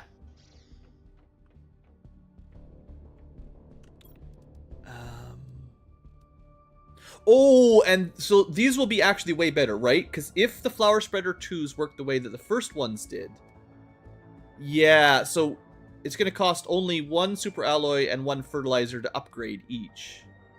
And remember, we put the multipliers in. So although it says 325 oxygen per second, at least the first few will be way more than that. Because we have like the 4 times, 6 times plants, flower seeds. So we can boost that oxygen rate up a bit fairly easily if we do that. And that will maybe help push us towards the heater. And then the tier 4 drill is just kind of too expensive, really. I mean, let me check how much osmium. But I don't have any way to get more osmium right now other than just exploring. We only have 1 left in reserve, so I can't really do the tier 4 drill yet. I don't know if making more heaters would even matter. We're at 10,000 picokelvins, but that's 10,000 of the units. Each one of these is like 28 base, so it's it's barely a dent in it, right?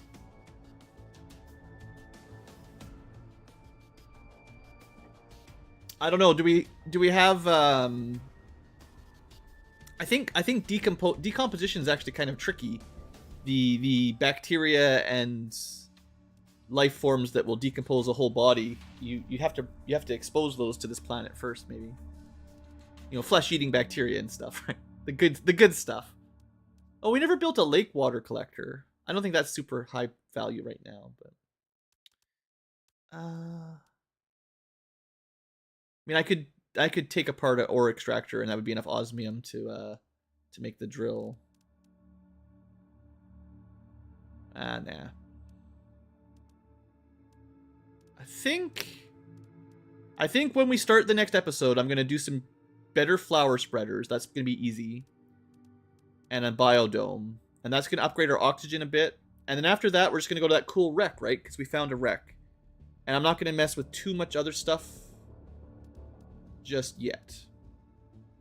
Because we haven't really unlocked very much. But we do have lots of power and way more uranium than we used to have, so that should be appreciated. And also we've stacked up a fair amount of actually, why don't I make some of that before the episode starts? So bioplastic is 2 mushroom. 1, 2, 3, 4, 5, 6, 7, 8.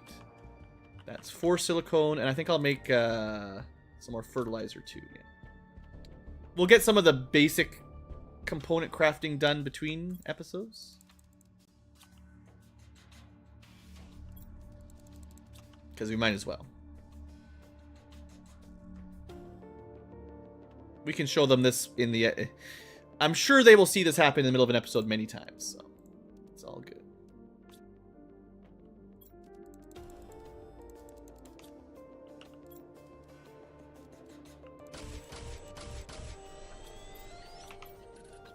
Alright, bioplastic, excellent.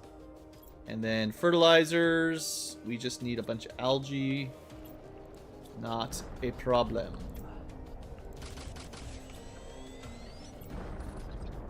There we go. So that'll set us up for our episode nice and well. We actually have tons of eggplants. I can make more fertilizer if we need when we need it. I can make more easy. Okay. Yeah, let's get at least one more episode done today. I should have enough time. I was hoping to find another gold chest today, but only the one so far.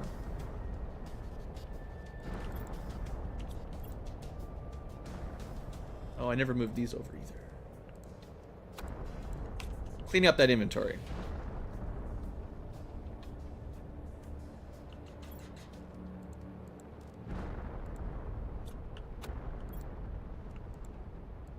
Yeah.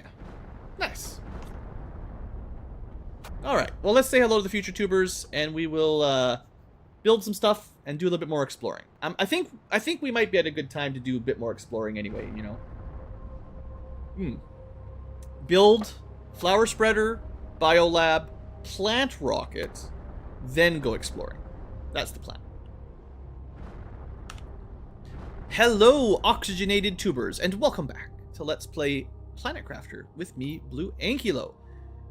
It's been a little bit of time between episodes. I promise I didn't do all that much, but we did drop a couple uranium meteors on us, enough to make 2 more reactors. Not that we really needed it, but now we've got a lot of spare power, so I won't have to stop building stuff in the middle of an episode, which kind of stinks. But yeah, we got 4 of those puppies. They're cranking out lots of power.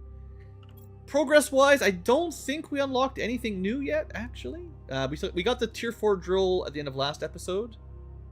I think we had the flower spreader last episode too. Maybe not, but these are new from biomass. And that's what we're going to try to cover today. I did build some algae generators. I'll show you those. Most of these things that I did off camera were pretty simple. So the algae generator was bioplastic and fertilizer. And then we just upgraded those. And I'm going to save the flower spreaders for today. And I'm going to upgrade my biodome today. And then I'm going to try to launch a plant rocket. And then we're going to go exploring. Because, although I can't quite see it on the map, we did find a wreck to the west of the sand dome and the sulfur and all that. So, got a few things to set up in base, and then we will go do another exploration for more stuff. Oh, I think I found another random blue chest while we were out. Yeah, I try to open these on camera at least. Sometimes I find them just in random blue chests that we somehow walk by 5 times. So, we also get the ability to put a map in our HUD. So yes, please, that will save me a lot of backtracking when we're doing our exploring. So real good, unless it's super expensive. It needs obsidian. I have never found obsidian one time in my life. So okay, unless you have some lava and some water, Minecraft, no way to get that right now. But we'll keep that in mind for later. So forgetting that, let's do flower spreaders, because although the numbers don't look that impressive, I mean, pretty impressive. We did learn last episode that you put the fancy seeds in them to multiply the oxygen by a lot. So that should turn into a pretty good upgrade.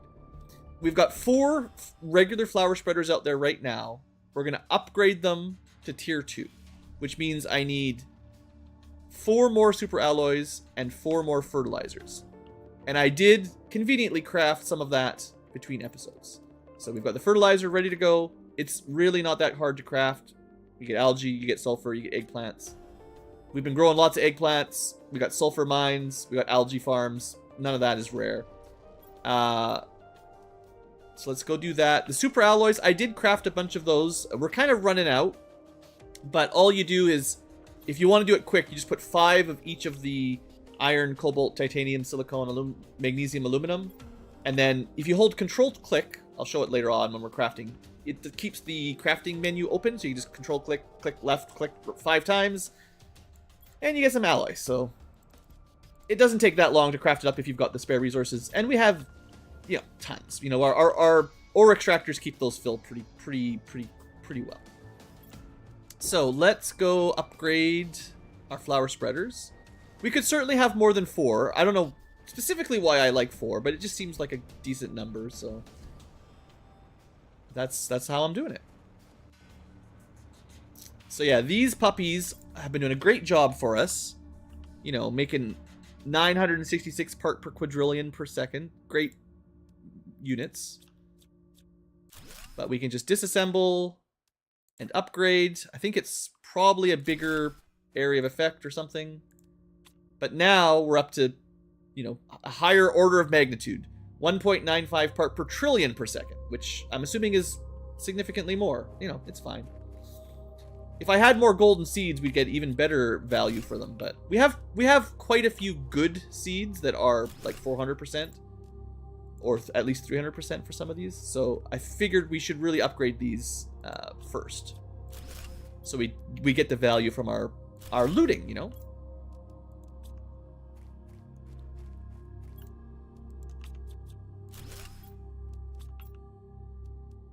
Alright, so a nice supply of tier 2 flowers, and that should certainly increase our oxygen and plant production a fair amount. We still have some of these old grass spreaders. They're not really contributing a whole lot. We could probably get rid of them, but, you know, it makes it look nice, so we'll leave them there for now. And I did also build, this is one of the few things we did off camera, while we were waiting for the uranium meteors to fall, we just planted these larger algae farms. So the tier 2 ones are, you know, more efficient, and you get more plants, more oxygen, and so much more algae. The tier 1s seem to get like maybe 3 stalks per growth cycle. These bad boys are at least double, probably triple or quadruple, honestly. So I found basically with 4 of them, you probably can't even harvest it all in one trip. So yeah, not even close, right? There's still tons of algae down here. So good investment. You probably only need a couple if you're just trying to be, you know, minimalistic. But yeah, you do need algae for a lot of these recipes we're getting into now that we're getting into the grass game, I guess. We have been noticing while looking around that the world is turning greener. Algae is spreading around on the surface in certain areas, and there's been some water sneaking its way into our cave. It's pretty shallow, but the entrance, you can kind of just see right there. Maybe a little puddle there. Even our cave is starting to fill up with a little bit of water, so I'm hopeful that we're high enough. But, I mean, if we have to move the base again, we will, but I'll probably do it off camera, because There's only so many times I can do that on screen. But anyway, so easy algae harvesting. One thing that I was doing to save space is you can turn algae into bacteria samples, which take up a lot less storage space. And that was kind of my plan. Of course, I don't have enough water, but we'll figure that out shortly. Magnesium.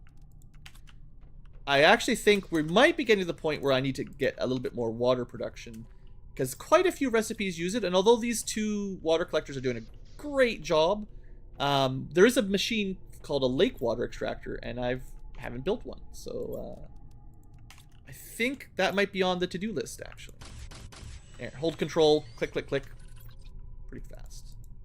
So we need even more water to get all that stuff in there, so we'll take those up. But yeah, algae, no longer a problem. Algae is basically free, water is basically free, which means bacteria samples are just a matter of crafting. So with bacteria samples, we will eventually be able to make mutagens and fancier fertilizer. But for one, I'm not farming squash yet, and for two, methane. No methane. So the goal here will be to make a biodome, which takes conveniently two bacteria samples. We've got a fair amount of that. And sulfur, superalloy, and 2 fertilizers. I think I'm out of fertilizer, but that's fine. I wanted to show crafting something at least. So algae, sulfur, eggplant. And then we need a spare sulfur for the building itself.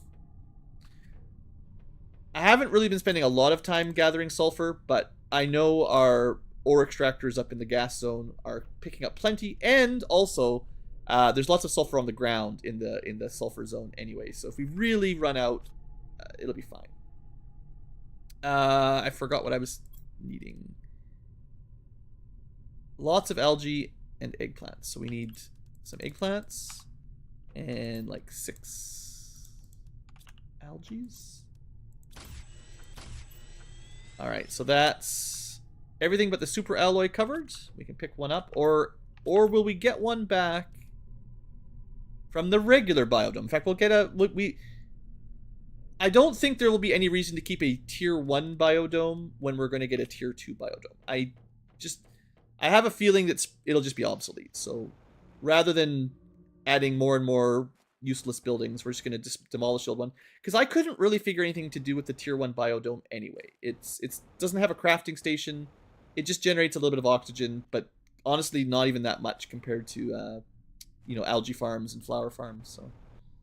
So this little bad boy here, we're going to get rid of him. Sorry if you love my little sky thing, but we're just going to replace him with a better one. And I'll might need to delete those stairs too, I suppose. But actually, I'm going to grab some iron. I kind of like, well, it's growing on me, let's just say.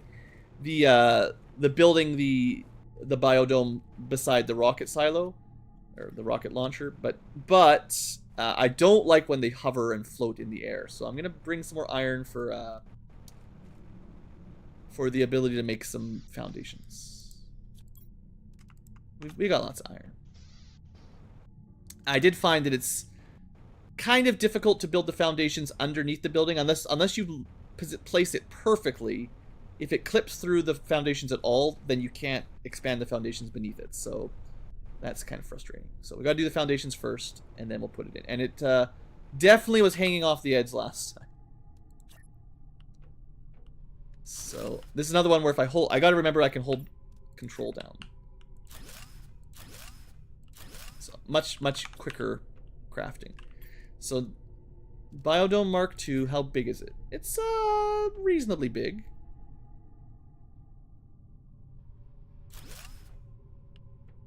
If it interferes with our rockets, then that'll be fun, but we'll find out later. That's a problem for a future incubator. So here we go. Now we got, this is cool. Look at this. This is like friggin' trees and stuff. Heck yeah. So this does have a console, and it does create something. Okay. I was wondering how we were going to get tree bark, because there's a couple recipes we've ran into that need tree bark, and I'm like, well, I don't have any of that. So it looks like this is just a special dome that comes with fully grown trees, and you just get bark out of it. Bark, bark. So I will do the same thing I did last time, or at least I will try. Can I snap it in there? Yeah. There we go. Oh, it's still definitely hovering, but, you know, only about half of it. But yeah, I don't think... Yeah, I'd have to destroy the building to build more foundations. But, you know, it's only a little bit hovering.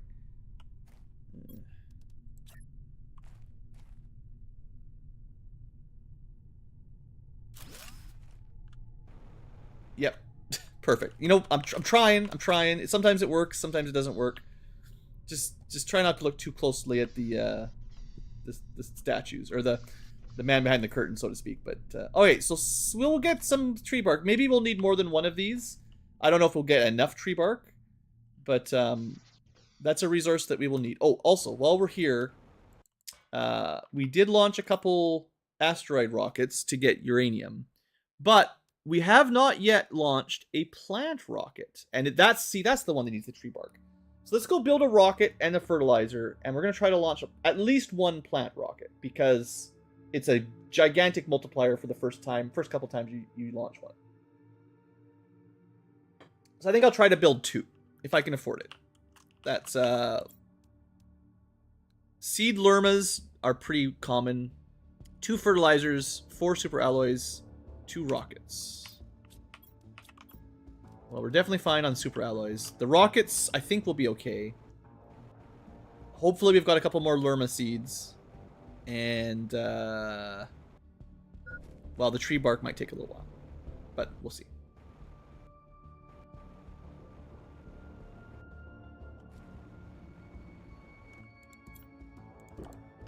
And if this works, then we'll be all set to go exploring a little bit more. And 2 of these, and I think it's 2 super alloy per rocket, or 1 super alloy per rocket. 1. Okay, so we got a couple spare super alloy, I think, and we need the seeds. Good. So we're a little bit low on lerma seeds, oddly enough, but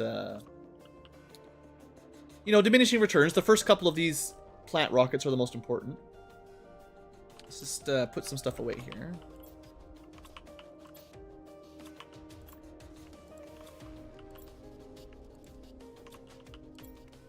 Out of space. Out of space in outer space. Alright, was that all I needed? I think it was just rockets, super alloy, lerma, and tree bark. I think. I know this is probably real frustrating for people that have got better memories, but I will say the usual thing is when you're Let's Playing, trying to talk and stream and play and remember, there's just so much going on. It is a little harder than normal. It's not a free pass for being stupid, but it is a bit harder than normal. Fertilizer, yeah.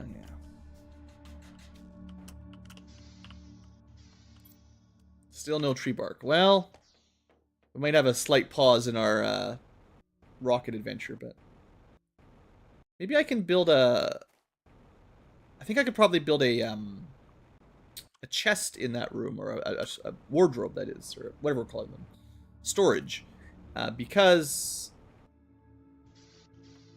it will need... like, it's just like the algae and stuff. You want to harvest it every time you go by, but you might not have space in your inventory. So you need somewhere to put it, so it keeps growing, right? So you get a nice backlog.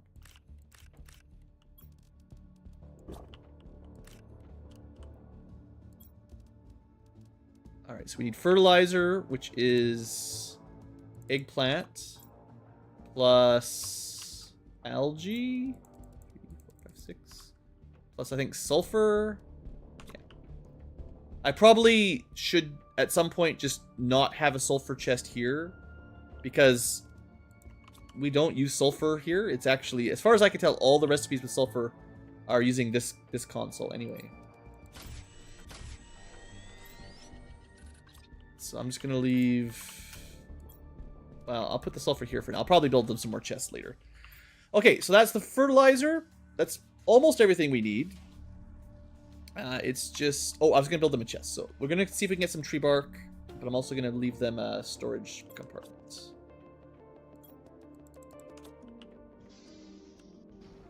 Zoom, zoom. And then, last episode, we found a... some sort of wreck or treasure ship. You know, the Spanish Armada, escorting the treasure fleet down by Barbados, and we're gonna loot it. All right, so we did get at least one tree bark, so we can launch the first rocket. Can we build in here? Maybe not. By the door. Well, it was an idea. Can't build outside. That's illegal. And inside has too much stuff. What about one of the smaller ones?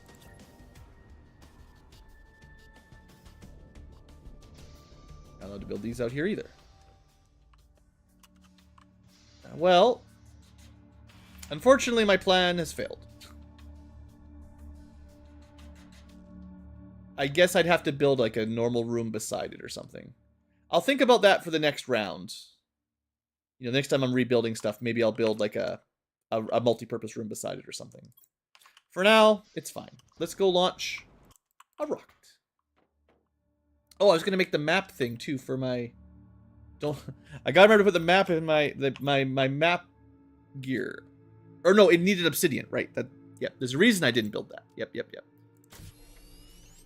I don't suppose you could build like a chest up here. This would be a nice place for a chest too, honestly. Well, that's a cool ship. Look at that. We're just launching a bunch of plants up into space. That's how it works. So this is going to make plants grow on the planet faster because there's a... Wouldn't it just... Like, it's going up into space and exploding. How is that going to help the plants grow? Oh, what? Wait, what? What? Houston, we have a problem. Or not. I mean, honestly, that might be an optimal launch pattern. Okay, that was pretty good. Maybe I should move that a little bit, but still, that was pretty cool. Physics. So instead of meteors, we should get something else, right? Moss spread, global generation bonus by spreading bacteria from outer space. Ah, there it is. Cool. We got the particle effects. Little green bugs. I guess it's green algae. Try not to breathe it. I guess we're not breathing anyway. We've got a spacesuit on, so... That's a cool effect. I like it. And yes, it may in fact make the grass or the ground greener. So that was good. If we can get one more tree bark, I will definitely launch another one. Cool. And we don't have to dodge meteors this time. But yeah, that should have been a 10 times increase. The first rocket's always the best. So if we go look at our plant, whatever we're calling it, our plant terraformer, it should be looking a lot better now.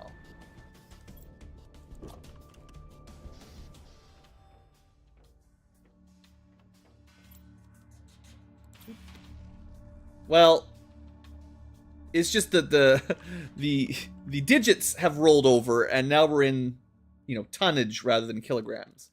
But I'm assuming it is still 10 times faster. It's just a matter of it's going to be a while before we get to better food, trees, and eventually bees. So there's still a lot of work to do. More rockets will need to be launched.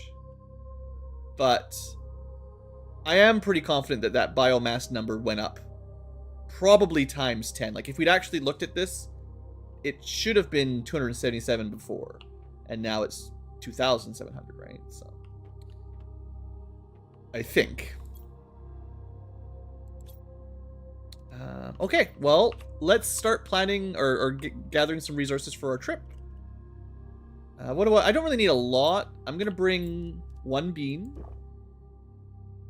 I'm gonna bring... I'm gonna... Who needs food on the trip? We don't need food. It's not a big deal. I'm gonna bring some oxygen, though. We got water. Gonna bring some emergency air.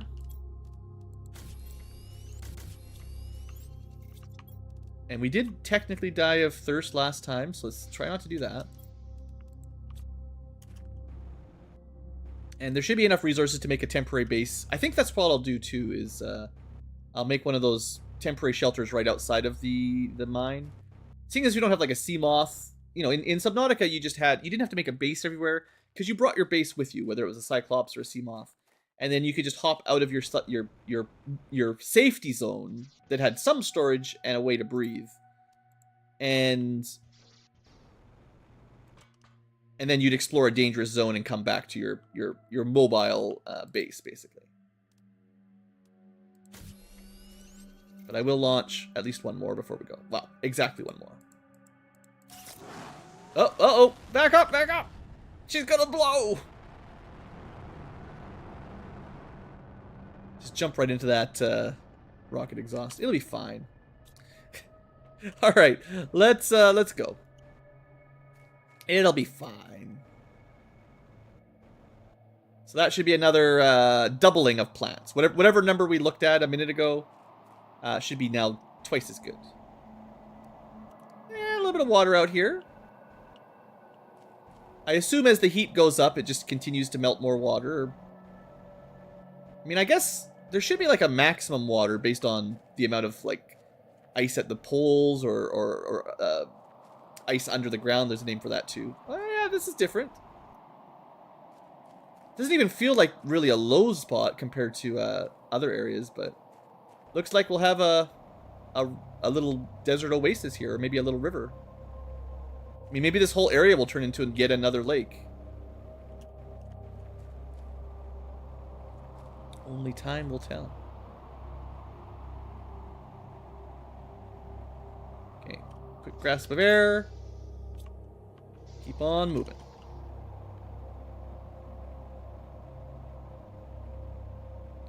So we're just beelining to one of the few areas we identified as a wreck. Screen biomass. Oh yeah, so that'll be kind of like our other progress screens, except rather than just heat and stuff, it'll cover the birds and the bees, so to speak.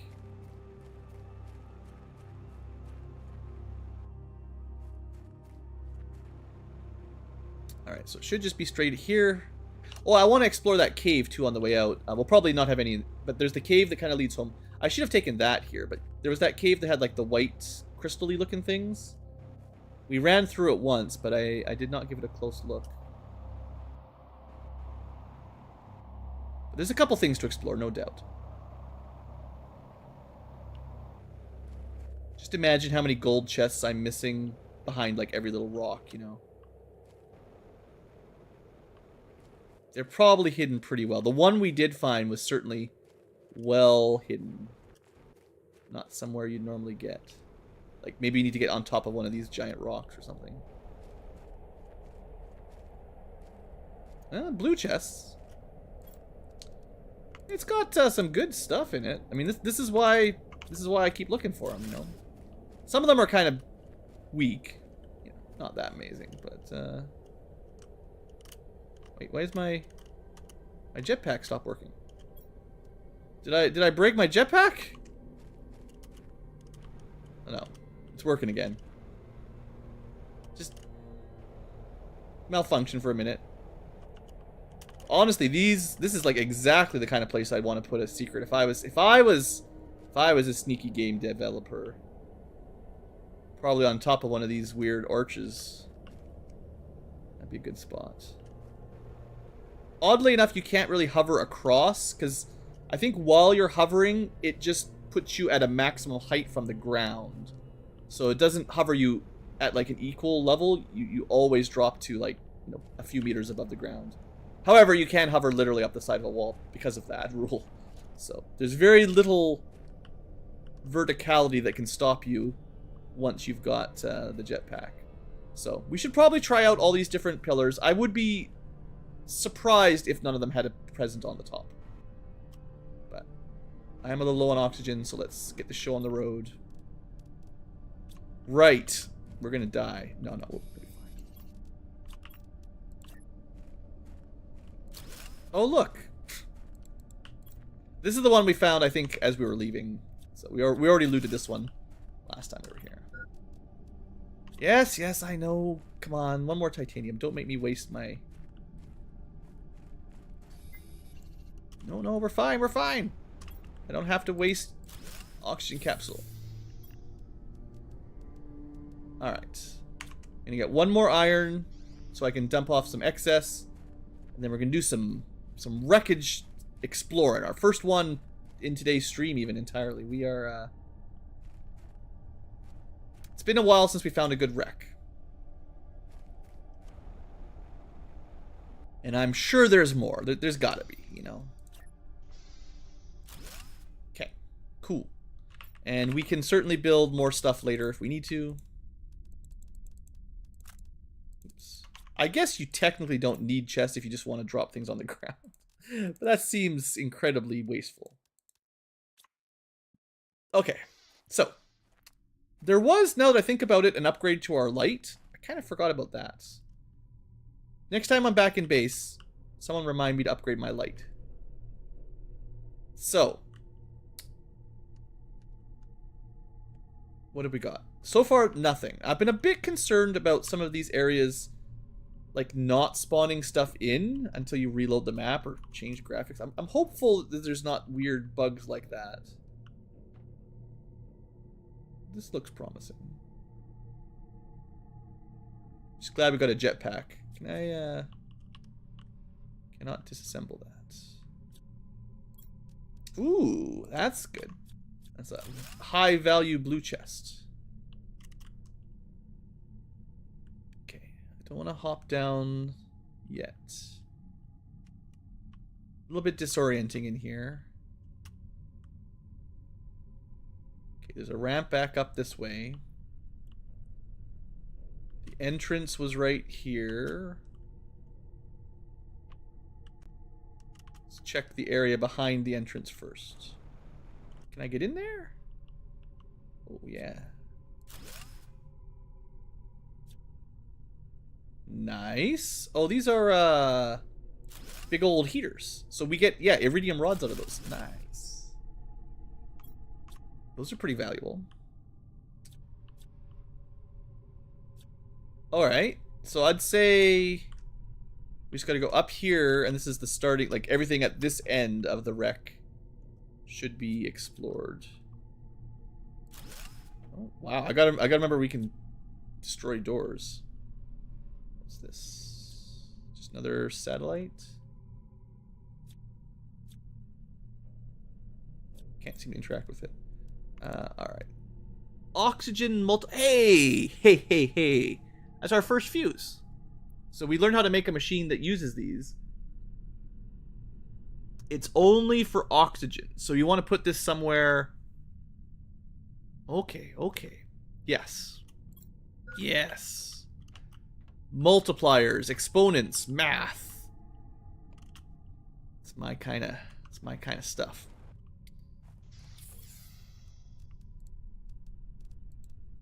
Inventory management.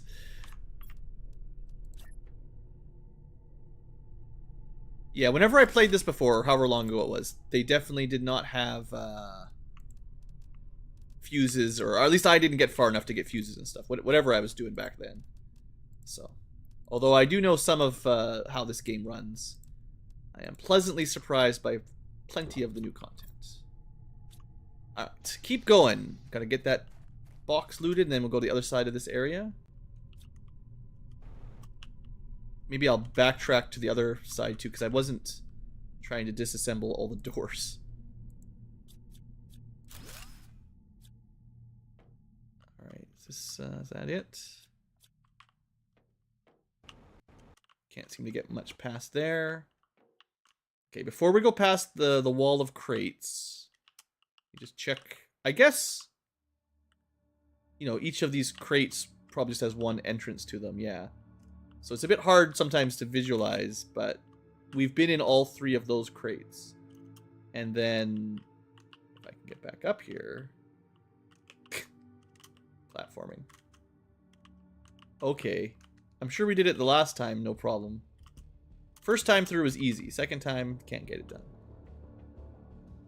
So that got into that crate, but we haven't been into the ones below us yet. And then there's a ramp here in case we get stuck. Okay, good. So if I can go on the ground level through, I will. Or at least I'll check. Looks like that's the way in on this side, but doesn't seem interactable. And I don't know if I can sneak through that little hole there. Looks like you do have to go over. Although, yeah, jetpacks are pretty good. You just fly right over. Okay. I was just looking through the wall from the other side then. Oh, it's very disorienting in here. This is the closest to Subnautica I felt in one of these wrecks in a while. Just trying to navigate this all. Which is good. I like this. Solar panels. Treasure. Okay, so that was the middle row. We've been up there and into that. Into that one. We have not been up here, but no, we have. This was the way back. So this line, we're gonna stop here. We're like, okay, there's at least one more row of boxes, but we've done the first 2 rows, I think. It's a good time to restash and rebreathe. Got that cool fuse. Got some more really good seeds.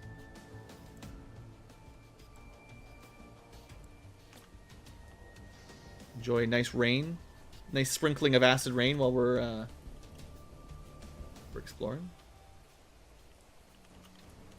Wrong way. Alright.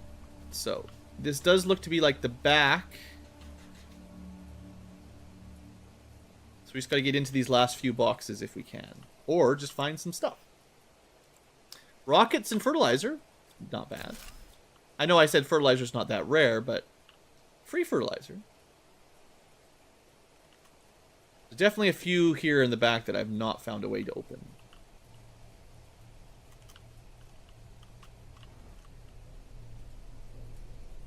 Okay, back corner. Way up.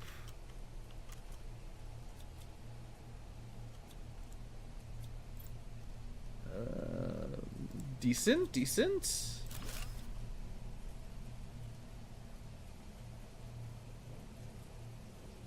Okay. Yeah, so this is kind of the last batch of loot. These guys look like we can't interact with whatever that is. Heavy machinery of some sort. We should be able to disassemble a heater. Did we actually not get any blueprints down here? I thought we'd get a couple more of those chips, but this might be it. I think it's definitely possible I've missed one. But I think I've checked all the crates. I mean, yeah, it's definitely possible I missed one, but now we gotta get out before we die. It should be okay. Just gotta get out. Yeah, this one has a lot more verticality, like 3D verticality, and that was one of the things in Subnautica. It was very disorienting in crashes where the rooms were like upside down or sideways. And then because it was water, you could move in all you could move in all 360 directions, which made it very confusing. We did get one blueprint. Never mind. I thought we didn't get any, but we got one. So I will unlock that right now. Just a display case for my prizes. Oh, that's great. Okay, well. That was certainly a good haul. Not as many blueprints as you might expect, but certainly lots of valuable stuff. So I think we just have to choose what to bring back right now. And the most rare stuff is certainly the priority. Like, oh, we also got another fuse. Heat multiplier fuse. All right, we got 2 fuses. Never mind. I'm actually really happy now. Yeah, okay, so the rods are certainly valuable. Nicely condensed. Aluminum is fairly valuable. 400% seeds are pretty rare. Got that other chest. The alloys are more valuable than any of the regular metal. Sulfur is reasonably rare. Not really, but... super alloys, I guess. We'll probably just... yeah, I mean, uranium is good too. We'll just have to make a couple trips, certainly, but... yeah, lots of 400% seeds. Fertilizers are good. Yeah, no, this is nice. There's a very useful chest. I mean, if it depends on what's in it and how far away it is, because I can't go just anywhere yet. I don't want too many cheats. I'm gonna say the fertilizer is not as valuable as uranium, actually. All right, we got to come back here and get some more of our loot. But overall, this was very good. Very good. Okay.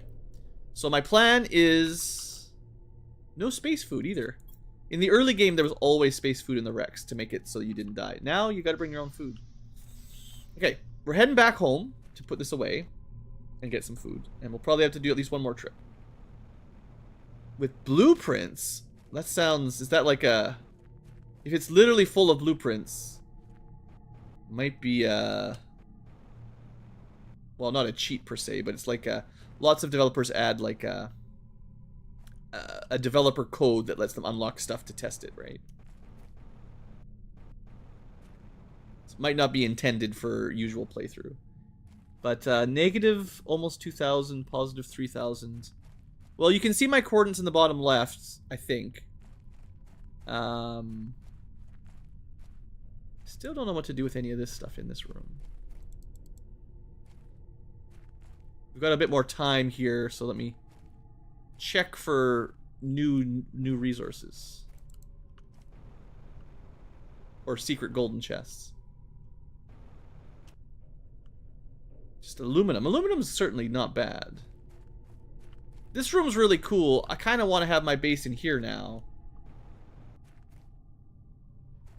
Just nice looking rocks. Okay, another chest of stuff in here to try to remember. I don't think we ever went up here. That's a very special aluminum. Wow. I don't know what's glowing here. I feel like we're probably going to get super radiated. It takes some finagling. Alright, well, I don't know how much finagling I can do at this moment, but... I have gone somewhere new.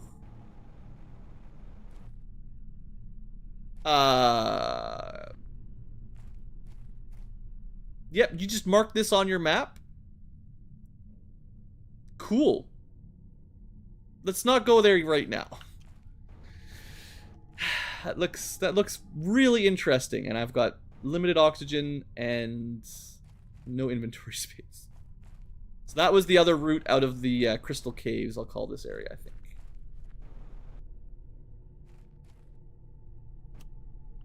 Still nothing other than the very nice aesthetic. Nothing really unique in crystal caves. I don't think. Is that? It's just a weird looking rock. I really gotta get moving here.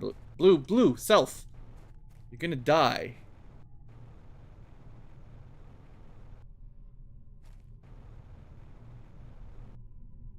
I never did build like a recharge room here. Might have been smart. Probably in the blue room and the crystal room, I should consider putting a couple, breath catchers in there. I think we're going to be okay. It's going to be a bit close. At least we'll be close to home if we do die. Nah, we're fine. We're fine. Nothing to worry about. Okay. Good adventure. Iridium. Looking real good. Sulfur / explosions. Super alloys. Stocked up better than before. Uranium. We can put the rocket with the uranium. And yeah, we got to figure out these fuses. Okay, I'm going to try to do that right away.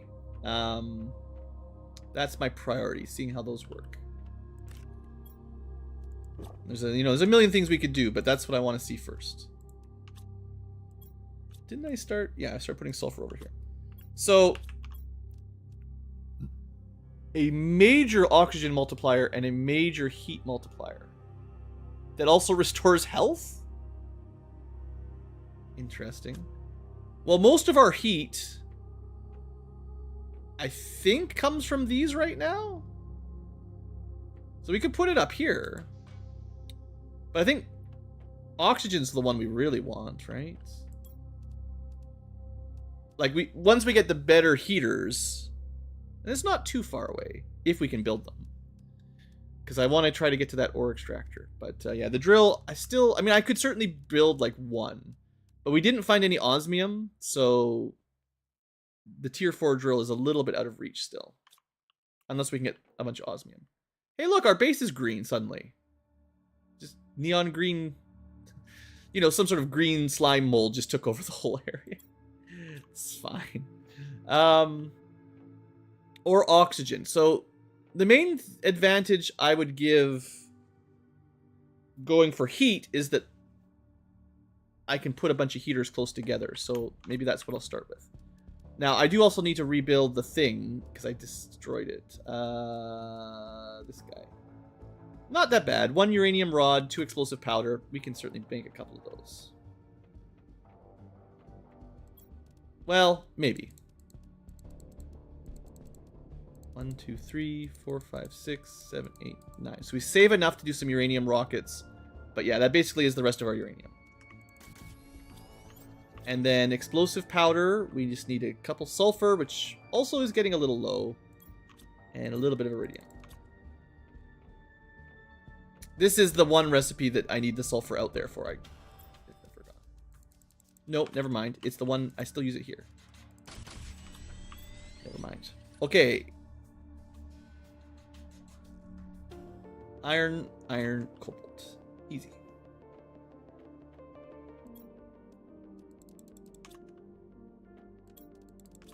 Cool. So, obviously, they have a limit. They can only affect 5 machines, I believe.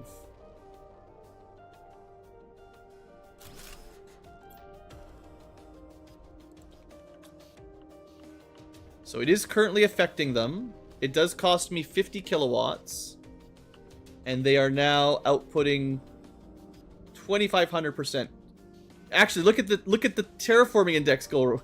It just like boosted that. All right, let's build one more to get the maximum multiplier. Iridium, silicon, titanium, aluminum.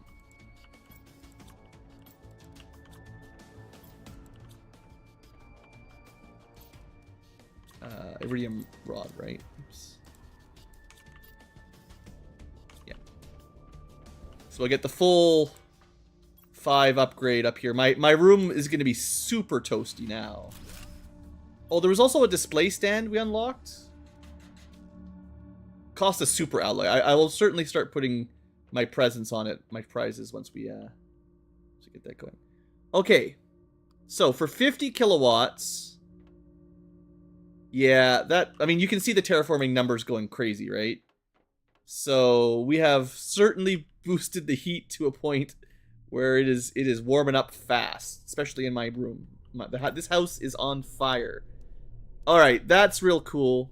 I mean, it's still a long way to go to the nuclear fusion generator, but maybe we'll get more water outside or something. So let's see if we can do the same thing with oxygen. Now, we can build the machine... But the trick will be... Oh, I need more explosive powder. I did not count that correctly. The trick will be where can we put it to affect the best 5 oxygen producing machines. Because they're kind of like flower spreaders and stuff. I've got a lot more options, right? Like, we only had 1 heater. The best heater we've got. But... Oh no, we're actually out of sulfur. Well, we're not really. It's just, we gotta make a little trip. Okay, hold on. Let Dump this out. We'll be back for you. Oh, my base is so green. This whole cave is nice and green. This little chunk of ice is still not melted. Like, what is wrong with you? We just lit this world on fire. But yeah, we're still getting sulfur at a high enough rate that I'm not worried about running out. At least for now, we don't use it all that quick. So we gotta sort this out a little bit. Honestly, I don't think I need all that iron. At least for now. I think I'll just turn auto destroy once it's full. That's probably a smoother way to do this. Silicone, magnesium. Good. And then we pick us up again. Actually, yeah, let's just clear this out. That's not supposed to be my junk drawer. I just kept junking stuff over there. Yeah, now it's annoying me. There you go. Alright, so we need to make one more explosive powder. Of course, now that I have it on auto-destroy, I'll probably put something super valuable in there and then cry. Alright, so now... Oh, yeah, we do need the 2 iron. That's fine. We do not need the cobalt.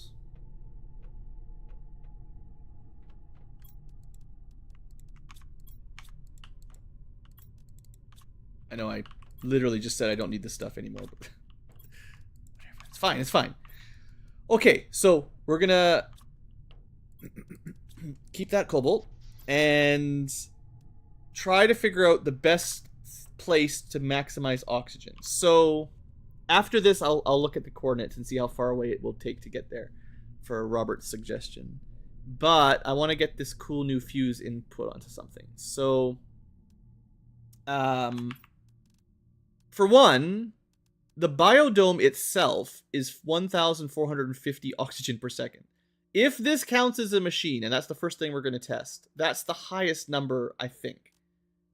Although the flower spreaders with the good seeds in them might actually be close. 6 times.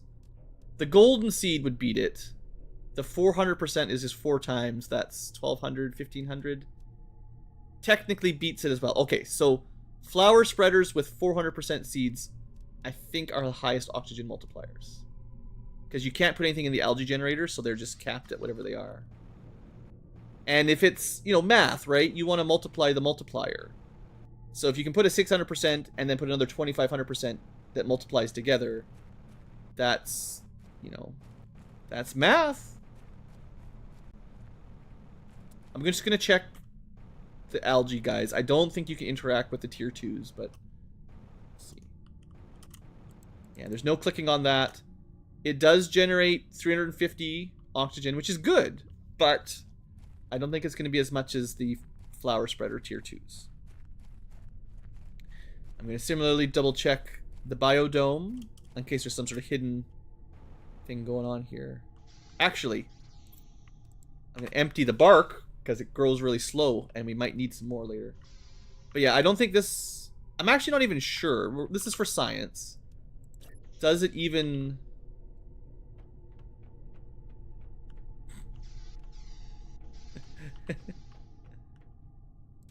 I don't even know if it affects it, right? It says machines. I guess there might not even be a way to check. Because most of the machines, you can hover over them and it'll show you what they're currently doing. I'm not even sure if that affects it. We'd have to go look at the panels in our base to actually see if that changed the numbers. But we should be able to confirm it here. Although, we might have to stack them up a bit closer. So, you can see the radius. It's pretty big.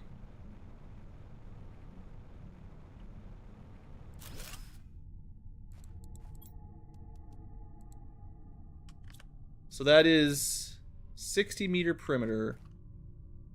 Yeah. Is it multiplying? Is it multiplicative or additive? It might just be additive.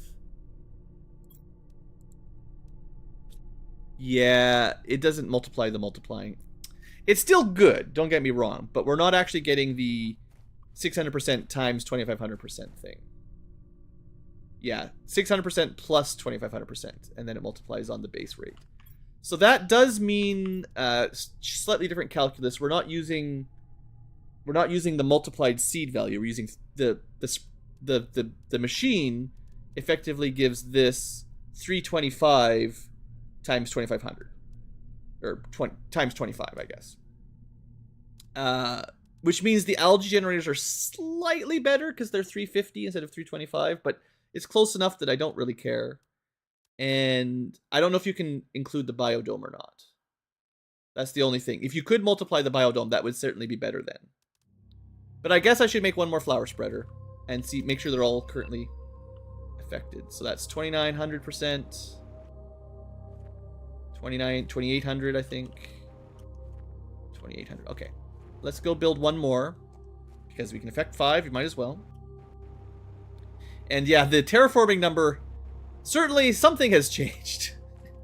Between the 5 times heaters and the 5 times oxygeners. These guys are, this was a pretty big bump in our speed, so that's cool.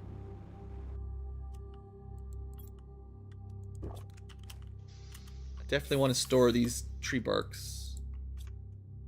So for more flower spreaders, fertilizer basically.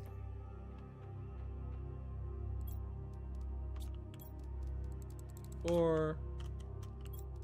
Sulfur. 3, 1, 2, 3.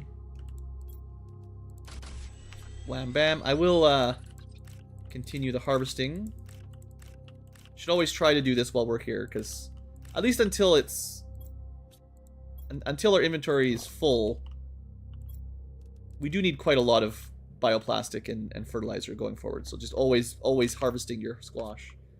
Certainly not a bad idea. 2 super alloys and a bunch of water. Easy. Oh, and the seeds. Oh, also I needed it's 2 fertilizer. No, wait, never mind. I only need 1 more machine.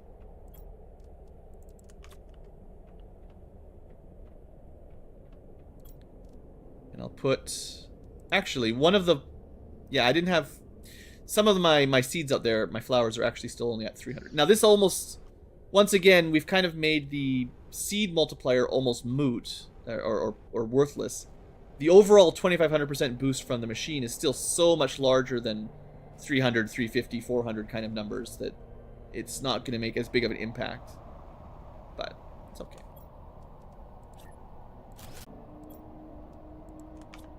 Alright, that's the 2900%. And then my other 400. Can switch. That's slightly more anyway, you know. Cool. So I'm really enjoying these little machine optimizers. That's great. Adds a little bit of math into a terraforming game. And hey, things that speed things up, it's better than waiting around for an hour. Well, that was a pretty productive episode. We've still got a few minutes left. What else should we do? You want to make a death run to wherever those coordinates were? Try to break the game? I expect we'll probably just die.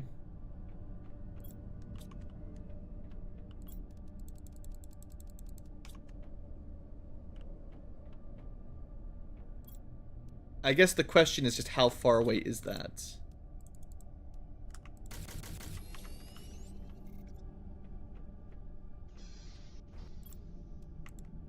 So, in terms of coordinates, apparently negative 2000, positive 3000 has stuff.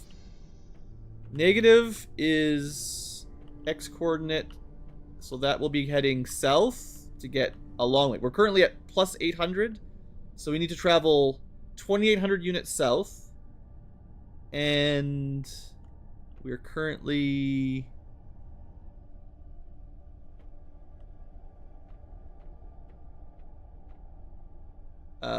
it's east, or the number is higher, 3000. So we need to go west to increase the number on the Y. And then the middle number is your Z for height. So we need to go west 1,800 units and south like 3,000 units. That sounds like a long way away. So it's south by southwest approximately. Will we make it? Who knows? It's an adventure. We got 4 oxygen units, or oxygen tanks. We could make more, but we can also just make a base if we feel like we want to. So south by southwest means we might as well go the way I originally just showed you through the cool sand bowl. Because that is, in fact, south by southwest. I'm pretty confident. And then we can see where the path leads us from there. Oh, we could... If I need a base, this is great. Iron, iron, titanium, iron... Extra titanium. A little titanium. This would be enough to build a... No, we don't need magnesium. Silicon, that's the one. We don't really need cobalt. I think that's all we need to build a shelter on the way if we need now. So, because of that, unless I get oddly lost or stuck... Wow. Alright,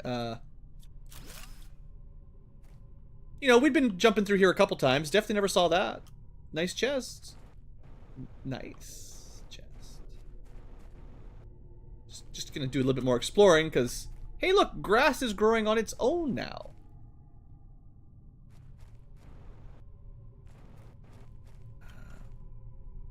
There is a lot of stuff in this one. So there was another chest that we found behind one of the rocks. We're not gonna have the inventory space for it at this point. Even if I find this blueprint chest, so to speak. Breaking the game, you know. It's probably cheating. It's when chat starts saying, ah, there's the goodies over here.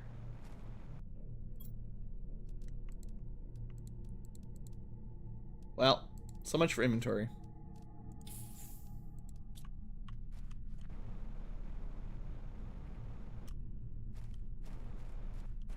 Alright, so through the crystal cave, heading south and a little bit west. Never managed to get a map in our HUD, but this is negative. This is the point where we're becoming negative in terms of, you know, south. And we still have, you know, a long way to go. So it's clearly on the other side of this. Let's see what's in here. What could possibly go wrong? Well, it goes down a long way. Okay. Well, this is a neat zone. The magma zone? Cool. Who knows what's here? A giant red rock. Full of iridium. Does it have a cave inside it? It's a little puddle of water. Well, that's suspicious. I gotta say, a random iridium rod is definitely one of the more suspicious things I've seen just in this game. This weird old meteor type thing. I don't know. Alright. So this is like a gigantic valley, sort of dust bowl-y looking thing. It is turning a little green thanks to my terraforming.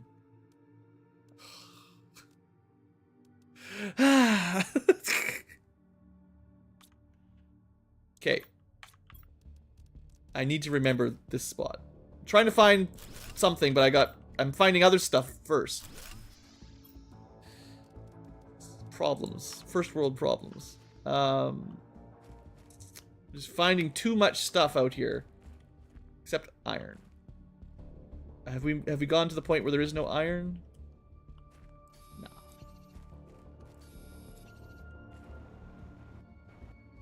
Alright. Look. I feel like if I leave these things on the ground, I'll never see them again.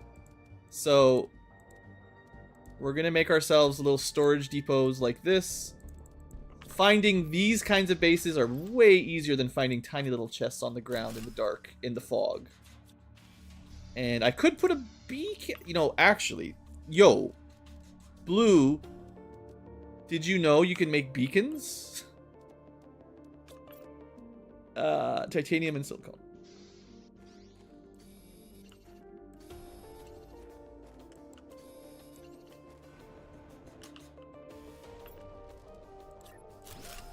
I will admit, pretty lazy with beacons. It's a good idea. This is weird red rock. Good. Awesome. And there's lots of goodies here. I think I could probably decode the blueprint too. We're gonna go a little bit over time, future tubers. There's just super alloys. This place is just full of goodies. This place is super. Alright. Cool. I did that so I could make screen. Clean up my inventory. GPS satellite tier 3. I mean, that would help for this exploring, certainly. Need one more iron, please.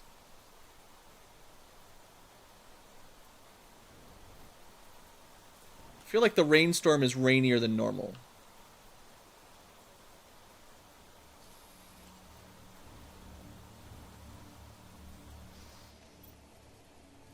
There's just so much to do. It doesn't line up. For shame, for shame. Okay, let's continue our adventure. I will bring some of the stuff we need to craft another temporary shelter. Just need to pick up a couple iron along the way, and we can once again make this kind of area in short notice. Alright, so we're still going south and west. Still got a long way to go to wherever this weird destination is. And, you know, there's probably more treasure along the way, or in this weird bowl. But, I'm trying not to get distracted too much by it. But, you know... not north, south, southwest. So now we gotta climb up, I think, out of here. Look, one last look for blue chests or gold chests. But, alright. Up we go.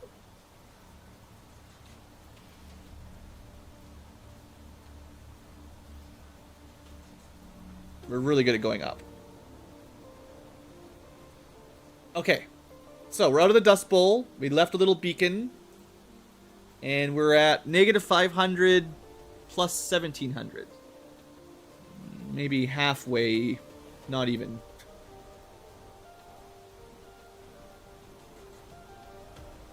So we got a bit of a cliff to go around. Remember, once we stop seeing items on the ground, you're probably not where you're supposed to be. So, good. Items on the ground. Well... if it requires going through here, I cannot. This place will need a lot more melting to go through this one. Whatever that is. It's like a cave, I think. Into the earth. So that direction, in specific, is a big negative. Although, it says melts at 32 giga TIs. We're at almost, well, almost half of 1 giga TI, so still has a ways to go. I'll try to go around, but it's not looking great, to be honest. Is that a cave? Yeah, well, I'll try. We're going to hell?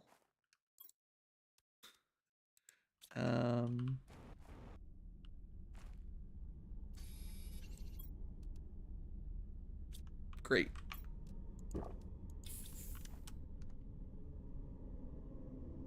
Beacon will lead me out of hell. What is going on, guys? What is this planet even? Something's gonna... We haven't seen anything else living yet. I'm just like, this is it. This is where something pops out and kills us. Oh, I'm gonna get lost and die. Should turn my flashlight on. Flashlight, save me. Yeah, I mean, I don't know where we're going. Looks like maybe we're allowed to go because the ice did melt here. Sulfur is not that valuable. Alright, so that cave would have been blocked at some point, but we did melt it. It's got more... Oh, osmium. Yeah, I gotta keep my eye open for osmium. That's the rarest thing we've got right now. So, don't worry about cobalt and a lot of this other junk. But take all the osmium. That will... Regardless, if we do make it back to base, the osmium is worth it. And maybe this quartz pulsar stuff. I don't know. Alright, let's keep moving.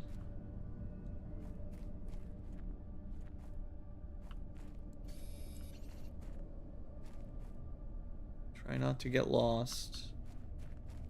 So this path leads through the cave. This path maybe just a dead end.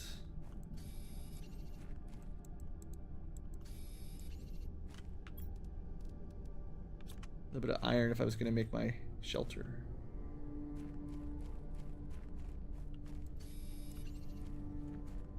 There's a lot of osmium here. Certainly this is valuable. Okay, already out of inventory space. Well, there's a lot of osmium in here. Just remember that for later.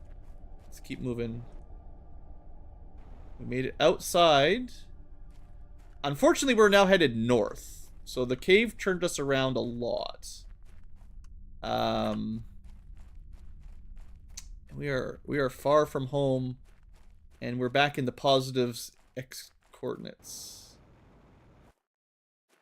At least I think we're far from home.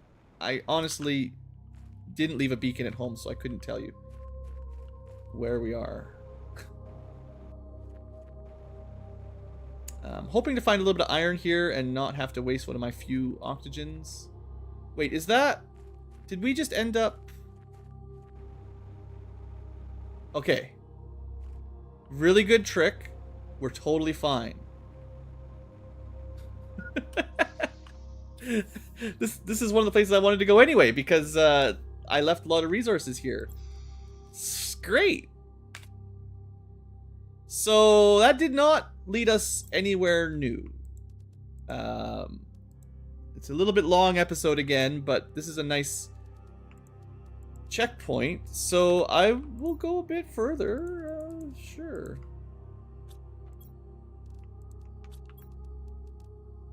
This place is going to take a lot of trips to empty out now that it's getting all stacked up. Let's try to bring my emergency base building materials with us, because we were entering areas that didn't even have iron, or at least not very much. I think it was just like 2 or 3 iron, 1 or 2 silicone, and a couple titanium is all we needed. Well, your advice kind of led us on a merry trip. It got us some osmium for sure. It did not deliver any blueprints, if that's what you were hoping to deliver. But, prizes are still good. Okay. So the goal was to get way to the south side of the map. We did not succeed. But on the other hand, we didn't actually get that lost. So now, you know, if I can remember, the Dust Bowl, or whatever we're calling with the giant red rock,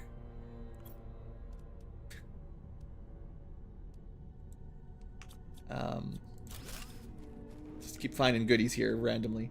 There was a cave on the south side of the rock dusty area that led through a big long cave that comes out right back by right here. Like, unless I missed a turn. And we can certainly gather up a bit more osmium here.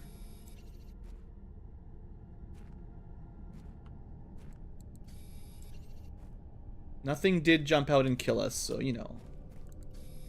No need to be too jumpy.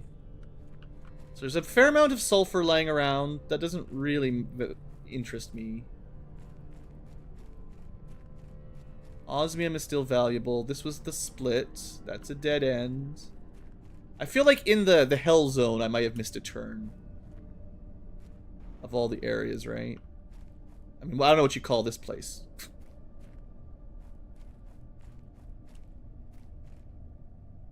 Visibility is not great.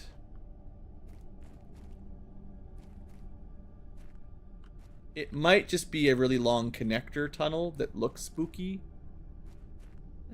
It's a branch.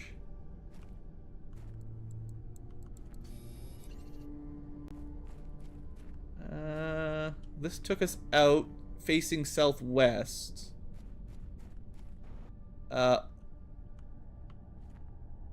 You know, this might be the bottom of that ice area.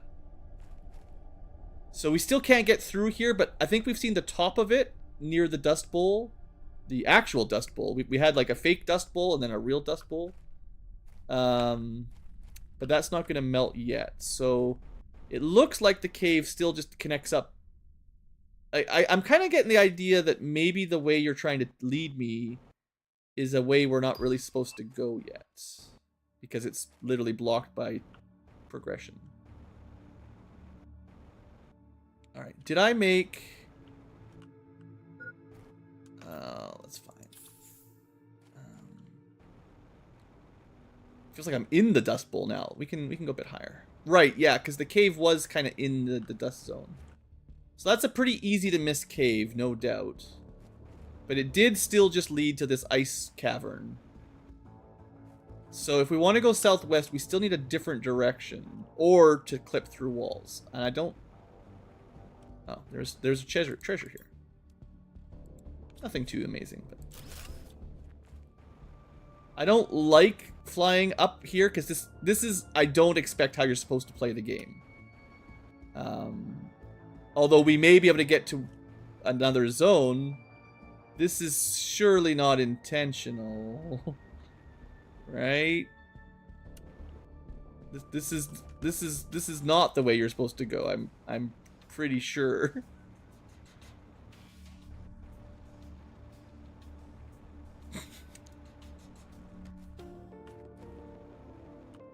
I feel like I am breaking things. What's the coordinate I'm looking for? Negative 2,000. Positive 3,000. Wow, we're actually almost far enough west, but we need to go a tremendous distance south. And there's nothing here. It looks like another edge of the map to me. And yeah, we're getting the red zone, which means definitely the edge of the map. So, I need to get south, probably over a mountain range. Or under a mountain range, oh boy.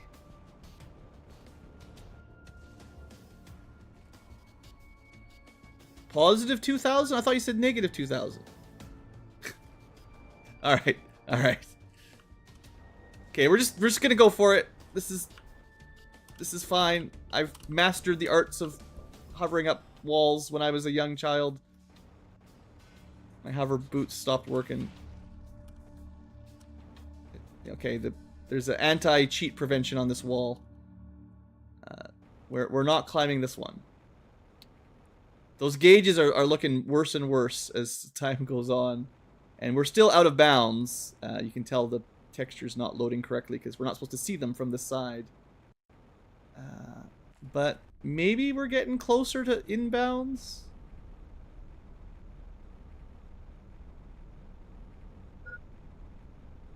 I do have water and one more oxygen. That's my last one. Alright, that looks like actually it might be a biome. Did I bring... You know, I did technically bring enough for emergency oxygen. It feels really cheaty, but, you know, why not, right? At this point. Now, we are still going to starve to death sooner than later. So you can look forward to that. Unless there's some wild boar out here. We are still far out of bounds. I really don't think this is an intended area. Although, it's less out of bounds now that we're not inside that rock. All right, cool. We're going again. At least this is an area that the developers built, not a place between walls. So, negative 1300. We're actually almost far enough south, but once again we need to go way further west again. This has got to be like an Easter egg or something. There's no way a random person would just fly out this far into the literal desert, crossing texture clipping boundaries of sand. I feel like Robert's one of those guys who's like, just get in the truck, we're going for a ride. I don't want to tell you where we're going, just relax. Yeah, the sky's red, don't worry about it. Negative 19 plus 29, it's fine. There's something there, it'll be a surprise, you know? We're gonna wake up with our organs harvested, missing a liver and a lung. Bath of ice.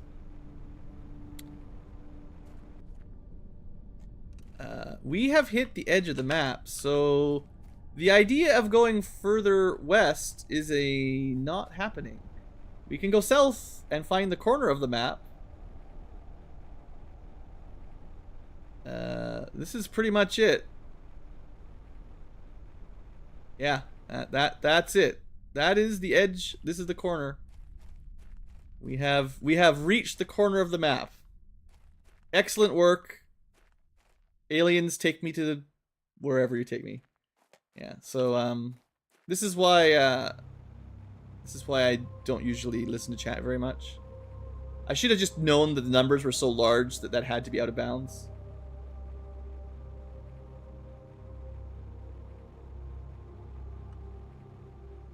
It's pretty hard to kill. I don't think you can clip through hard-coded invisible walls. Because when you say it's an invisible wall, it's not really a wall. It's more like if player coordinate enters minus 1900, move to minus 1899. You can't really clip through world boundaries. Yeah. No, just stick to the areas where there are resources on the ground, and that won't happen to you guys. There wasn't even a cool biome, right? I was hoping at least you'd lead me to something that looked interesting. Should probably just die, but we got so much goodies. Well, I don't know how far we'll make it. Actually, there probably is a way to cheese it. If you starve to death inside your base, and this would count as your base, you wouldn't lose anything. As long as you're not playing on, Iron Man, Iron Inculo. So right before we run out of food, we just build a base, starve in there, refill a little bit, and keep moving. You can never kill me.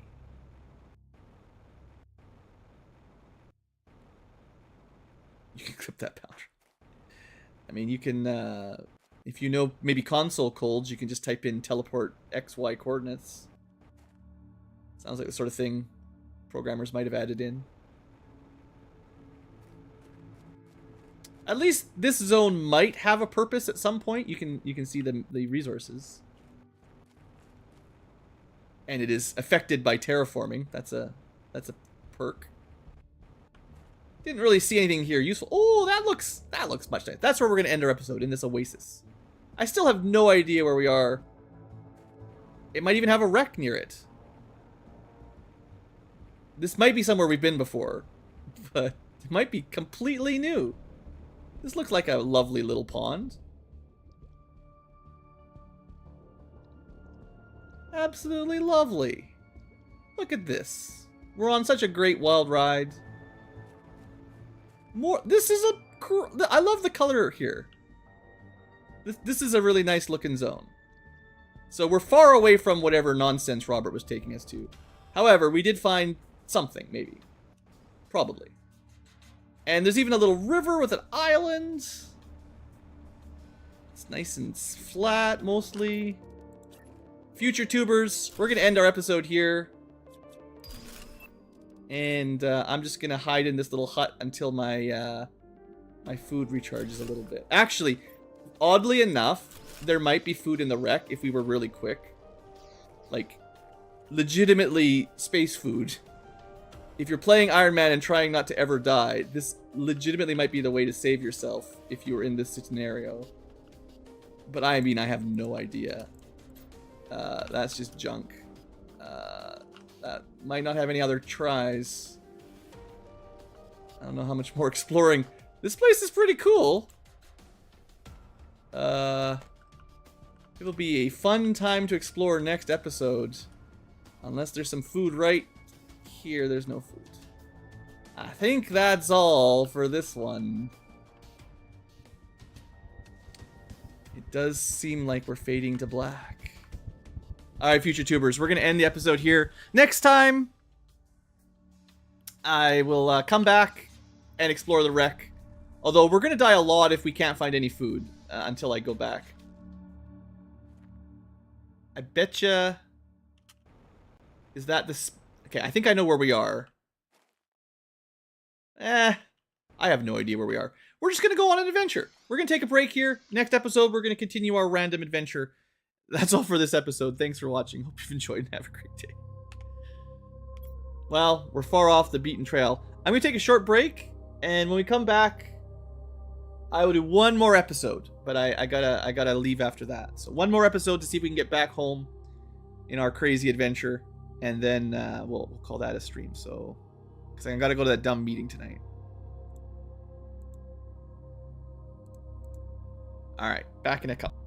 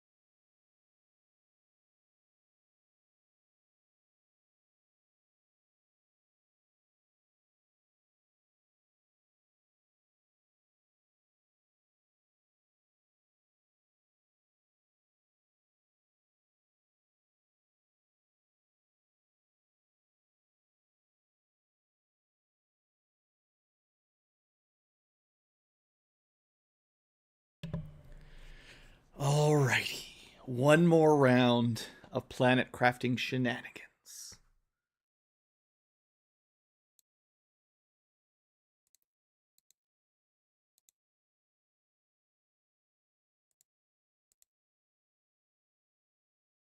Okay. Let's get back into it. Yeah, the biggest problem I have in the short term for this next sort of episode is there's really no way to get food unless we happen to find some. You know, we'll never really die, which is kind of funny. But what I'll do here, find a few iron and stuff, make a quick beacon again. Because we're so far from home, finding this place again may be rather challenging. So whatever we loot, we're not going to be able to carry most of it. A nice little... I actually really like this area, though. As much as we're pretty lost, it's pretty, you know. There's probably prizes all over the place. All I'm really looking for is a little bit of iron to build a couple chests. But.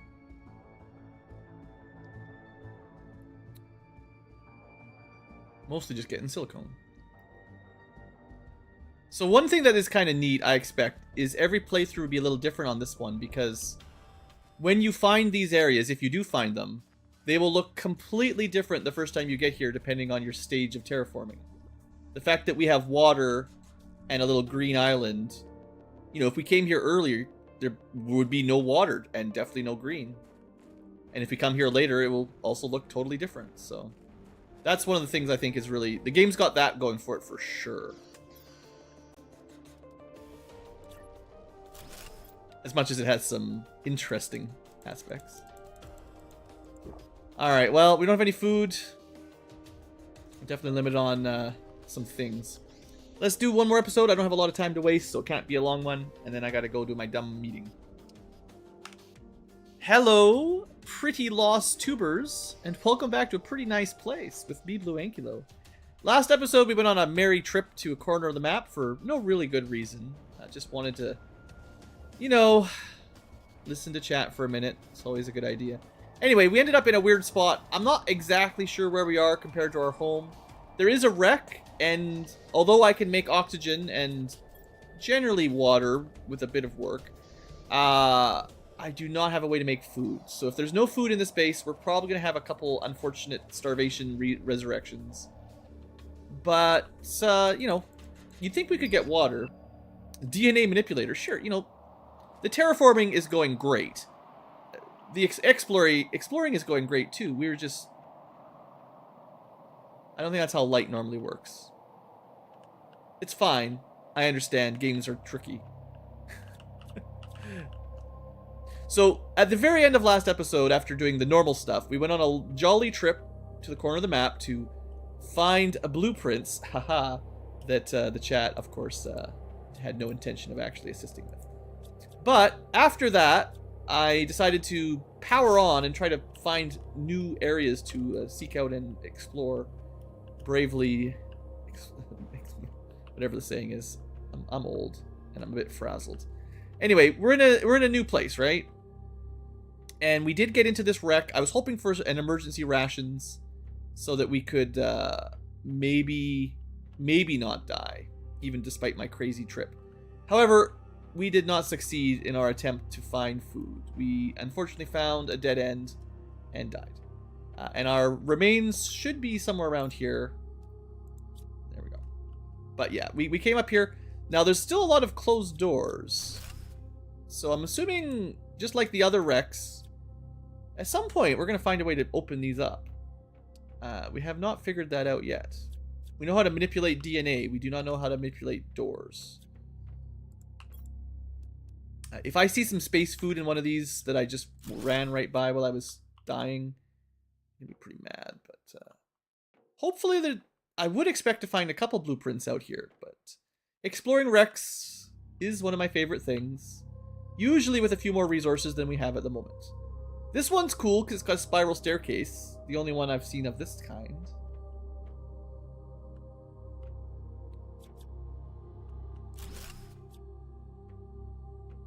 Clean this place up a little bit.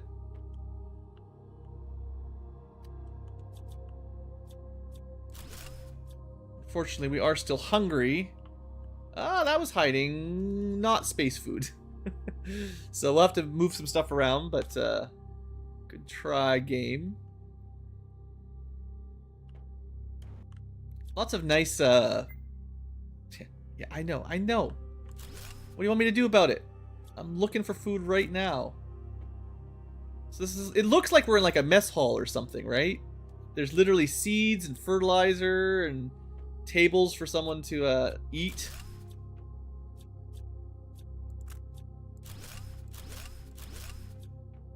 We're just gonna die again.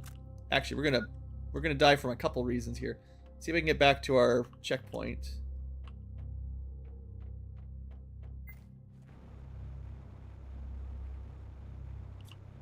Not that this is gonna change a whole lot, but we can stash our stuff so we don't drop it on the ground in there, basically. We do have a bit more water. You know, we're going to be here a while. You probably could. We don't really have a way to make more water either. Well, you know, I say that. It's kind of funny because there's really not anything stopping you when you're out and about from literally doing all the stuff that we do at home. Once you have the resources, which we are certainly finding. Magnesium, cobalt. I don't have any magnesium or cobalt. But in theory, you know, we could.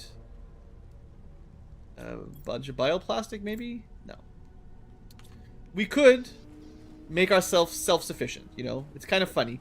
I'd have to put some seeds in the grower. Why didn't I do that? The thing is, it does take quite a while to grow anything.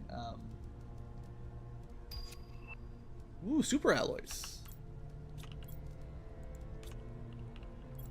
You'd probably want like 2 of those to grow enough food to actually self-sustain. And we need a way to get water, which is something we can't do just yet. Literally raining in a river. But unless I can find some magnesium, I cannot. It's actually very convenient that power is global. Because, yeah, like that, now we have water and almost food. We would need a little bit more water, aluminum, iron. We're gonna starve to death any second now, but I suppose this is like one way out if you're really stuck, you know.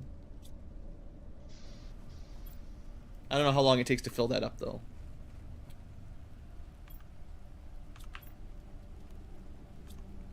It's aluminum, iron, anything else? Not so. Well, I suppose, seeing as we're gonna be making a temporary base here, you know. Better be able to craft stuff. Put some fertilizer in there, grow some food real fast before we die. Yeah. Certainly if you're playing with permadeath, you wouldn't want to do anything like this. Or lose... If your items are actually... I guess... If you played with item deletion on death, this would still get you around it. Because you could just make a chest, dump all your stuff, die, respawn with at least some nutrition. It doesn't give you a whole lot of room to manipulate. But how much do we need to get, you know, sustainable here? Well, not much more. Because the power is global. I think the water takes longer to spawn than I thought. It's usually full when I come back to it. The other one, I haven't actually ever built one of these, is the lake water. It's a bit more expensive with the plastic. But anyway, let's leave those alone. And see what we can find inside the wreck. This is what I'm more excited about anyway. And maybe one of these corners will have some food, you know? Okay, that's the one.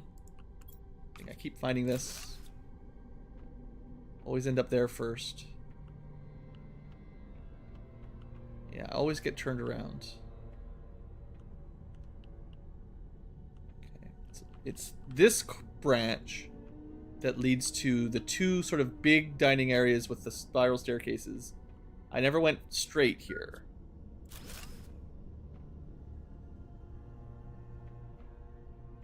Okay, we can't get through there without a better deconstructor, unfortunately. So there's probably some cool prizes behind those.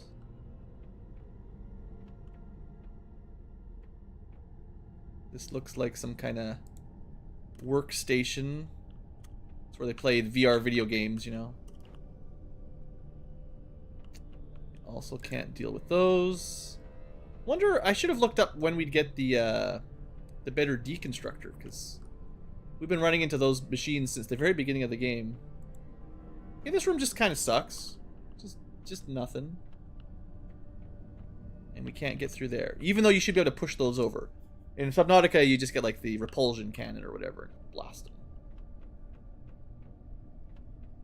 Alright, so I don't think we went up this staircase. We found more chests of stuff that we couldn't loot at all. I mean, at the very least, we'll get all the treasure out of the wreck and put it in a nice, you know, storage room nearby, but... Alright, so we have 2 currently locked doors. One open door. Looks to be a sleeping chamber. Still no food, but more fancy fuses.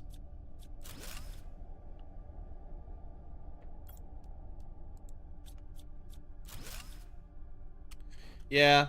Used to be... Well, there's definitely something behind that door. You know, used to be times where you could always find space food in these wrecks in the early game. And I guess I sort of see why they prioritized it in the early game, but they probably should still have some space food, you know, in the later wrecks. Maybe not as much, but I still think it would make sense that, you know, in the cafeteria there was some prepackaged Twinkies or whatever that you could use as emergency rations if you're in kind of the position that we're in, right? So we actually might be done exploring it, although I think I left a couple treasure chests unemptied.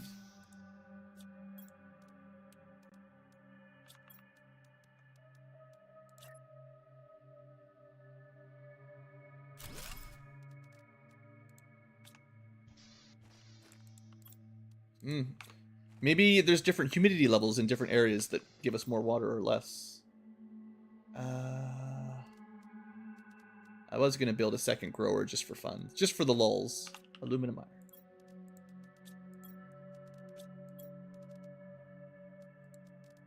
And then beans are the optimal food. There we go. Unfortunately, it definitely takes a while to eat. Or to grow. You eat real quick. There are aliens on this ship. Oh no.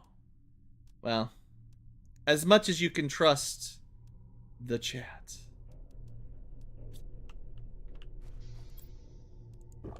Alright. We'll get a little bit further in before we starve to death. And I did see another ship to the east, which we probably haven't explored, but we will need to find a way back to our homeland. Okay, I'm gonna just check. Yeah. Bacteria? You can't eat bacteria. I keep thinking I'm just gonna find one little hidden pack of food that could have saved me all those painful moments. So I think we need the tier 2 deconstructor to get to the power plant for the ship. And from there, if you have whatever it is you need to power it up, you would be able to open those doors. So this is maybe the biggest ship we've actually found yet. In terms of like the number of doors we can't open.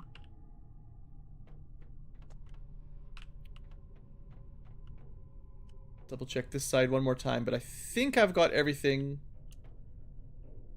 I think. Just either the chests are reconstructing themselves or I just didn't bother. It'd be real funny if there was like some food in this, like, this is how the future humans distribute their food, is like this central glass pillar, and that's it's just full of food nutrients waiting for you. Is this supposed to be like a computer screen? Because boy, is that weird when you get close to it. All right, let's get out of here. I think we've fully explored this wreck for the moment as much as we can.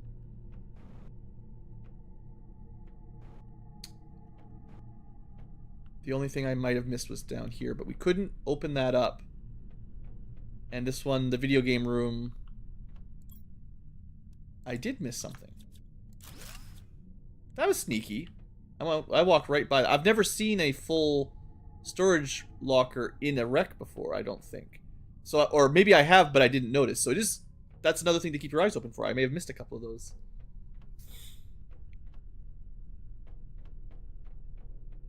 Alright, cool.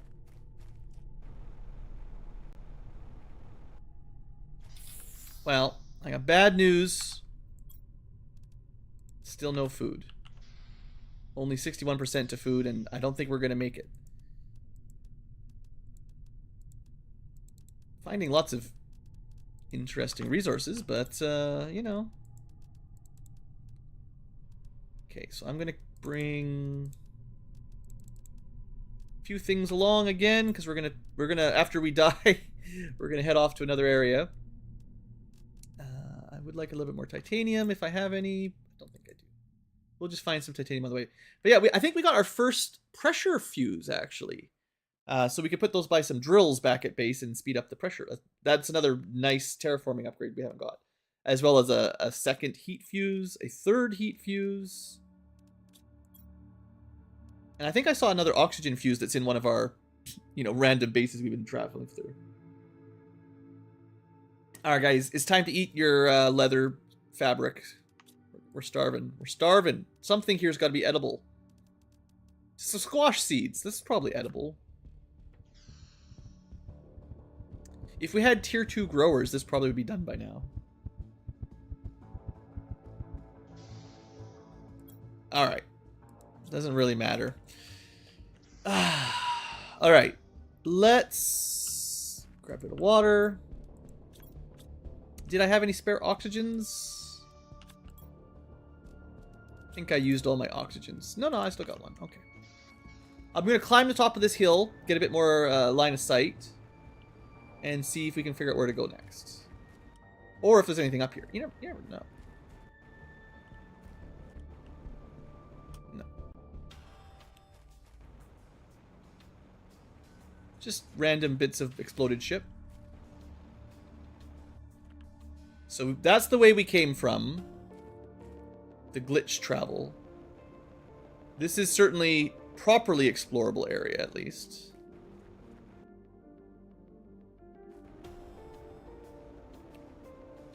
That's the ship that I'm planning to go to next. And we probably have not been there before. Didn't I set up a beacon on this?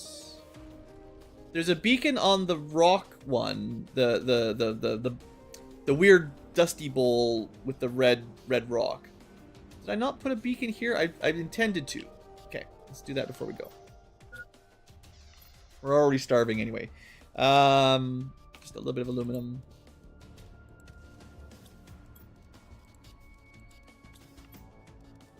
It's more titanium. Yeah, we gotta pick up some titanium on the way.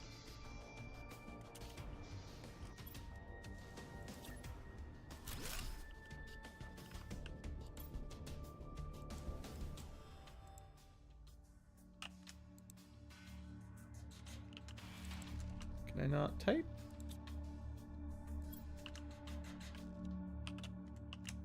Alright, SOS means Lou is super lost. Cool. So we have... Can't quite read that. Okay, that's the red rock.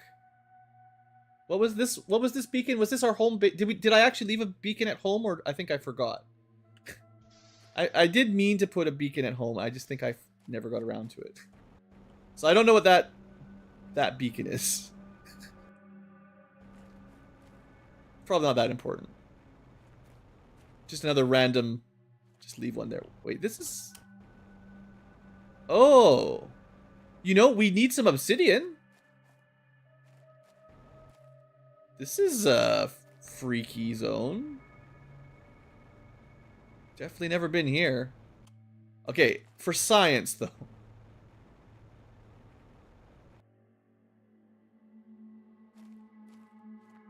Ah! It just makes you hungry.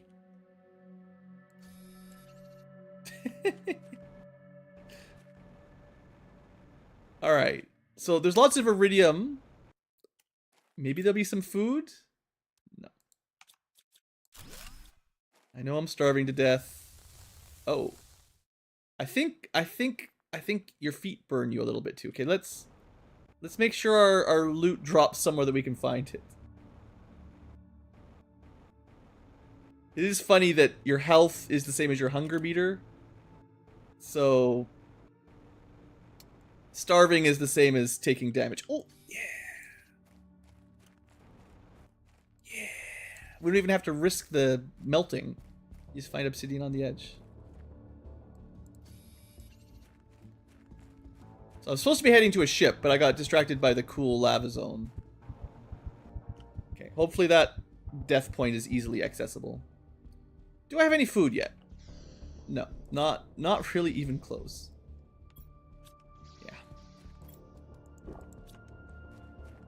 Yeah, unfortunately food grows so slow. You can't plant food when you're hungry. I mean, I guess it's kind of like real life, you know? But, like, unlike real life, there's no deer to go hunt. Now, where did we die?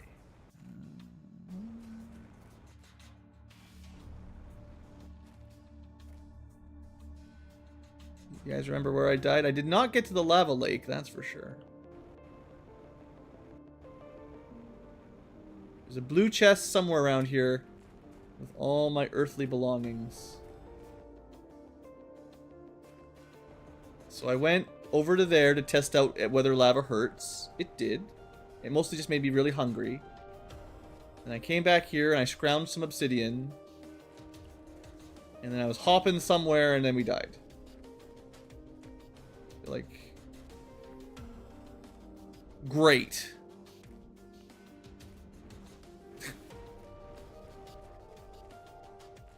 There's my death. There's my body. Yeah. Okay, we're fine. So let's see if we can get to this wreck. I did find a little bit of obsidian. I just need like one right now, but it's good to know there's more. You know, there's lots of obsidian. We got a zone for it. We got some more cool water. Is that? What is that? Oh, it's just some leafy plants growing on the surface. I wonder if we can eat those. Actually, you know, it is possible at some point we'll be able to drink the water and eat food from berries and stuff on the planet. I don't know if that's going to happen for sure. It'd be nice, though. Alright, so we did definitely see a wreck in the distance. I didn't think it was this far away, but distance is difficult in this game because popping in of textures.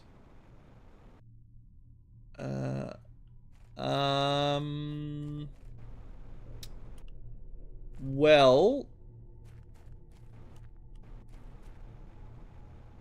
let's go for it.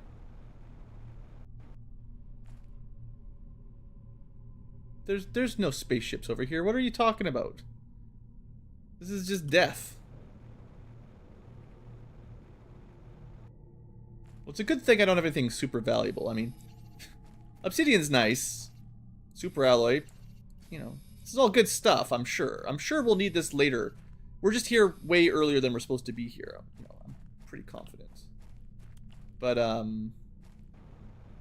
you know, when we inevitably starve to death, will we ever find this place again?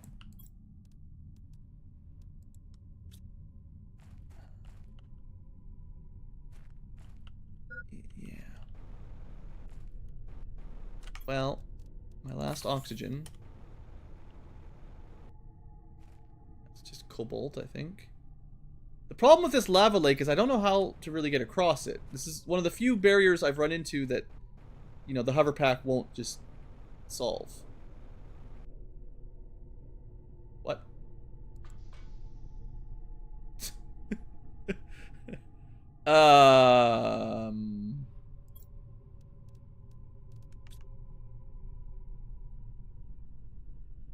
I feel like we're really not supposed to be here right now, but okay.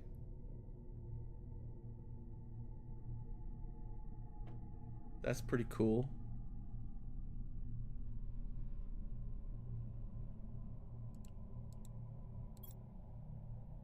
This new place is a bit warmer than my last camp, but I'm still extremely cold. It's been 2 days since I ran out of food. Yeah, me too, buddy. I miss my family. I'm so lonely. I've lost all hope. I'll have to move soon. I'm terrified of going outside again. It's so dark and cold. Zhao Dan. That's like some years ago. Cool. I mean, we found proof that there was life here. He even has some new resources that we never found.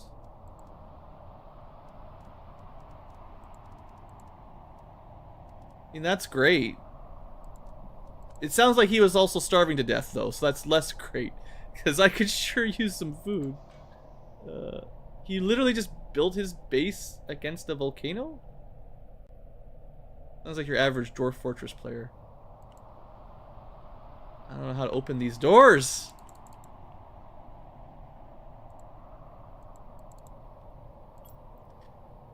But now I'm a captive, bodily in irons in a dungeon and mentally imprisoned in one idea, one horrible, one hideous, one unconquerable idea. I have only one thought, one conviction, one certitude. Condemned to death. Well, could you just have left me some food, though, before you condemned yourself to death? Huh. No, I need eggplant. I mean, not like this is. I mean, we're not getting out of here, right? Like, is his corpse down here? Can we curl up next to him and? How do you open these?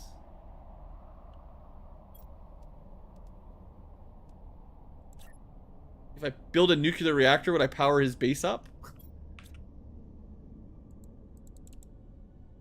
Can you? You can just deconstruct it. Blue. It's your first time playing video games, boy. You just deconstruct everything. D&D question. Uh-oh. You can ask. How come there's no oxygen in his base? My bases all have oxygen.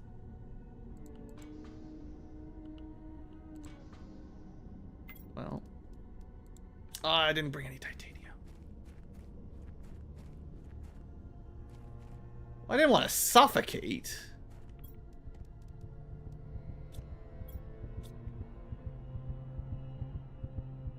Imagine your players managed to roll well enough where they convinced your primary quest that the quest you were going to send them on was irrelevant. And that...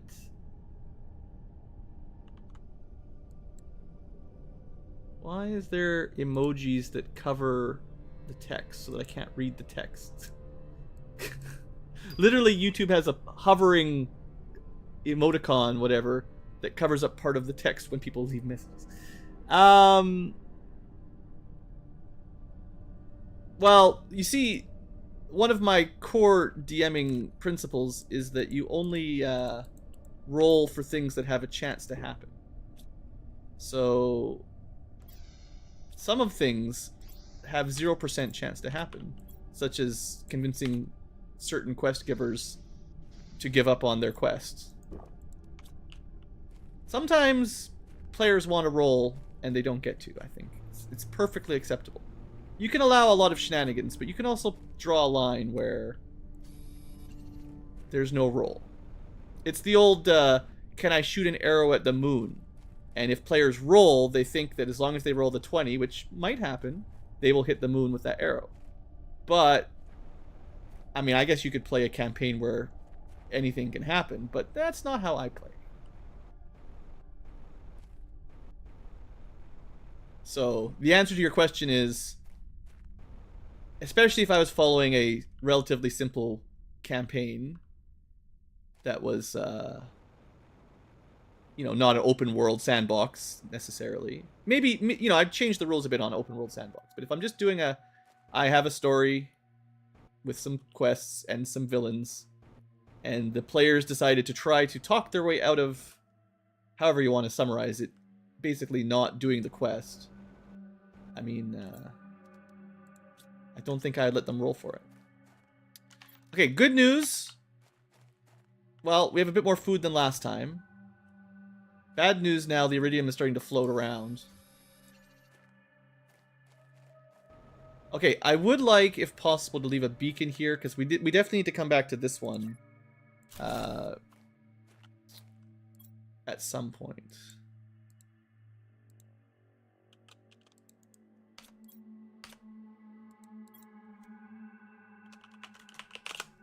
Okay, so we'll put a beacon there so we can find it again. There's the ship I was looking for. So when I said we've probably never been there before, yeah, I mean, yeah. I really don't know where we are, but we're in too deep. This is the episode where we try to get home by going further away from home. Spider-Man, not anywhere close to home. And this is a pretty big ship. Maybe they have food. And they crash landed into a lava crater, of all the places. Alright, so similar construction to one of the other crash ships. I need a little bit of titanium again.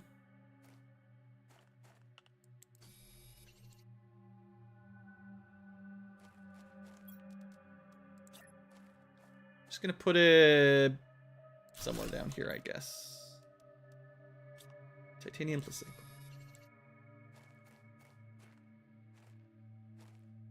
Well, I've been playing through Strahd, not as the DM, so don't spoil or anything, but the Strahd campaign as a player in a different group.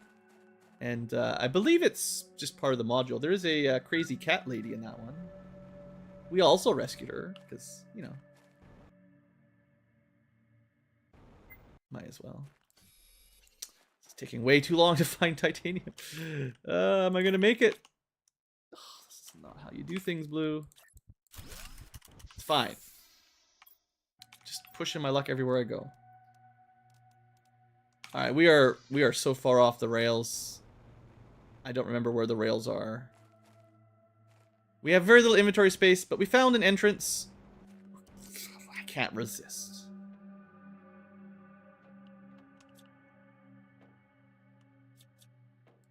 Okay, we cannot disassemble tables. So we can't get to that door. We can disassemble this stuff. Yeah, we've been kind of going a little bit slow at our Strahd game. We haven't done too much yet, I don't think. Probably haven't even seen Strahd that we know. Well, more Zeolite, whatever that is. I definitely feel like we're kind of I have now certainly, by going on this crazy side adventure, which has been a lot of fun. I'm certainly not having a bad time. We have probably busted the progression a fair amount. You know, I don't think we're supposed to be here. I don't think the game thinks we're supposed to be here. We're getting resources we can't even use for anything. So, you know, that's fun.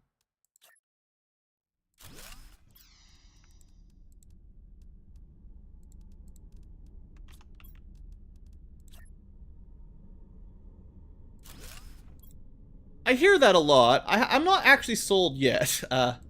Like I said, we're not too far into it. But, at least for the group that we're playing through, it's been a bit of a slow start. But we also missed a lot of sessions, so, you know, that always is a bit of a factor. Yeah, I know people like it, and a lot of people have bought it, but I don't know if I necessarily agree that it's the best module.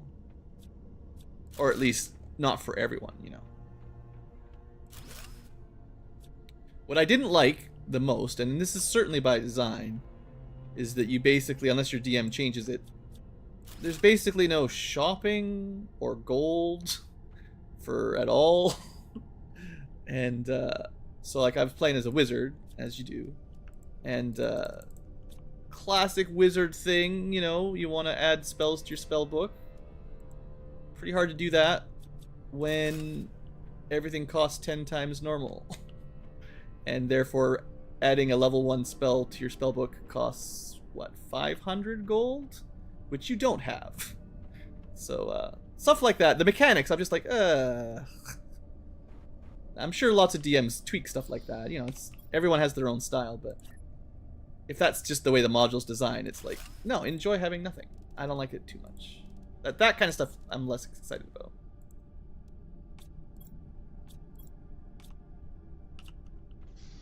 I guess I kind of like the progression system, you know, finding if it's spells, spells, if it's weapons, weapons.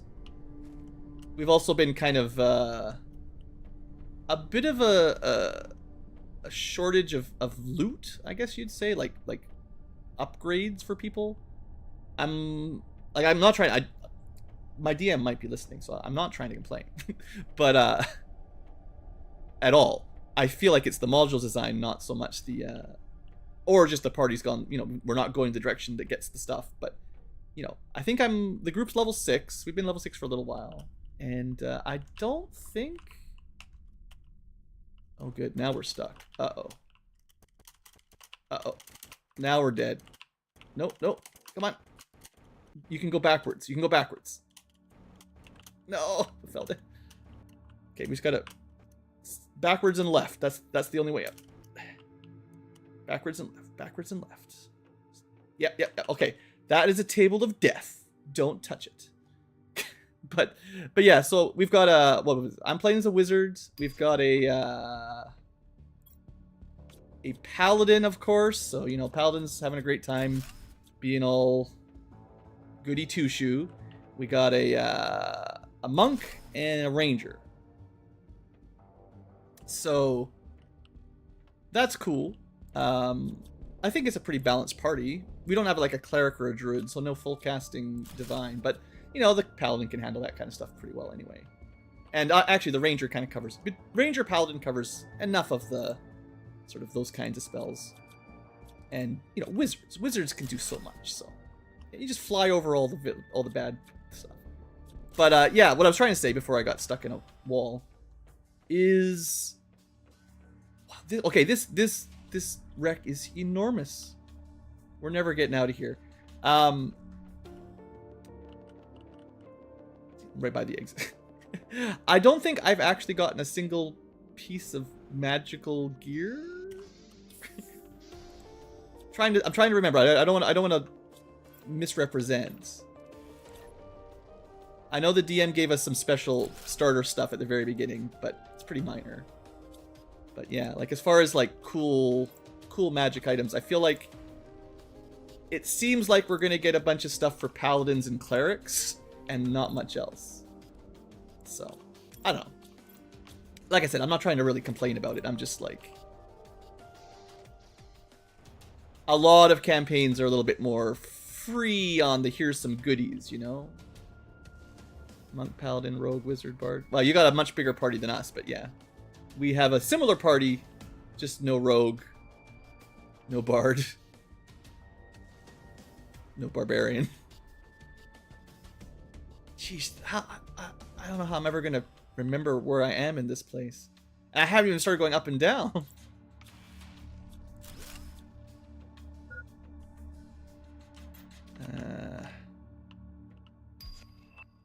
Well, we know how to make nuclear fusion. So, you know, future tubers, you may be watching me struggle along here if you've followed this far into the video. There is a reason why I'm doing some of this stuff kind of sillily. As much as chat kind of led me astray a little, I let them. It's not too far away before we will be able to... the atmosphere will be breathable. I'm not sure exactly how far away, but I'm quite confident it happens eventually. And I don't think it's too far away once we start getting, like, moss and grass on the entire planet, right? So, like, once you can travel around the world without needing to worry about breathing, a lot of the spooky exploration part is not very spooky. Because you don't have to worry about, one of the 3 bars no longer matters. And then, sure, you still need to bring water and food, which we have chronically run out of at this point. But, you know, once you can breathe everywhere, I think a lot of the exploration is... Well, I don't know if it's going to be too easy, but I feel like it won't be as dramatic when there's no timer. You know, the timer is much longer at that point. So I wanted to do a couple good exploration rounds. I didn't expect to go quite this far out. But, you know, I wanted to see what was out here before it was safe, you know. Just waiting to die. Such a life, such a life. Wizards are great. I like playing a wizard. I'm a dwarf wizard. So I have medium armor as a wizard, which is great. Didn't have to multi-class or take a feat. Just, you know, everyone wears armor. And he's cool. I like my wizard. But it is a setting where it feels like the odds of getting spells to add to your spell book is going to be very rare, and then the ability to actually add them for the mechanical cost is going to be like basically impossible normally. Like they're you know, the DM's already given us a couple freebies with some ink and scrolls and stuff to do a little bit of it, but I think the module itself is like, nah, you know, wizards can just have the spells they learn on level up. That's all they get, kind of thing. It's kind of how it seems anyway.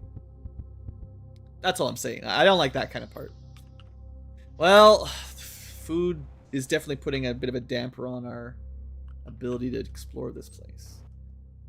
It's a huge, huge wreck, and our timer is not very long right now. Well, let's start climbing up and down and getting even more lost. I love it. These brings me right back to Subnautica. Gigantic wrecks like this are great. And like if we'd come here with the better deconstructor and whatever the power-up things, we could do it all in one go. Whatever goes in here, I'm assuming. But this way we get to explore it in the dark, you know, without oxygen. No, I mean, you could be playing it on hardcore mode, but if you're playing on like Iron Man, I feel like all you'd really want to do is just wait until everything's terraformed, you know. Don't do anything super dangerous. Hey, there was space food somewhere. See, you just had to go deep enough. Well, that'll keep me going a bit longer this time. We don't actually have spare oxygen, but that was a nice catch.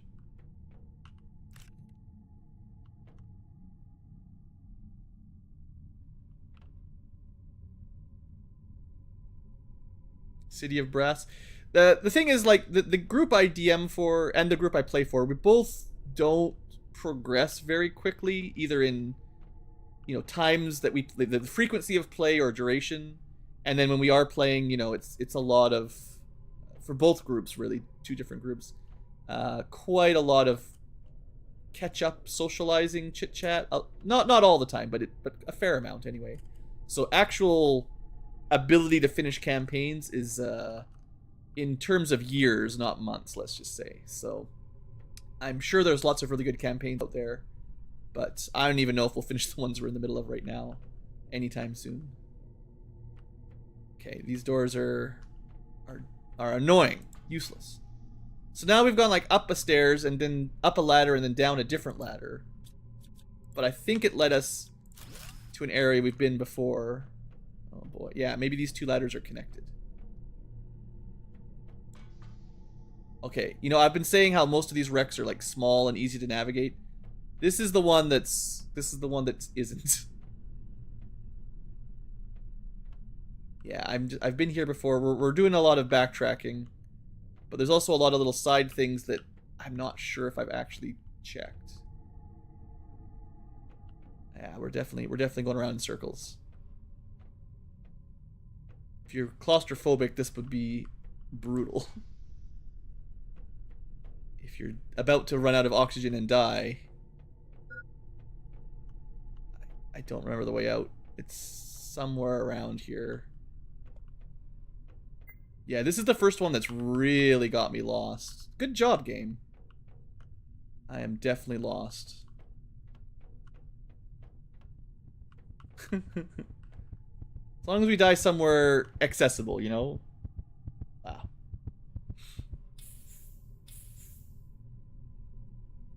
$550 pages. Yeah, that's a significant adventure. Wait. Oh no, I'm here. I just was looking the wrong direction. Okay, well that time when we died, we got a lot of food back. I really should have made... The biggest mistake, I think, is I've been exploring this... Was that where I died? Right beside the entrance? Was that how close I was? I was looking this way. I'm like, how do I get out? And I was that close. Wow. You know, a little bit more oxygen, we would have made it. Probably want to leave this wreck pretty soon. There's probably not too much. It's very hard to feel confident about having fully explored it. But I haven't seen much in a while, you know. And we did find the fusion station that will certainly power it up at some point. And that should allow either lights or doors or something, which will open up some new areas. So let's, I think, probably call that good. We're literally finding tree seeds that we don't have any machines for. Yeah, we're way out of the progression system. We're getting stuff from definitely later on in the game than we are currently at the tech level for, which is, it's not even a problem. Like, it's great. I love the fact that it's not level scaled, so you always find level appropriate stuff in every area you explore. Like 100%, this is how design should work. It's just yeah, we're getting stuff that maybe you'd normally have to unlock slowly. All right, well, let's call that a wreck for now. That was definitely a wreck. City of Brass, that's your classic elemental plane of fire mega city full of Jinn and a fair number of demons, I'm assuming. An entire campaign there in the elemental plane of fire would be interesting. I do kind of like when the campaigns are a bit non-standard. Sword Coast and Faerun is great, but I think most of the campaigns are in there, so it's nice to have alternate settings. I always thought like a not the elemental planes. I always thought a outer planes. The oh, I forget the name of the city. The city that's all the gates that connects to all the various outer realms, all the realms of the gods. There's a cool city that's just full of portals, basically, and I always felt like that'd be a really cool place to do a campaign, because you'd have a lot of accessibility to, like, basically any content you wanted to use. Honestly, for me, I'm just gonna say, yeah, Sigil, that sounds right. A full sandbox D&D campaign actually isn't super appealing to me. I don't actually like playing that super much, and most of the people that I group with would also very much struggle with it. I know some people prefer it vastly to a more story-focused sort of linear design, like most of the modules are. But I actually prefer the plot hook driving focus, because there's a lot of days where I'm playing or my players are playing, and I can tell they don't want to have to choose from a blank slate of quests, right? They don't want to have to make up their own quest, or you know, whatever. They feel like, oh, this is not good. Okay, that's fine. That's fine. A lot of my group and myself, most of the time, I think you just kind of want to have a story to follow that's not necessarily like dumb. Like, you can have twists and drama and stuff, but that sandboxy aspect can be a bit much. Okay, I still don't know where we are. I'm kind of just following one of my beacons now. We're also in a new zone as far as I'm concerned. Although this looks kind of like that area with the aluminum, so, you know, maybe. No, not really. What? Where'd the clouds go in the sky?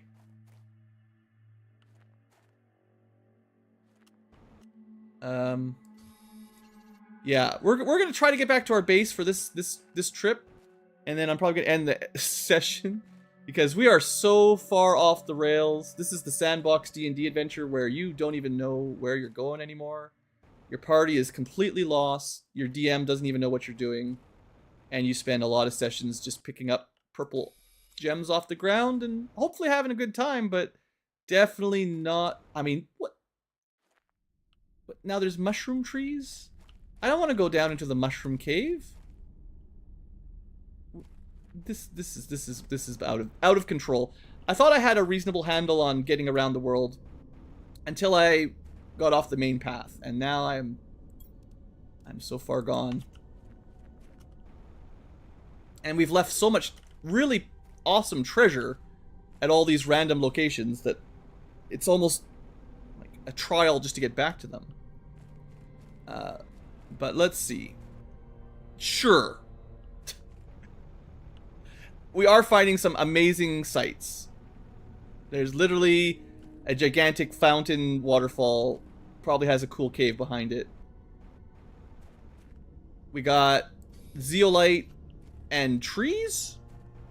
Apparently we've been gone so long that the planet has literally terraformed, and now there are tree roots growing out, knocking off rocks. We're never gonna get anything home. There's a cool cave. This is nuts. This is too much. I have officially completely lost track of where I am and what I'm doing in this game. All I want to do is get back to my home base now. And I should make a beacon here. I forgot to do that. So dying was actually part of the plan so that I would leave a beacon. I didn't actually get... I have no magnesium or cobalt. All this other stuff.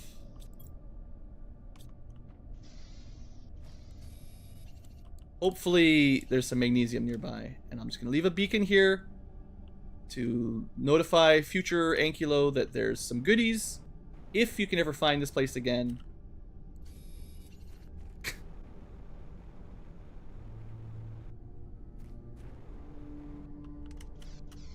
Still no food. I guess if I went back to my Oasis base, you know, there's food there. Wait, how come this one's different than the last one? Oh, because that's a lamp.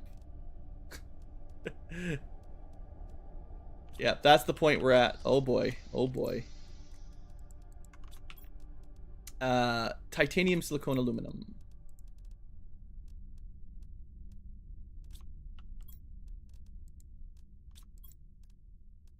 Might not have any titanium. That's okay.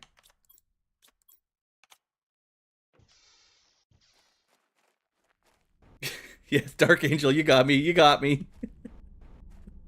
How come this looks different? Well, blue. It is a type of beacon, you know? It's more of a short-range beacon.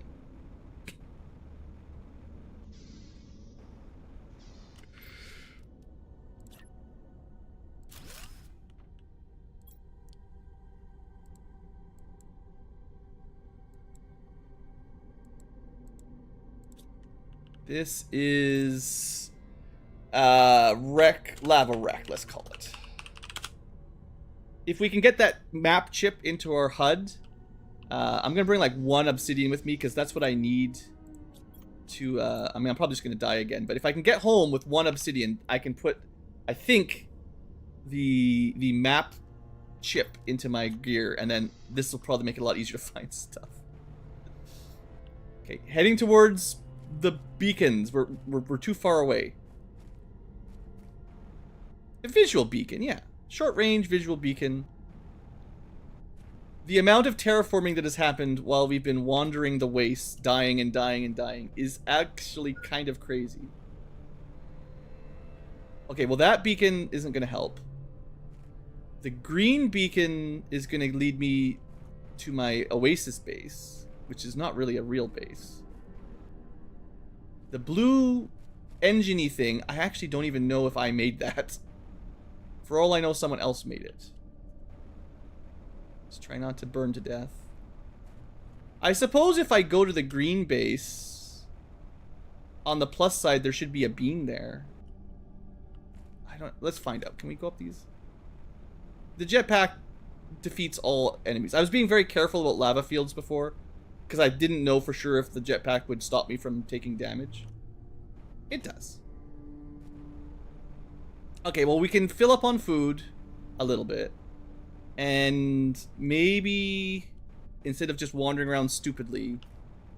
This has not been, I mean, this has been a very good exploration episode. It's been a very bad progress episode. But if I can just find a few cobalt,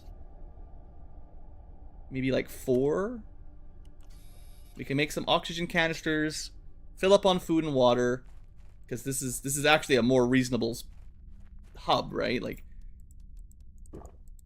we can actually prepare for a trip, especially if I have.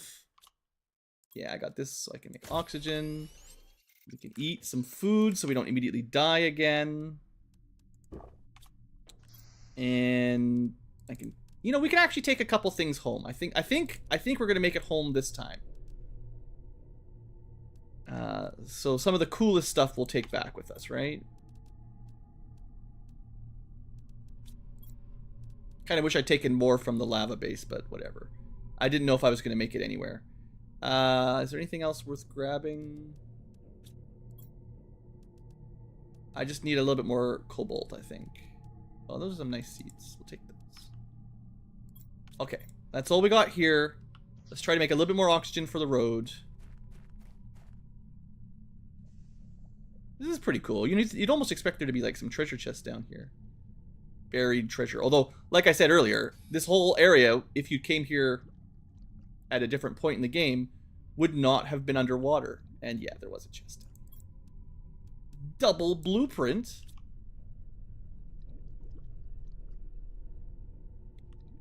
Very cool. I do really enjoy this game. As much as I'm sort of just wandering around aimlessly, this is great fun. Alright, that's 2 oxygen tanks, plus starting with full water. I can even bring some water with me. And I have 1 squash to eat on the road. This should be enough to get mostly anywhere we want to go, right? We got 2 oxygens. Got a couple blueprints. That was part of the objective, was to get blueprints anyway. We can bring home some osmium, which is the most valuable at the moment. Yeah. Take a drink of water. Save my squash for later. If we ever do come back here, there'll be food for us. We don't really need the aluminum that bad. Uranium is probably the most valuable, actually. The next most valuable. Alright, let's see if we can get home, guys.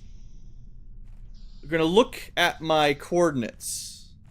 We need to go north, way into the positives, and west into the low negatives, because I do vaguely remember where our base was in terms of XY coordinates. And when we get home, we are going to put a base beacon, and we are going to make it a color that I can remember, and then I am never leaving home without keeping track of the direction again, because it's actually, you know, I'm going to blame it on that trip earlier in the stream where, this is cool, can't go through there. That's where I want to go though, I think. Earlier in the stream where I went, I think it was north of my base, and we hit a wall pretty early. So I'm like, okay, the map isn't that big because we found the edge of the map, right? I was going north of the wreck. Okay, I think we found the waterfall. Well, we might not even be very far away from where we died last time, oddly enough. So our cool base, our surprise base anyway, is actually right behind a cool waterfall. Well, okay. We can't go past a waterfall without at least taking a look. It's one of the best visuals we've had in the game, right? And of course there's a cave behind the waterfall. You lose so many points if you design a game without a base, without a cave behind your waterfalls. And this is a lovely cave. Look at this. It's beautiful.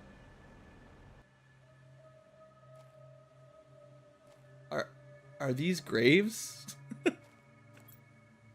It's beautiful.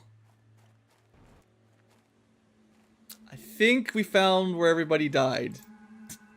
What was supposed to be a fun, relaxing time turned into a nightmare. 5-week space cruise across the lesser-known parts of the universe. Unfortunately, our stupid crew was not able to respond to a seemingly minor incident.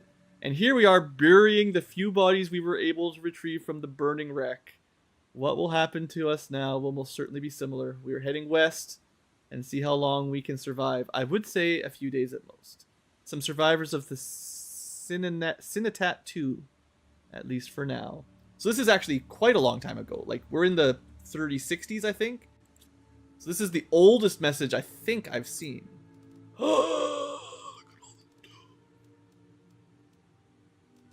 It's not that good. It's low tier stuff. We've already got better. All right. Yeah, we were higher tech than them because they're from the past. Oh yeah. Well, cool. All right. Really neat spot. Let's keep moving.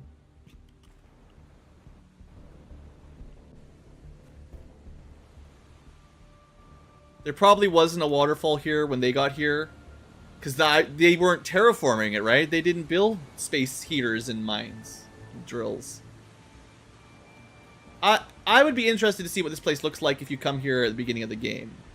If you can get here. I mean, you can go anywhere, right? You can just build yourself a room and take a breath anywhere you want to go. But I assume once the planet melts, the geyser. I'd like to go to the top of that actually at some point. I bet you there's a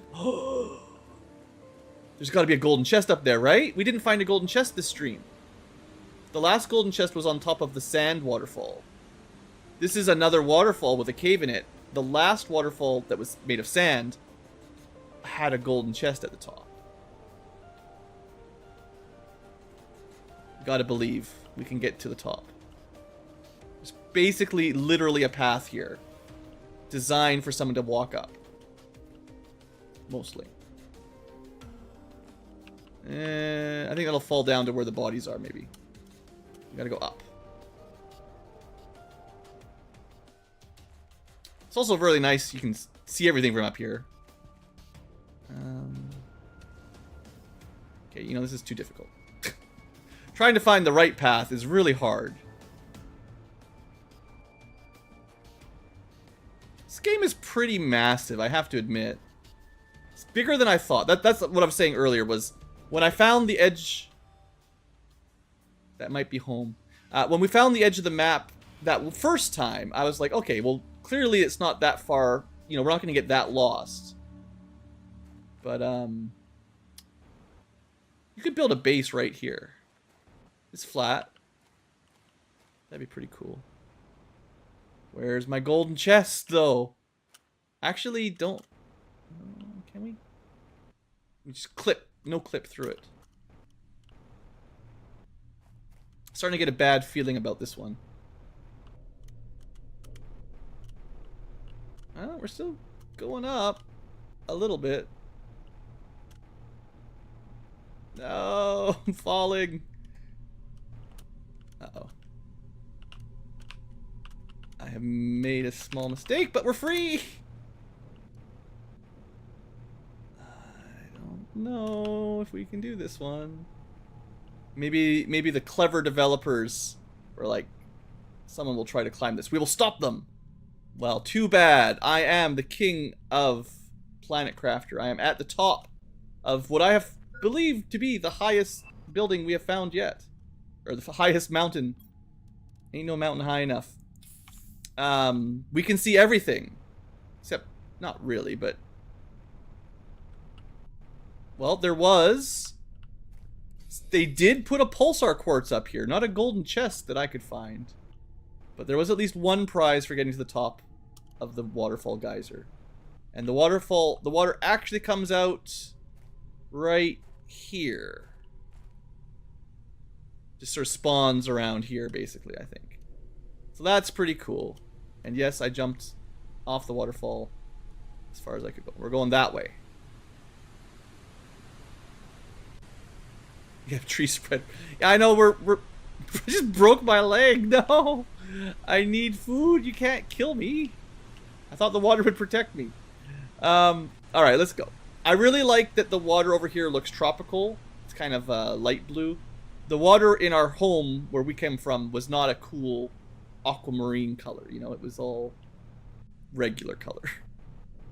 But let's go, let's go. There's only so much air. This planet looks almost...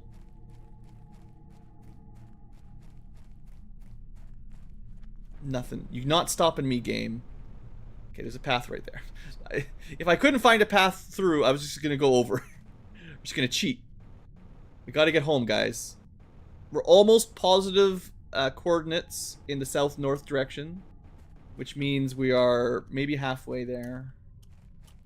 Very cool waterfall, very cool valley. We have unlocked so many blueprints, it will take another entire stream just to unravel. This is another dead end! What is this? Just mutagens? Yeah, just give me some mutagens. Can I mutate the ability to breathe? Let me over! I don't want to die here. This is probably too sheer of a cliff for us. Oh no. This was supposed to be the one where we got home. We're already over an hour long for the episode. Yep. Okay, we got it. See? I can see my home. This is yeah, this is our starter pond. We're home. Totally intentional. This is our starter lake. Pretty sure. I mean, it looks a lot different due to, you know, crafting a planet. But we're almost home. There's not much air. I know our oxygen's low. But as long as we make it. Yeah, there's my algae, right? Yeah. This is home. It has changed dramatically as we have gotten lost traveling the wastes. There are hardly anything recognizable. But guys, we have made it. It's been a wild ride. I definitely don't recommend playing it like that. Probably. But things are so different that there are now routes coming up giving us zeolite at home. So you don't even need to go on an adventure. You can get zeolite at home if we just waited. We have zeolite at home. We're safe, guys. We're fine. Let's get on into our real base. The lake is entering our cave abode. Like I said, I figured this would happen eventually. It's not too deep yet, but who knows? There are now zeolites everywhere. That's new. This is because there's 4 nuclear reactors here, right? We have a giant vine. Cool. Did you know our base has a secret oasis above it? Full of white crystals? Yeah, we just have a secret upstairs. Super secluded. Not sure there's any other way in. Prizes up here. More zeolites. Really nice view from up here. That's where we should build our home. Well, we should put our bedroom up there. Alright, well, this was a great surprise. This has been a great episode. Totally not at all intentional, but this has been lots of fun. And I think showcases a lot about what's good about the game. It has some jank, but it's lovable jank. And yeah, we are actually alive. I mean, we died, you know, a dozen times, so, you know. Don't try this on Iron Man. But there you go. We can see our progress. We are actually in 60% to trees. We've been away so long. We were in moss when we left. We're almost at trees now. That's because we're just really good at building machines, and everything just happens automatically in the background. So we unlocked all kinds of stuff. New computer screens, orbital information, seed rockets. We have there. That'll be Robert's favorite. You gotta get on the job for that one. Yeah, that'll help. We got a DNA manipulator, also related. We got super alloys. We got a bigger exoskeleton that we can upgrade. We can do tier 4 heaters. Nuclear fusion. We still don't have the gas extractor. We do get a better jetpack. And a something. We also unlocked better food growing, a tree spreader, and we are on the way to bees. We didn't actually make it to bees today like I thought we would, but, you know, I did my best. DNA manipulator manipulates DNA to create new genes. Awesome. Something to look forward to. Better food grower. Literally had the stuff with us all along. Could have built this maybe even when we were starving to death. And it grows about twice as fast as the other ones. 1.1 compared to 0.6. So we can upgrade those if we have enough power. Oh, there's so much good stuff here, guys. I love it. The fancy heaters, we can upgrade those. That's not too expensive. And then we can put them by all of, like, yeah. So next time, we're going to put machine optimizers. We're going to get better heaters. We're going to get better growers. We're going to get trees. We're going to get nuclear fusion with all that pulsar. Literally can make this. I don't think I brought enough pulsar quartz. But we know where it is. So we can go get more. And one of these is almost 1500 power. That's like 5 nuclear plants. Almost. 4 and a bit. Let's say 4 nuclear reactors. Good deal. We can make some super drills. Literally with the stuff in my inventory right now, we could make... What? We can make a mega drill, and it will drill so hard. And we'll put a optimizer by it, and it will drill even harder. We can build fences, yeah. And that might be it. But that's still a lot of stuff. New signs, new rockets, new jetpacks, yeah, we gotta do that. We got bigger exoskeletons so we can carry more stuff. We got tier 3 jetpack. We can probably make one of those. That's another like 10% upgrade. So much cool stuff. Great game, having a good time, but I am over time and I gotta go to a dumb meeting. So future tubers, thanks for watching.